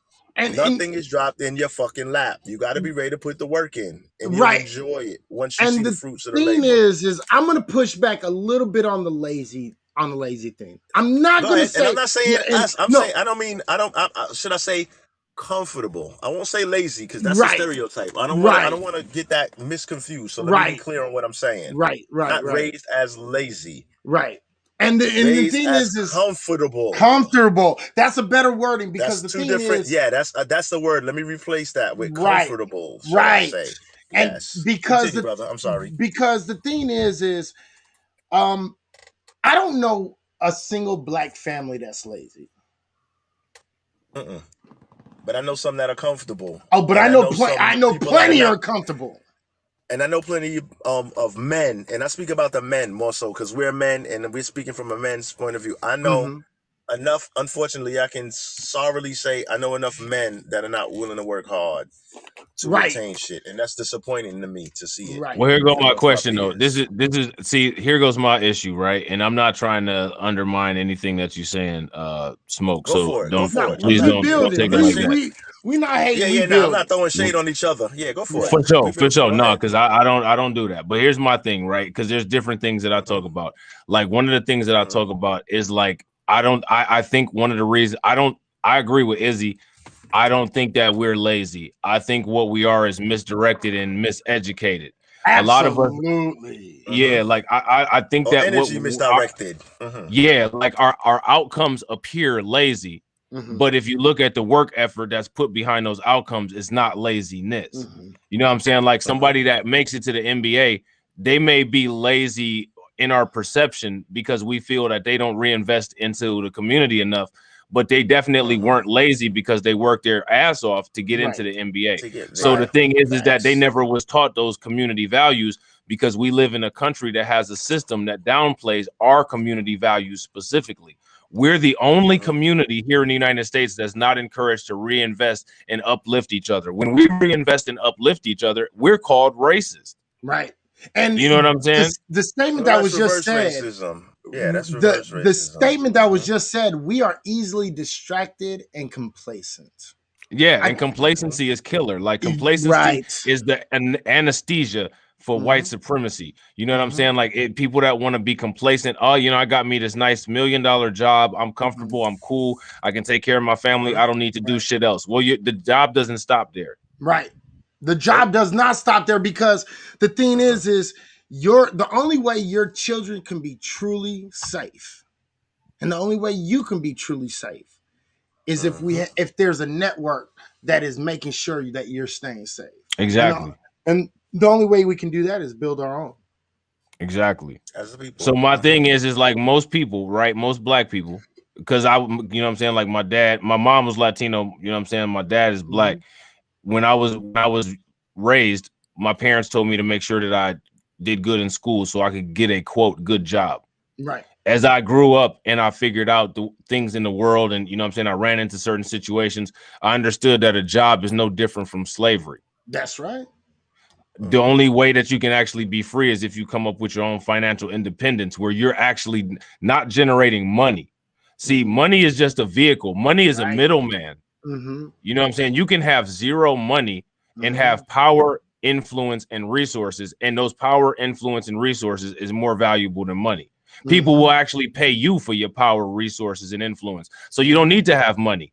If me, myself, am a powerful asset where people would just pay me to talk, or people would just pay me to give them advice, or people would just pay me to do anything, I'm a walking ATM machine for myself. So I don't need to walk around with $1 million cash, because I could just walk into any business and they'll say, well, you know, here's $1 million, figure out how to organize this office. So you know what I'm saying? Like your competency, your swag, and all of that stuff, that can become your resource. And then you need to build a business and a platform off of that. You know what I mean? Like not necessarily working for a paycheck, because a paycheck is just worthless paper. Like if the economy crashed tomorrow, what is your job going to do? See, I got other skills. Like I know how to lay concrete. I know how to build stuff. I know how to filter water. You know what I'm saying? Like I know how to I know how to weigh gold. I know how to trap. You know what I mean? Like I got a whole bunch of resources. Facts. I know how to, you know what I mean? I know how to load a gun. I'm a nurse by trade. I got a lot of shit that will make me valuable and make my services valuable if currency was not necessary tomorrow. You know what I mean? And real quick, Rochelle, sweetheart, look, I want you to know that you're more than welcome to come up here at any time, because you've helped this conversation move along just as much as anybody else. And I want Rochelle is official. And she's absolutely official. She ain't said nothing that I disagree with yet. And trust me, Yeah. y'all already know who the fuck I am. If I don't agree with it, I'm gonna tell you. Now let me tell you, Rochelle, right? Rochelle Smith, big up Rochelle. She was on my podcast with us last Sunday, actually. So I want to big you up, Rochelle. She usually rides with brother Shannon. Izzy, maybe the first time I had you on about the Asian black shooting. Okay, I remember. Brother Shannon was the other guest that lived in that area where it went down. Right. She's affiliated with that brother, so that's giving you a little background on Miss Rochelle Smith. Big up Rochelle in the chat. And big up to Shannon, brother Shannon.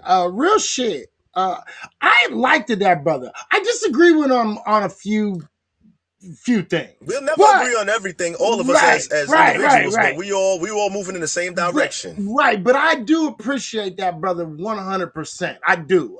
But there are a few things that I would like to have a conversation with that brother. Look, he's always. Let me tell you, my brother, he's always available. But like I say, like you guys said earlier, you know, all of us are not always going to have the same exact views on things. Right. Absolutely. You know what I mean? Absolutely. But you know, as long as we pointing out the fuckery and we're trying to as a whole move in a positive direction to better us all. That's what's key. I guess that's kind of what it's about. You know? Right. But anytime he's got an open platform. So you know you can kick it with that brother anytime. You can pull up with him. He's open. He's open with it. You know what I mean? I like the brother. I really do like the brother. There were a few I had heard some of the things. I heard him on another little stream. That I heard some of the things that he was saying, and I didn't totally agree with a lot of it, but I do respect the brother because the brother is actually out there, you know, really trying to put out good information. So I do appreciate brother Shannon. Absolutely. Facts. You know what I mean? So no hate going towards the brother Shannon. I totally appreciate him and everything that he brings to the table. And I think that's and that's the key about, I think that's the key with black folks. I think what we, especially foundational black Americans, right? I think that as long as we can respect each other in a sense of saying, okay, I don't necessarily disagree, challenge a little bit, try to get each other to listen and think about each other's position. I think that's nothing but a good thing for the black community. I don't think that's a bad thing at all. At all. Facts. Real quick, let me tell you guys thank you very much for all the support for you guys. Again, my cash app is $reality check VR2. My brother Blacklight Revelation Rob, his cash app is $Rob. What the fuck is it? Because I don't remember. Rob Foster the third. There it is. But you can, but if y'all enjoy the content, you can just go to my other YouTube and just hit up the, you know what I'm saying, hit up the membership or hit up the super chat. You know That's what I'm what saying? I'm Like I ain't worried about no cash app. That's If y'all what I'm hit talking about. we got the cash app rolling up on the screen for Izzy. You know what I'm saying? And we got I think is the Venmo in the description in there. The Venmo is actually right below me, but it's Dabbing Stuff. Okay. It's Dabbing Stuff LLC at it's at Dabbing Stuff LLC. So DABNSTUFF. Again, that's my business, Dabbing Stuff. And I'm actually I'm getting ready to start a cell phone repair business. And in a few months, hopefully in a few months, I will actually have a store location. Hopefully, if everything works out the way I'm planning, it'll be in Las Vegas and it will be 3 shops in one. It will be tattoos, cell phone repair, and it will have shoes and clothes and shit on another side. So, be on the lookout. You will definitely be seeing that as long as you keep on fucking with your boy. You will definitely be seeing it because it's going to go up. All right. And if you're watching my YouTube channels, it'll have some promotion in there for it. So Right, you'll see so- it. You'll get it from there too. Right. And please go out there and support all Black owned business. I know the sister, if you have a business, please put it in the room so we can promote that. If you have any kind of business or anything that you're doing, please put it up so we can promote that. Because that is the most important thing, that we support and back Black owned businesses. And no matter what nobody says, it is absolutely imperative that we have more Black owned businesses. We went from 15 million square acres of land owned to less than 1.2 million square acres of land owned by Black folks. We went from having almost 40 to 60% of Black owned businesses, dropped dramatically over the last 40 to 50 years, and it's dropped to Fortune 500 businesses is less than 2%. So I think it's something at 1.7% Black owned businesses that are in the Fortune 500. But we have raised our numbers on Black entrepreneurship under Obama and under Donald Trump, believe it or not. A lot of people don't understand that, but it's true. Okay. So Very make true. sure. Very true. Let them figure it out. Yeah, so make that fucking happen, and we have to support our businesses. Because we've been on here for how long have we been on here already, Rob? Man, it's been 4 hours and 20 minutes. Another super late.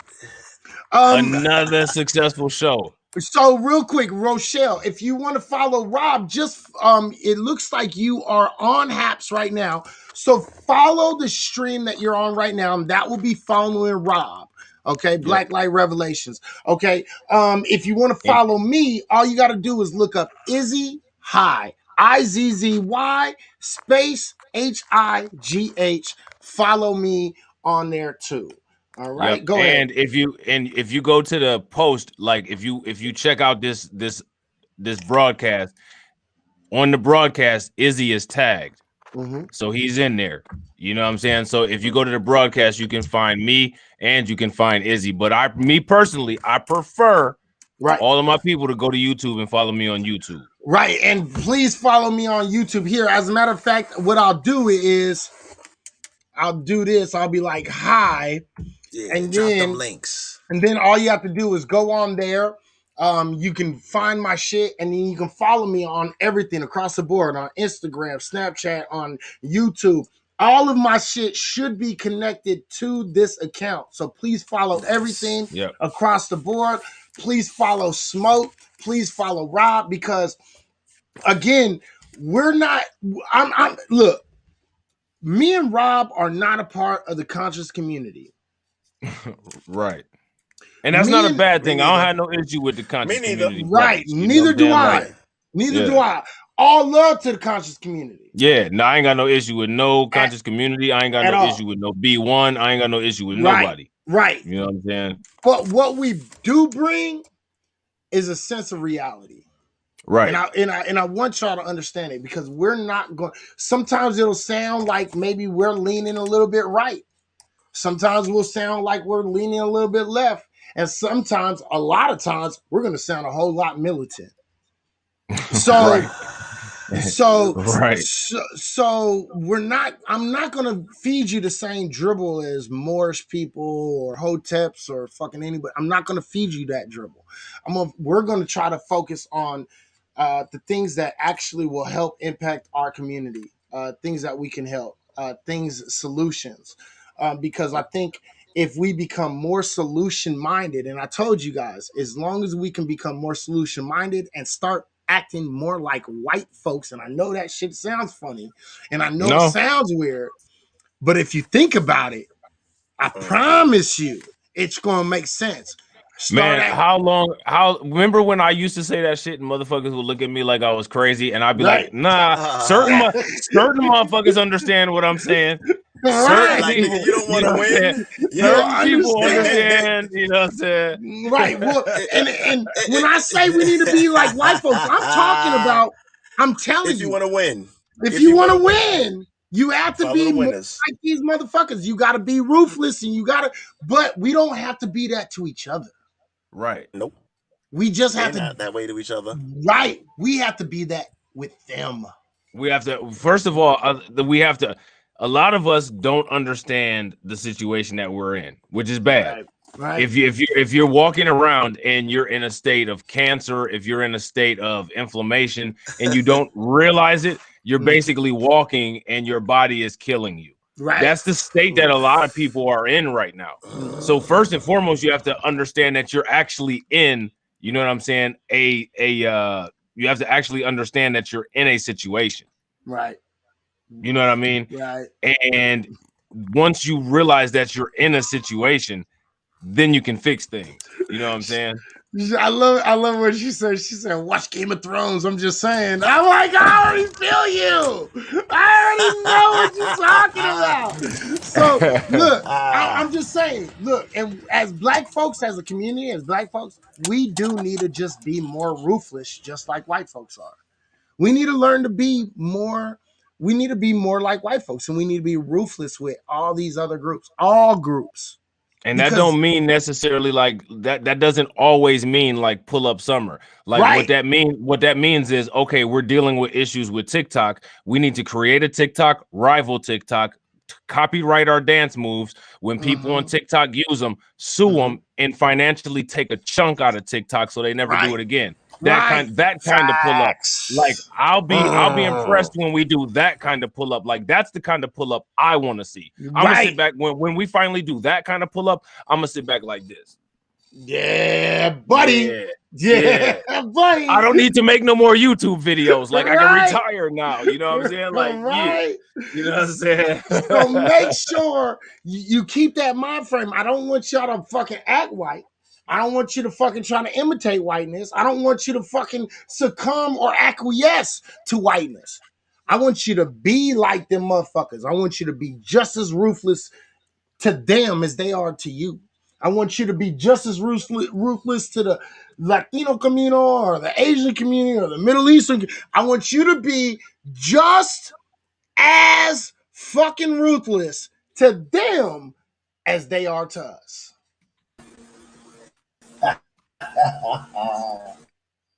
I know that sounds. I know people are like, oh, I don't know, bro. No, it's real. No, I'm like, bring it on. I can't wait.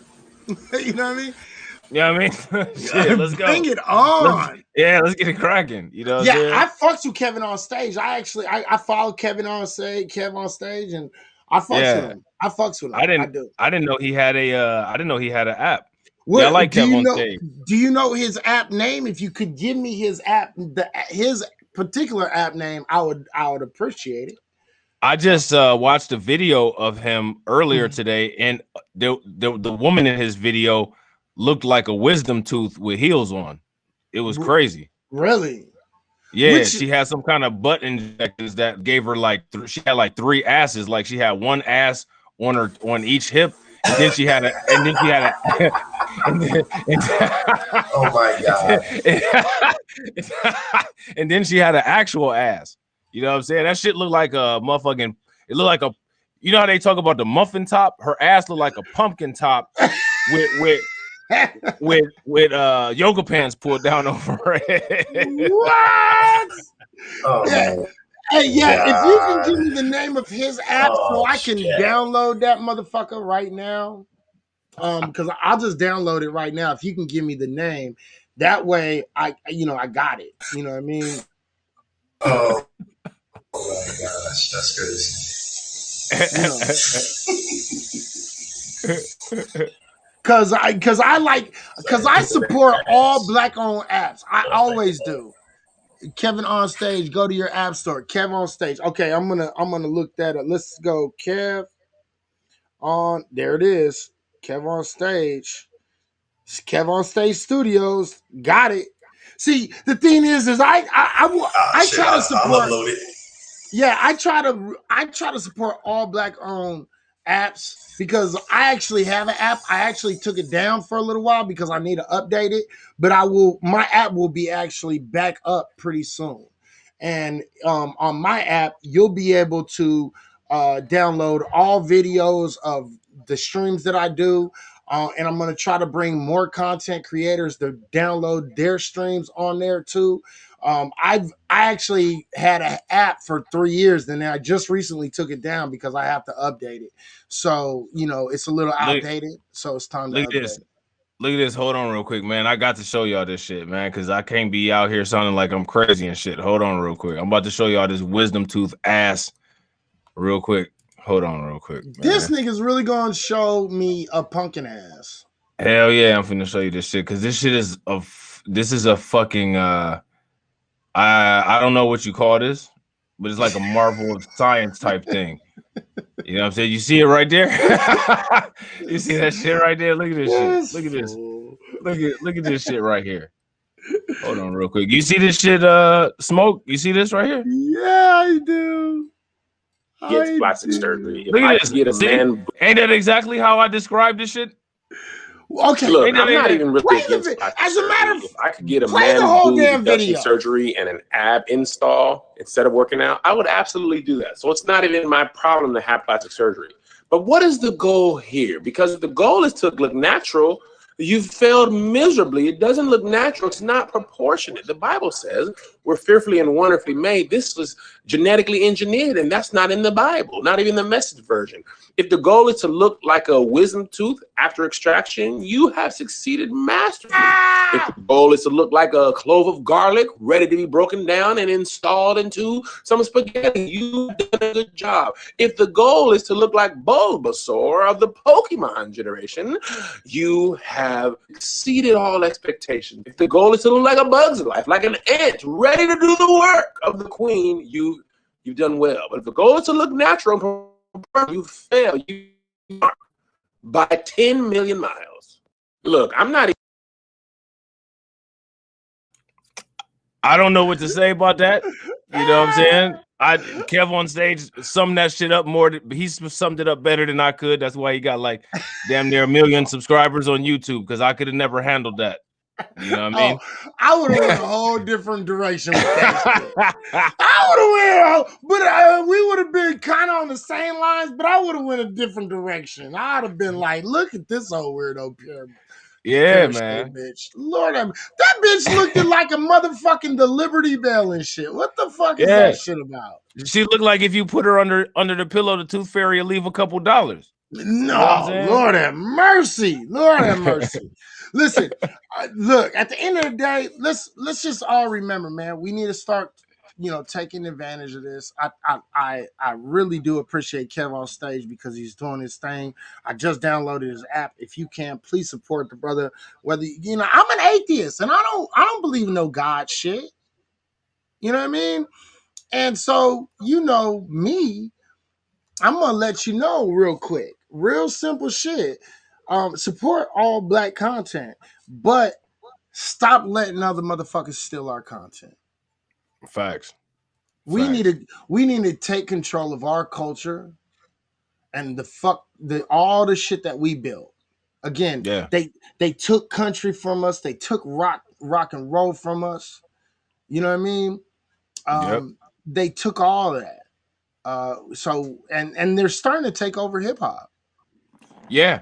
I mean, honestly, like one of the reasons why hip hop is in the state that it's in is because it's been taken over.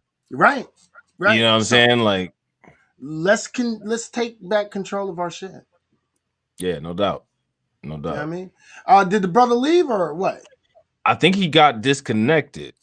Okay, then he can definitely. Hold on real quick. Why would they mute that? Yeah, well, if he's, he probably got disconnected. Remember, I think he said something like he was on the road. So no, I'm talking about Rochelle's comment. For whatever reason, it looked like somehow it got muted, but yeah, I don't know why it got muted. I don't know why. And I'm trying to globally unhide it, but it won't let me. So I just globally unhided it too. It's not letting me either. I don't know why they're doing that shit. And they just did the shit again. Right. All she said was fellas, that's a different conversation. Really? Like you gonna make that some motherfucking censor worthy shit? Like for real? Look, Haps, y'all need to do better. I put on no restriction to any of the fucking comments. So we need to fucking get that fixed. Stop fucking trying. They just hit another one. Yeah, I know. All she said was oh. That's all she said was oh. Yeah, this shit is bullshit. Stop it, Haps. Stop it. All right, man. It's about 1:30 in the morning, man. Man, we killed this. I think we did a good job, bro. I think we got it in. You know what I'm saying? This is another one for the books. You know what I'm saying? That's what I'm talking about. Hey, look, check this out, everybody. Check out. Make sure you go follow your boy Rob, Blacklight Revelations 1, 2, and 3 over there on YouTube. Make sure you follow him on here. To the brother Smoke. There we go. Here he is. He's back. Yeah, I knew he would be back. So I got fucking you know what? I got frozen when the pumpkin ass came out. My Android froze. Sorry. See, that shit messed up your damn phone. See, bro. See, fucked up the Android, man. Yeah, stop fucking with them damn Androids, man. Yeah, Android ain't the business. Hey, you know what? Check this out. Black folks need to come up with a brand new phone, and it should be called the Okra. Yeah.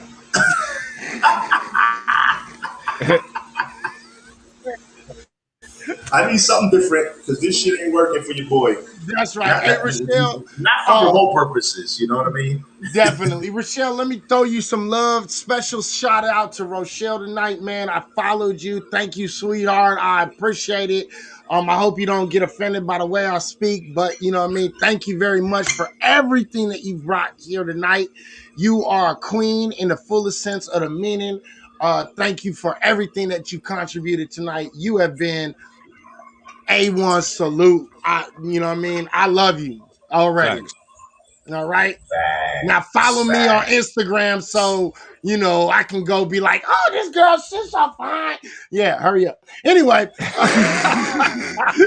All right. All right. So yeah, I want to say I think it's 1:30 in the morning. I think it's about that time. So real quick, Smoke, give us your last words on tonight's conversation and how you feel about the conversation tonight. Well, like I say, I apologize for pulling up late, fashionably late.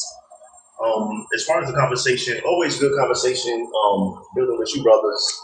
I agree with pretty much everything you guys say, as far as like some of the steps that we need to take as far as putting things in the right direction. And I really would recommend that you guys do the start the LLC live stream, the podcast, just revisit that, please, because there's probably a lot of brothers that are interested in starting the LLC. Yeah. And don't really know the proper steps to go about it. that would definitely be a big bonus. You know, as far as the other things that the conversation that went down before I got there, I can't really build too much on it because I wasn't a part of it. But thanks for having me. I'm always looking for you guys. I'm always checking for y'all.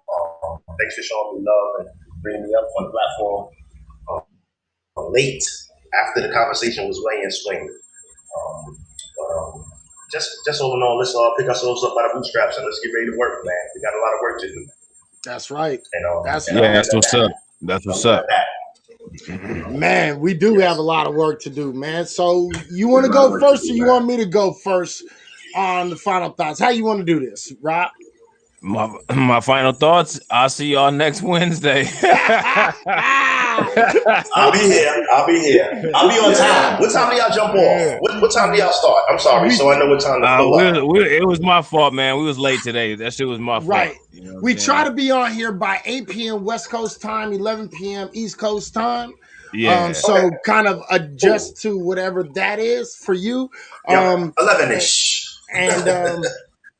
And absolutely every single Wednesday night, you got me and your boy Rob doing this Blacklight. This is a Blacklight Revelations and a Reality Check virtual radio collaboration.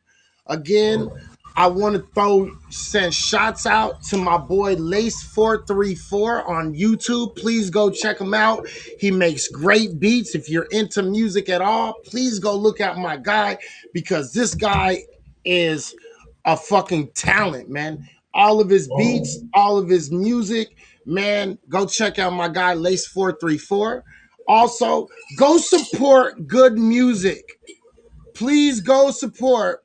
My IG is you high 420. So IZUHI. This nigga's taking a shit. Are you serious? This nigga's taking a shit.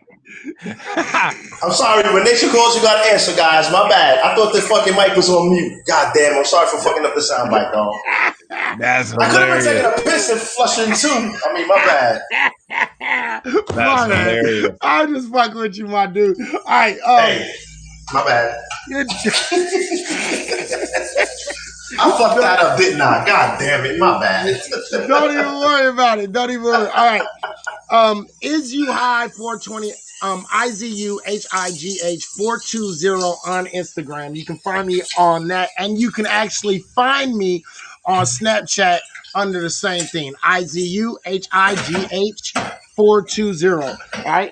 So that's the Instagram and Snapchat. All right. My last comment, and real quick, brother, can you mute real quick? Because I hear your ass. I'm sorry, all kind of shit. Hands. I'm sorry. Hey, at least I wash my hands after I shit, right? My bad. Right? I'm not, man. Look, that's better than most white folks. Look, I ain't gonna. Your ass crazy. Yo, I'm out. Thanks, fellas. My bad, man. My bad. All right, Smoke. No problem, bro. Peace. Keep it clean. Hey, I'll shit before. Oh, shit. I don't know what happened, but look, that's on me. Smoke Sunday Night Smoke podcast.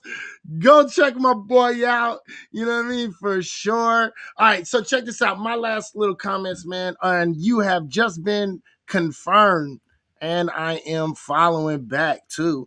So my last little comments on this is real simple.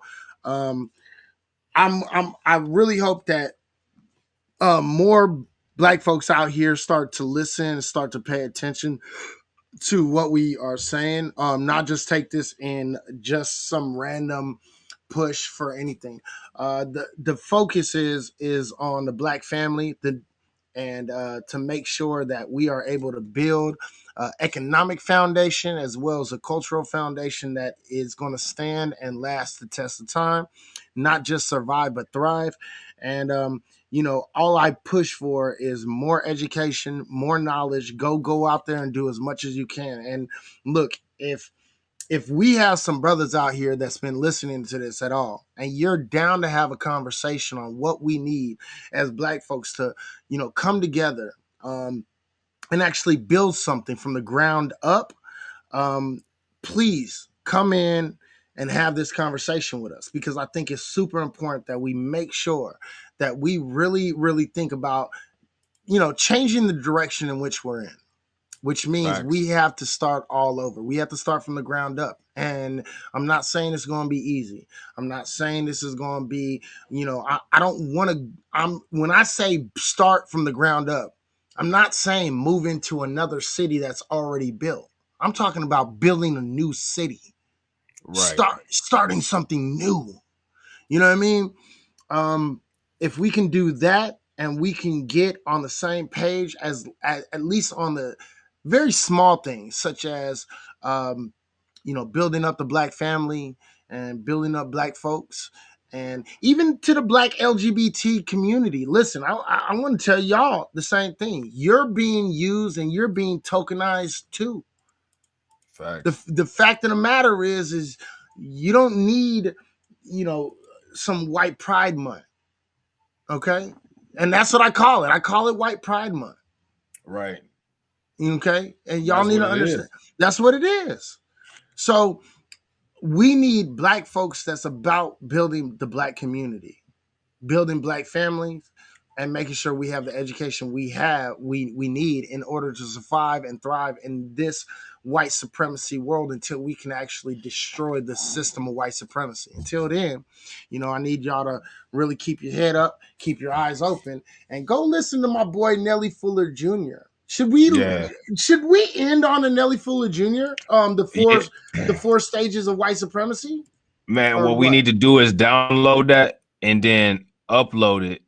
You know what I'm saying? Into that, we need to upload it into one of these little slot things on the side and play that as the intro and the outro. Like that shit would be dope. Right. See, I don't want to use it because we can't, but let's do this. I'm gonna play. Ooh, what the fuck? Why is that like that? Okay. That's really weird. I thought I had it. Actually, I know I have it up. I just have to. I have to pull it. Bang, bang, and then let's pull it up. I'll just pull it up because I didn't have it. I had it up, but for some odd reason my shit shut down.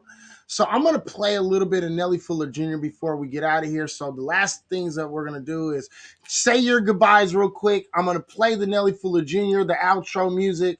But I was saying, support good music. Go fuck with my guy Sebastian Cole. Okay. If you want positive, good R&B music that's going to speak to you, go fuck with my guy, Sebastian Cole. And he's going to be on here. He's going to be on actually in a couple weeks here. Okay. And I want y'all to know that. I think I'm hoping for next week, but at the very latest, not next week, but the week afterwards. Okay. Please go support that brother because he brings out good fucking he puts out really, really, really excellent fucking music. So here it is, just for you guys to know. Here is On Our Way Out. Let's do this. Elevation of our thought, speech, and action is the way to counter the system. Nelly Fuller Jr. Abso-fucking-lutely, brother. All right. And here is Nelly Fuller Jr. I'm going to pull this up, and this is Nelly Fuller Jr. Oops. Sorry about that. I don't know why this motherfucker is giving me so many problems, but there it is, right there. Let's listen to Nelly Fuller Jr. On our way out, and we'll be done. Hey.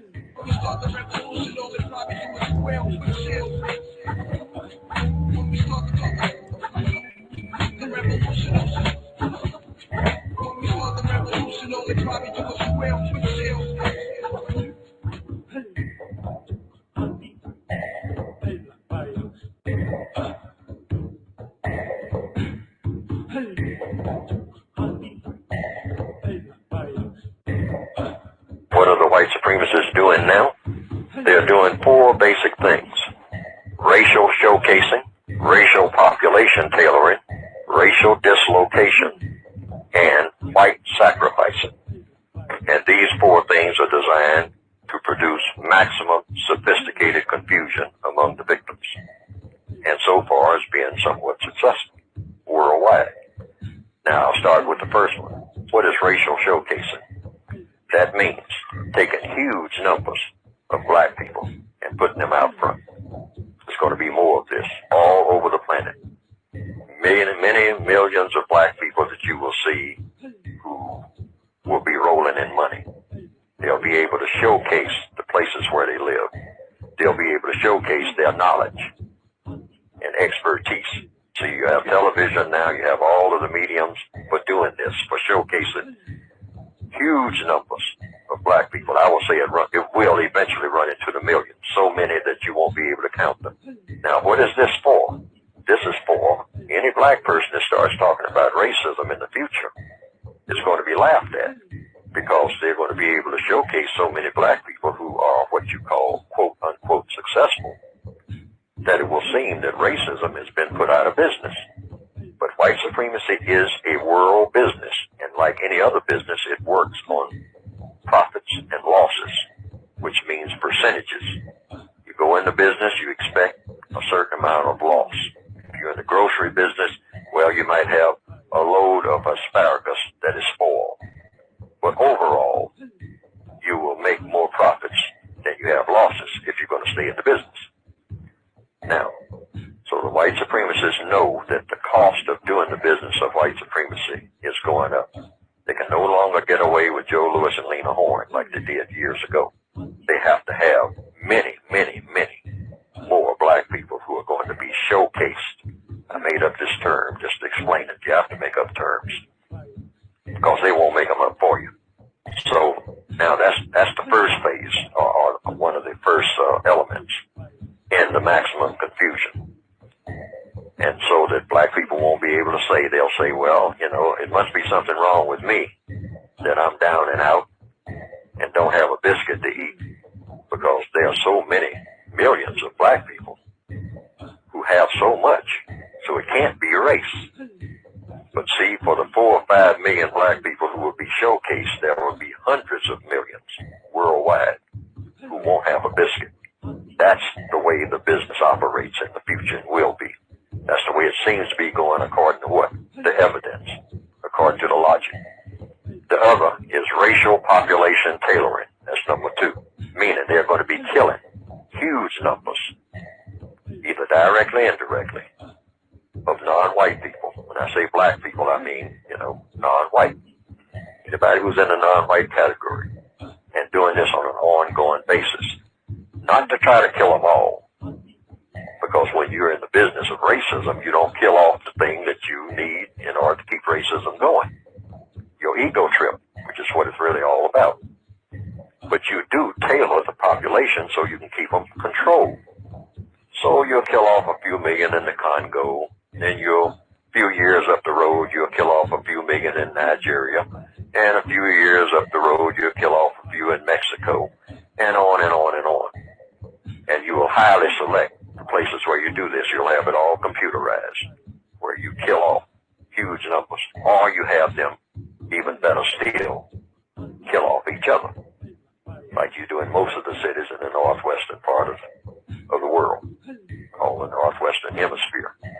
Having black people gun down each other, you know, non-white people, the brown people gunning down each other, gangs and all that other foolishness. See? And you kill them off, you know, and you just keep this going and you egg it on. And you put things in place that will see to it that it just keeps going that way. It never stops. Because that's the mentality of the people. And this is racial population tailoring. In other places where the people are reasonably sane, they don't have a tendency to kill off each other.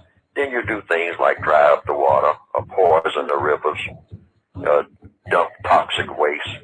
There's all kinds of ways to do that racial population tailoring. All right, then the other, number 3, is racial dislocation. Keep them moving. People who are forever on the move through eminent domain, urbanization, urbanization, urban renewal, gentrification, or here again, drying up the river. You build a dam 800 miles up, and the river seals off the water behind the dam. I mean, the dam is sealed off, the river is sealed off behind the dam. So that means that all the people down in the valley there, they don't get any water. They need water. They depend on the fishing industry. So now they have to come and work for you because there's no more water there, no more fish. And you give them minimum wage and a promise for the future as long as they look up to you. So they'll know they're completely dependent. But keep them moving. If a black person in the Northwestern Hemisphere starts getting that second generation house, then you come through and say you got to build a highway. That's the technique. Now these are things that you asked about how the white supremacists operate. These are the ways that they operate. The white sacrificing is the fourth. And this is, here again, all four of these things are for maximum sophisticated confusion among the victims. So you're not confused. You're keeping your victims confused. So you have white sacrifices, meaning it's kind of parallel to the racial showcasing. But these people in this case are white. Like in any army, any military operation, you know you're going to have some losses. So some white people are written off under the system of white supremacy. And a lot of white people are aware of this. They don't like it. But they're told that this is the cost of doing business. Just like a person who goes into the army and knows full well you might get killed. But it goes with the territory of trying to defend your bigger operation. So white sacrifices mean you'll have more and more white people on park benches, more and more white people begging on streets. They will be greatly visible. But what you won't pay attention to, because black people never pay much attention to what white people are doing, we just watch each other. See, they know that. You'll be passing millions of white people who are doing well on any city street. And for the handful of white people who have fallen through the cracks, you might say, sitting in front of the subways or begging in front of these delicatessen, for the handful that you see doing that, up under the bridge and all like that, it will give the illusion that it's not about race, that white supremacy is officially out of business. So there will be more of these white sacrifices, and they will be greatly visible. But compared to the number of white people who will be prospering, it will be very negligible worldwide. Now those are the four maximum sophisticated confusion elements.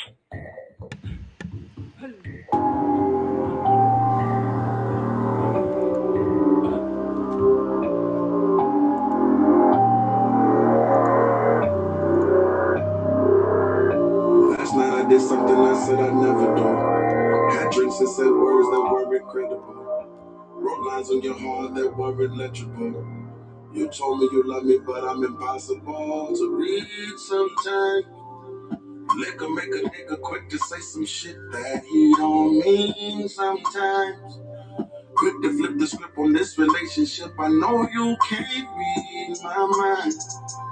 2 a.m. And I've been on the way since 10:45. And I can hardly drive. Blurry lines, yeah. Fifth nigga got a nigga speaking so mine, yeah. Blurry lines, yeah. I've been drinking, my intentions with you for the night ain't clear. 100 proof got me on the 100 with you. And it's blurry line. First call on the last call, you won't speed down because I need you. Fucked up on the last drink, I can't see straight from the reef. You know me, I get drunk a bit, it be Bible verses, then politics. I can barely speak, but I'm talking shit. Words like can't see sometimes. You be on the phone, that's sick, worried about me sometimes. Pray I'll make it home just fine. I'm outside with these blurry lines, yeah. Fifth nigga got a nigga speaking so mine, yeah. Blurry lines, And this has been a Blacklight Revelations reality check virtual radio production. All rights reserved. Have a beautiful night. Peace out, ladies and gentlemen.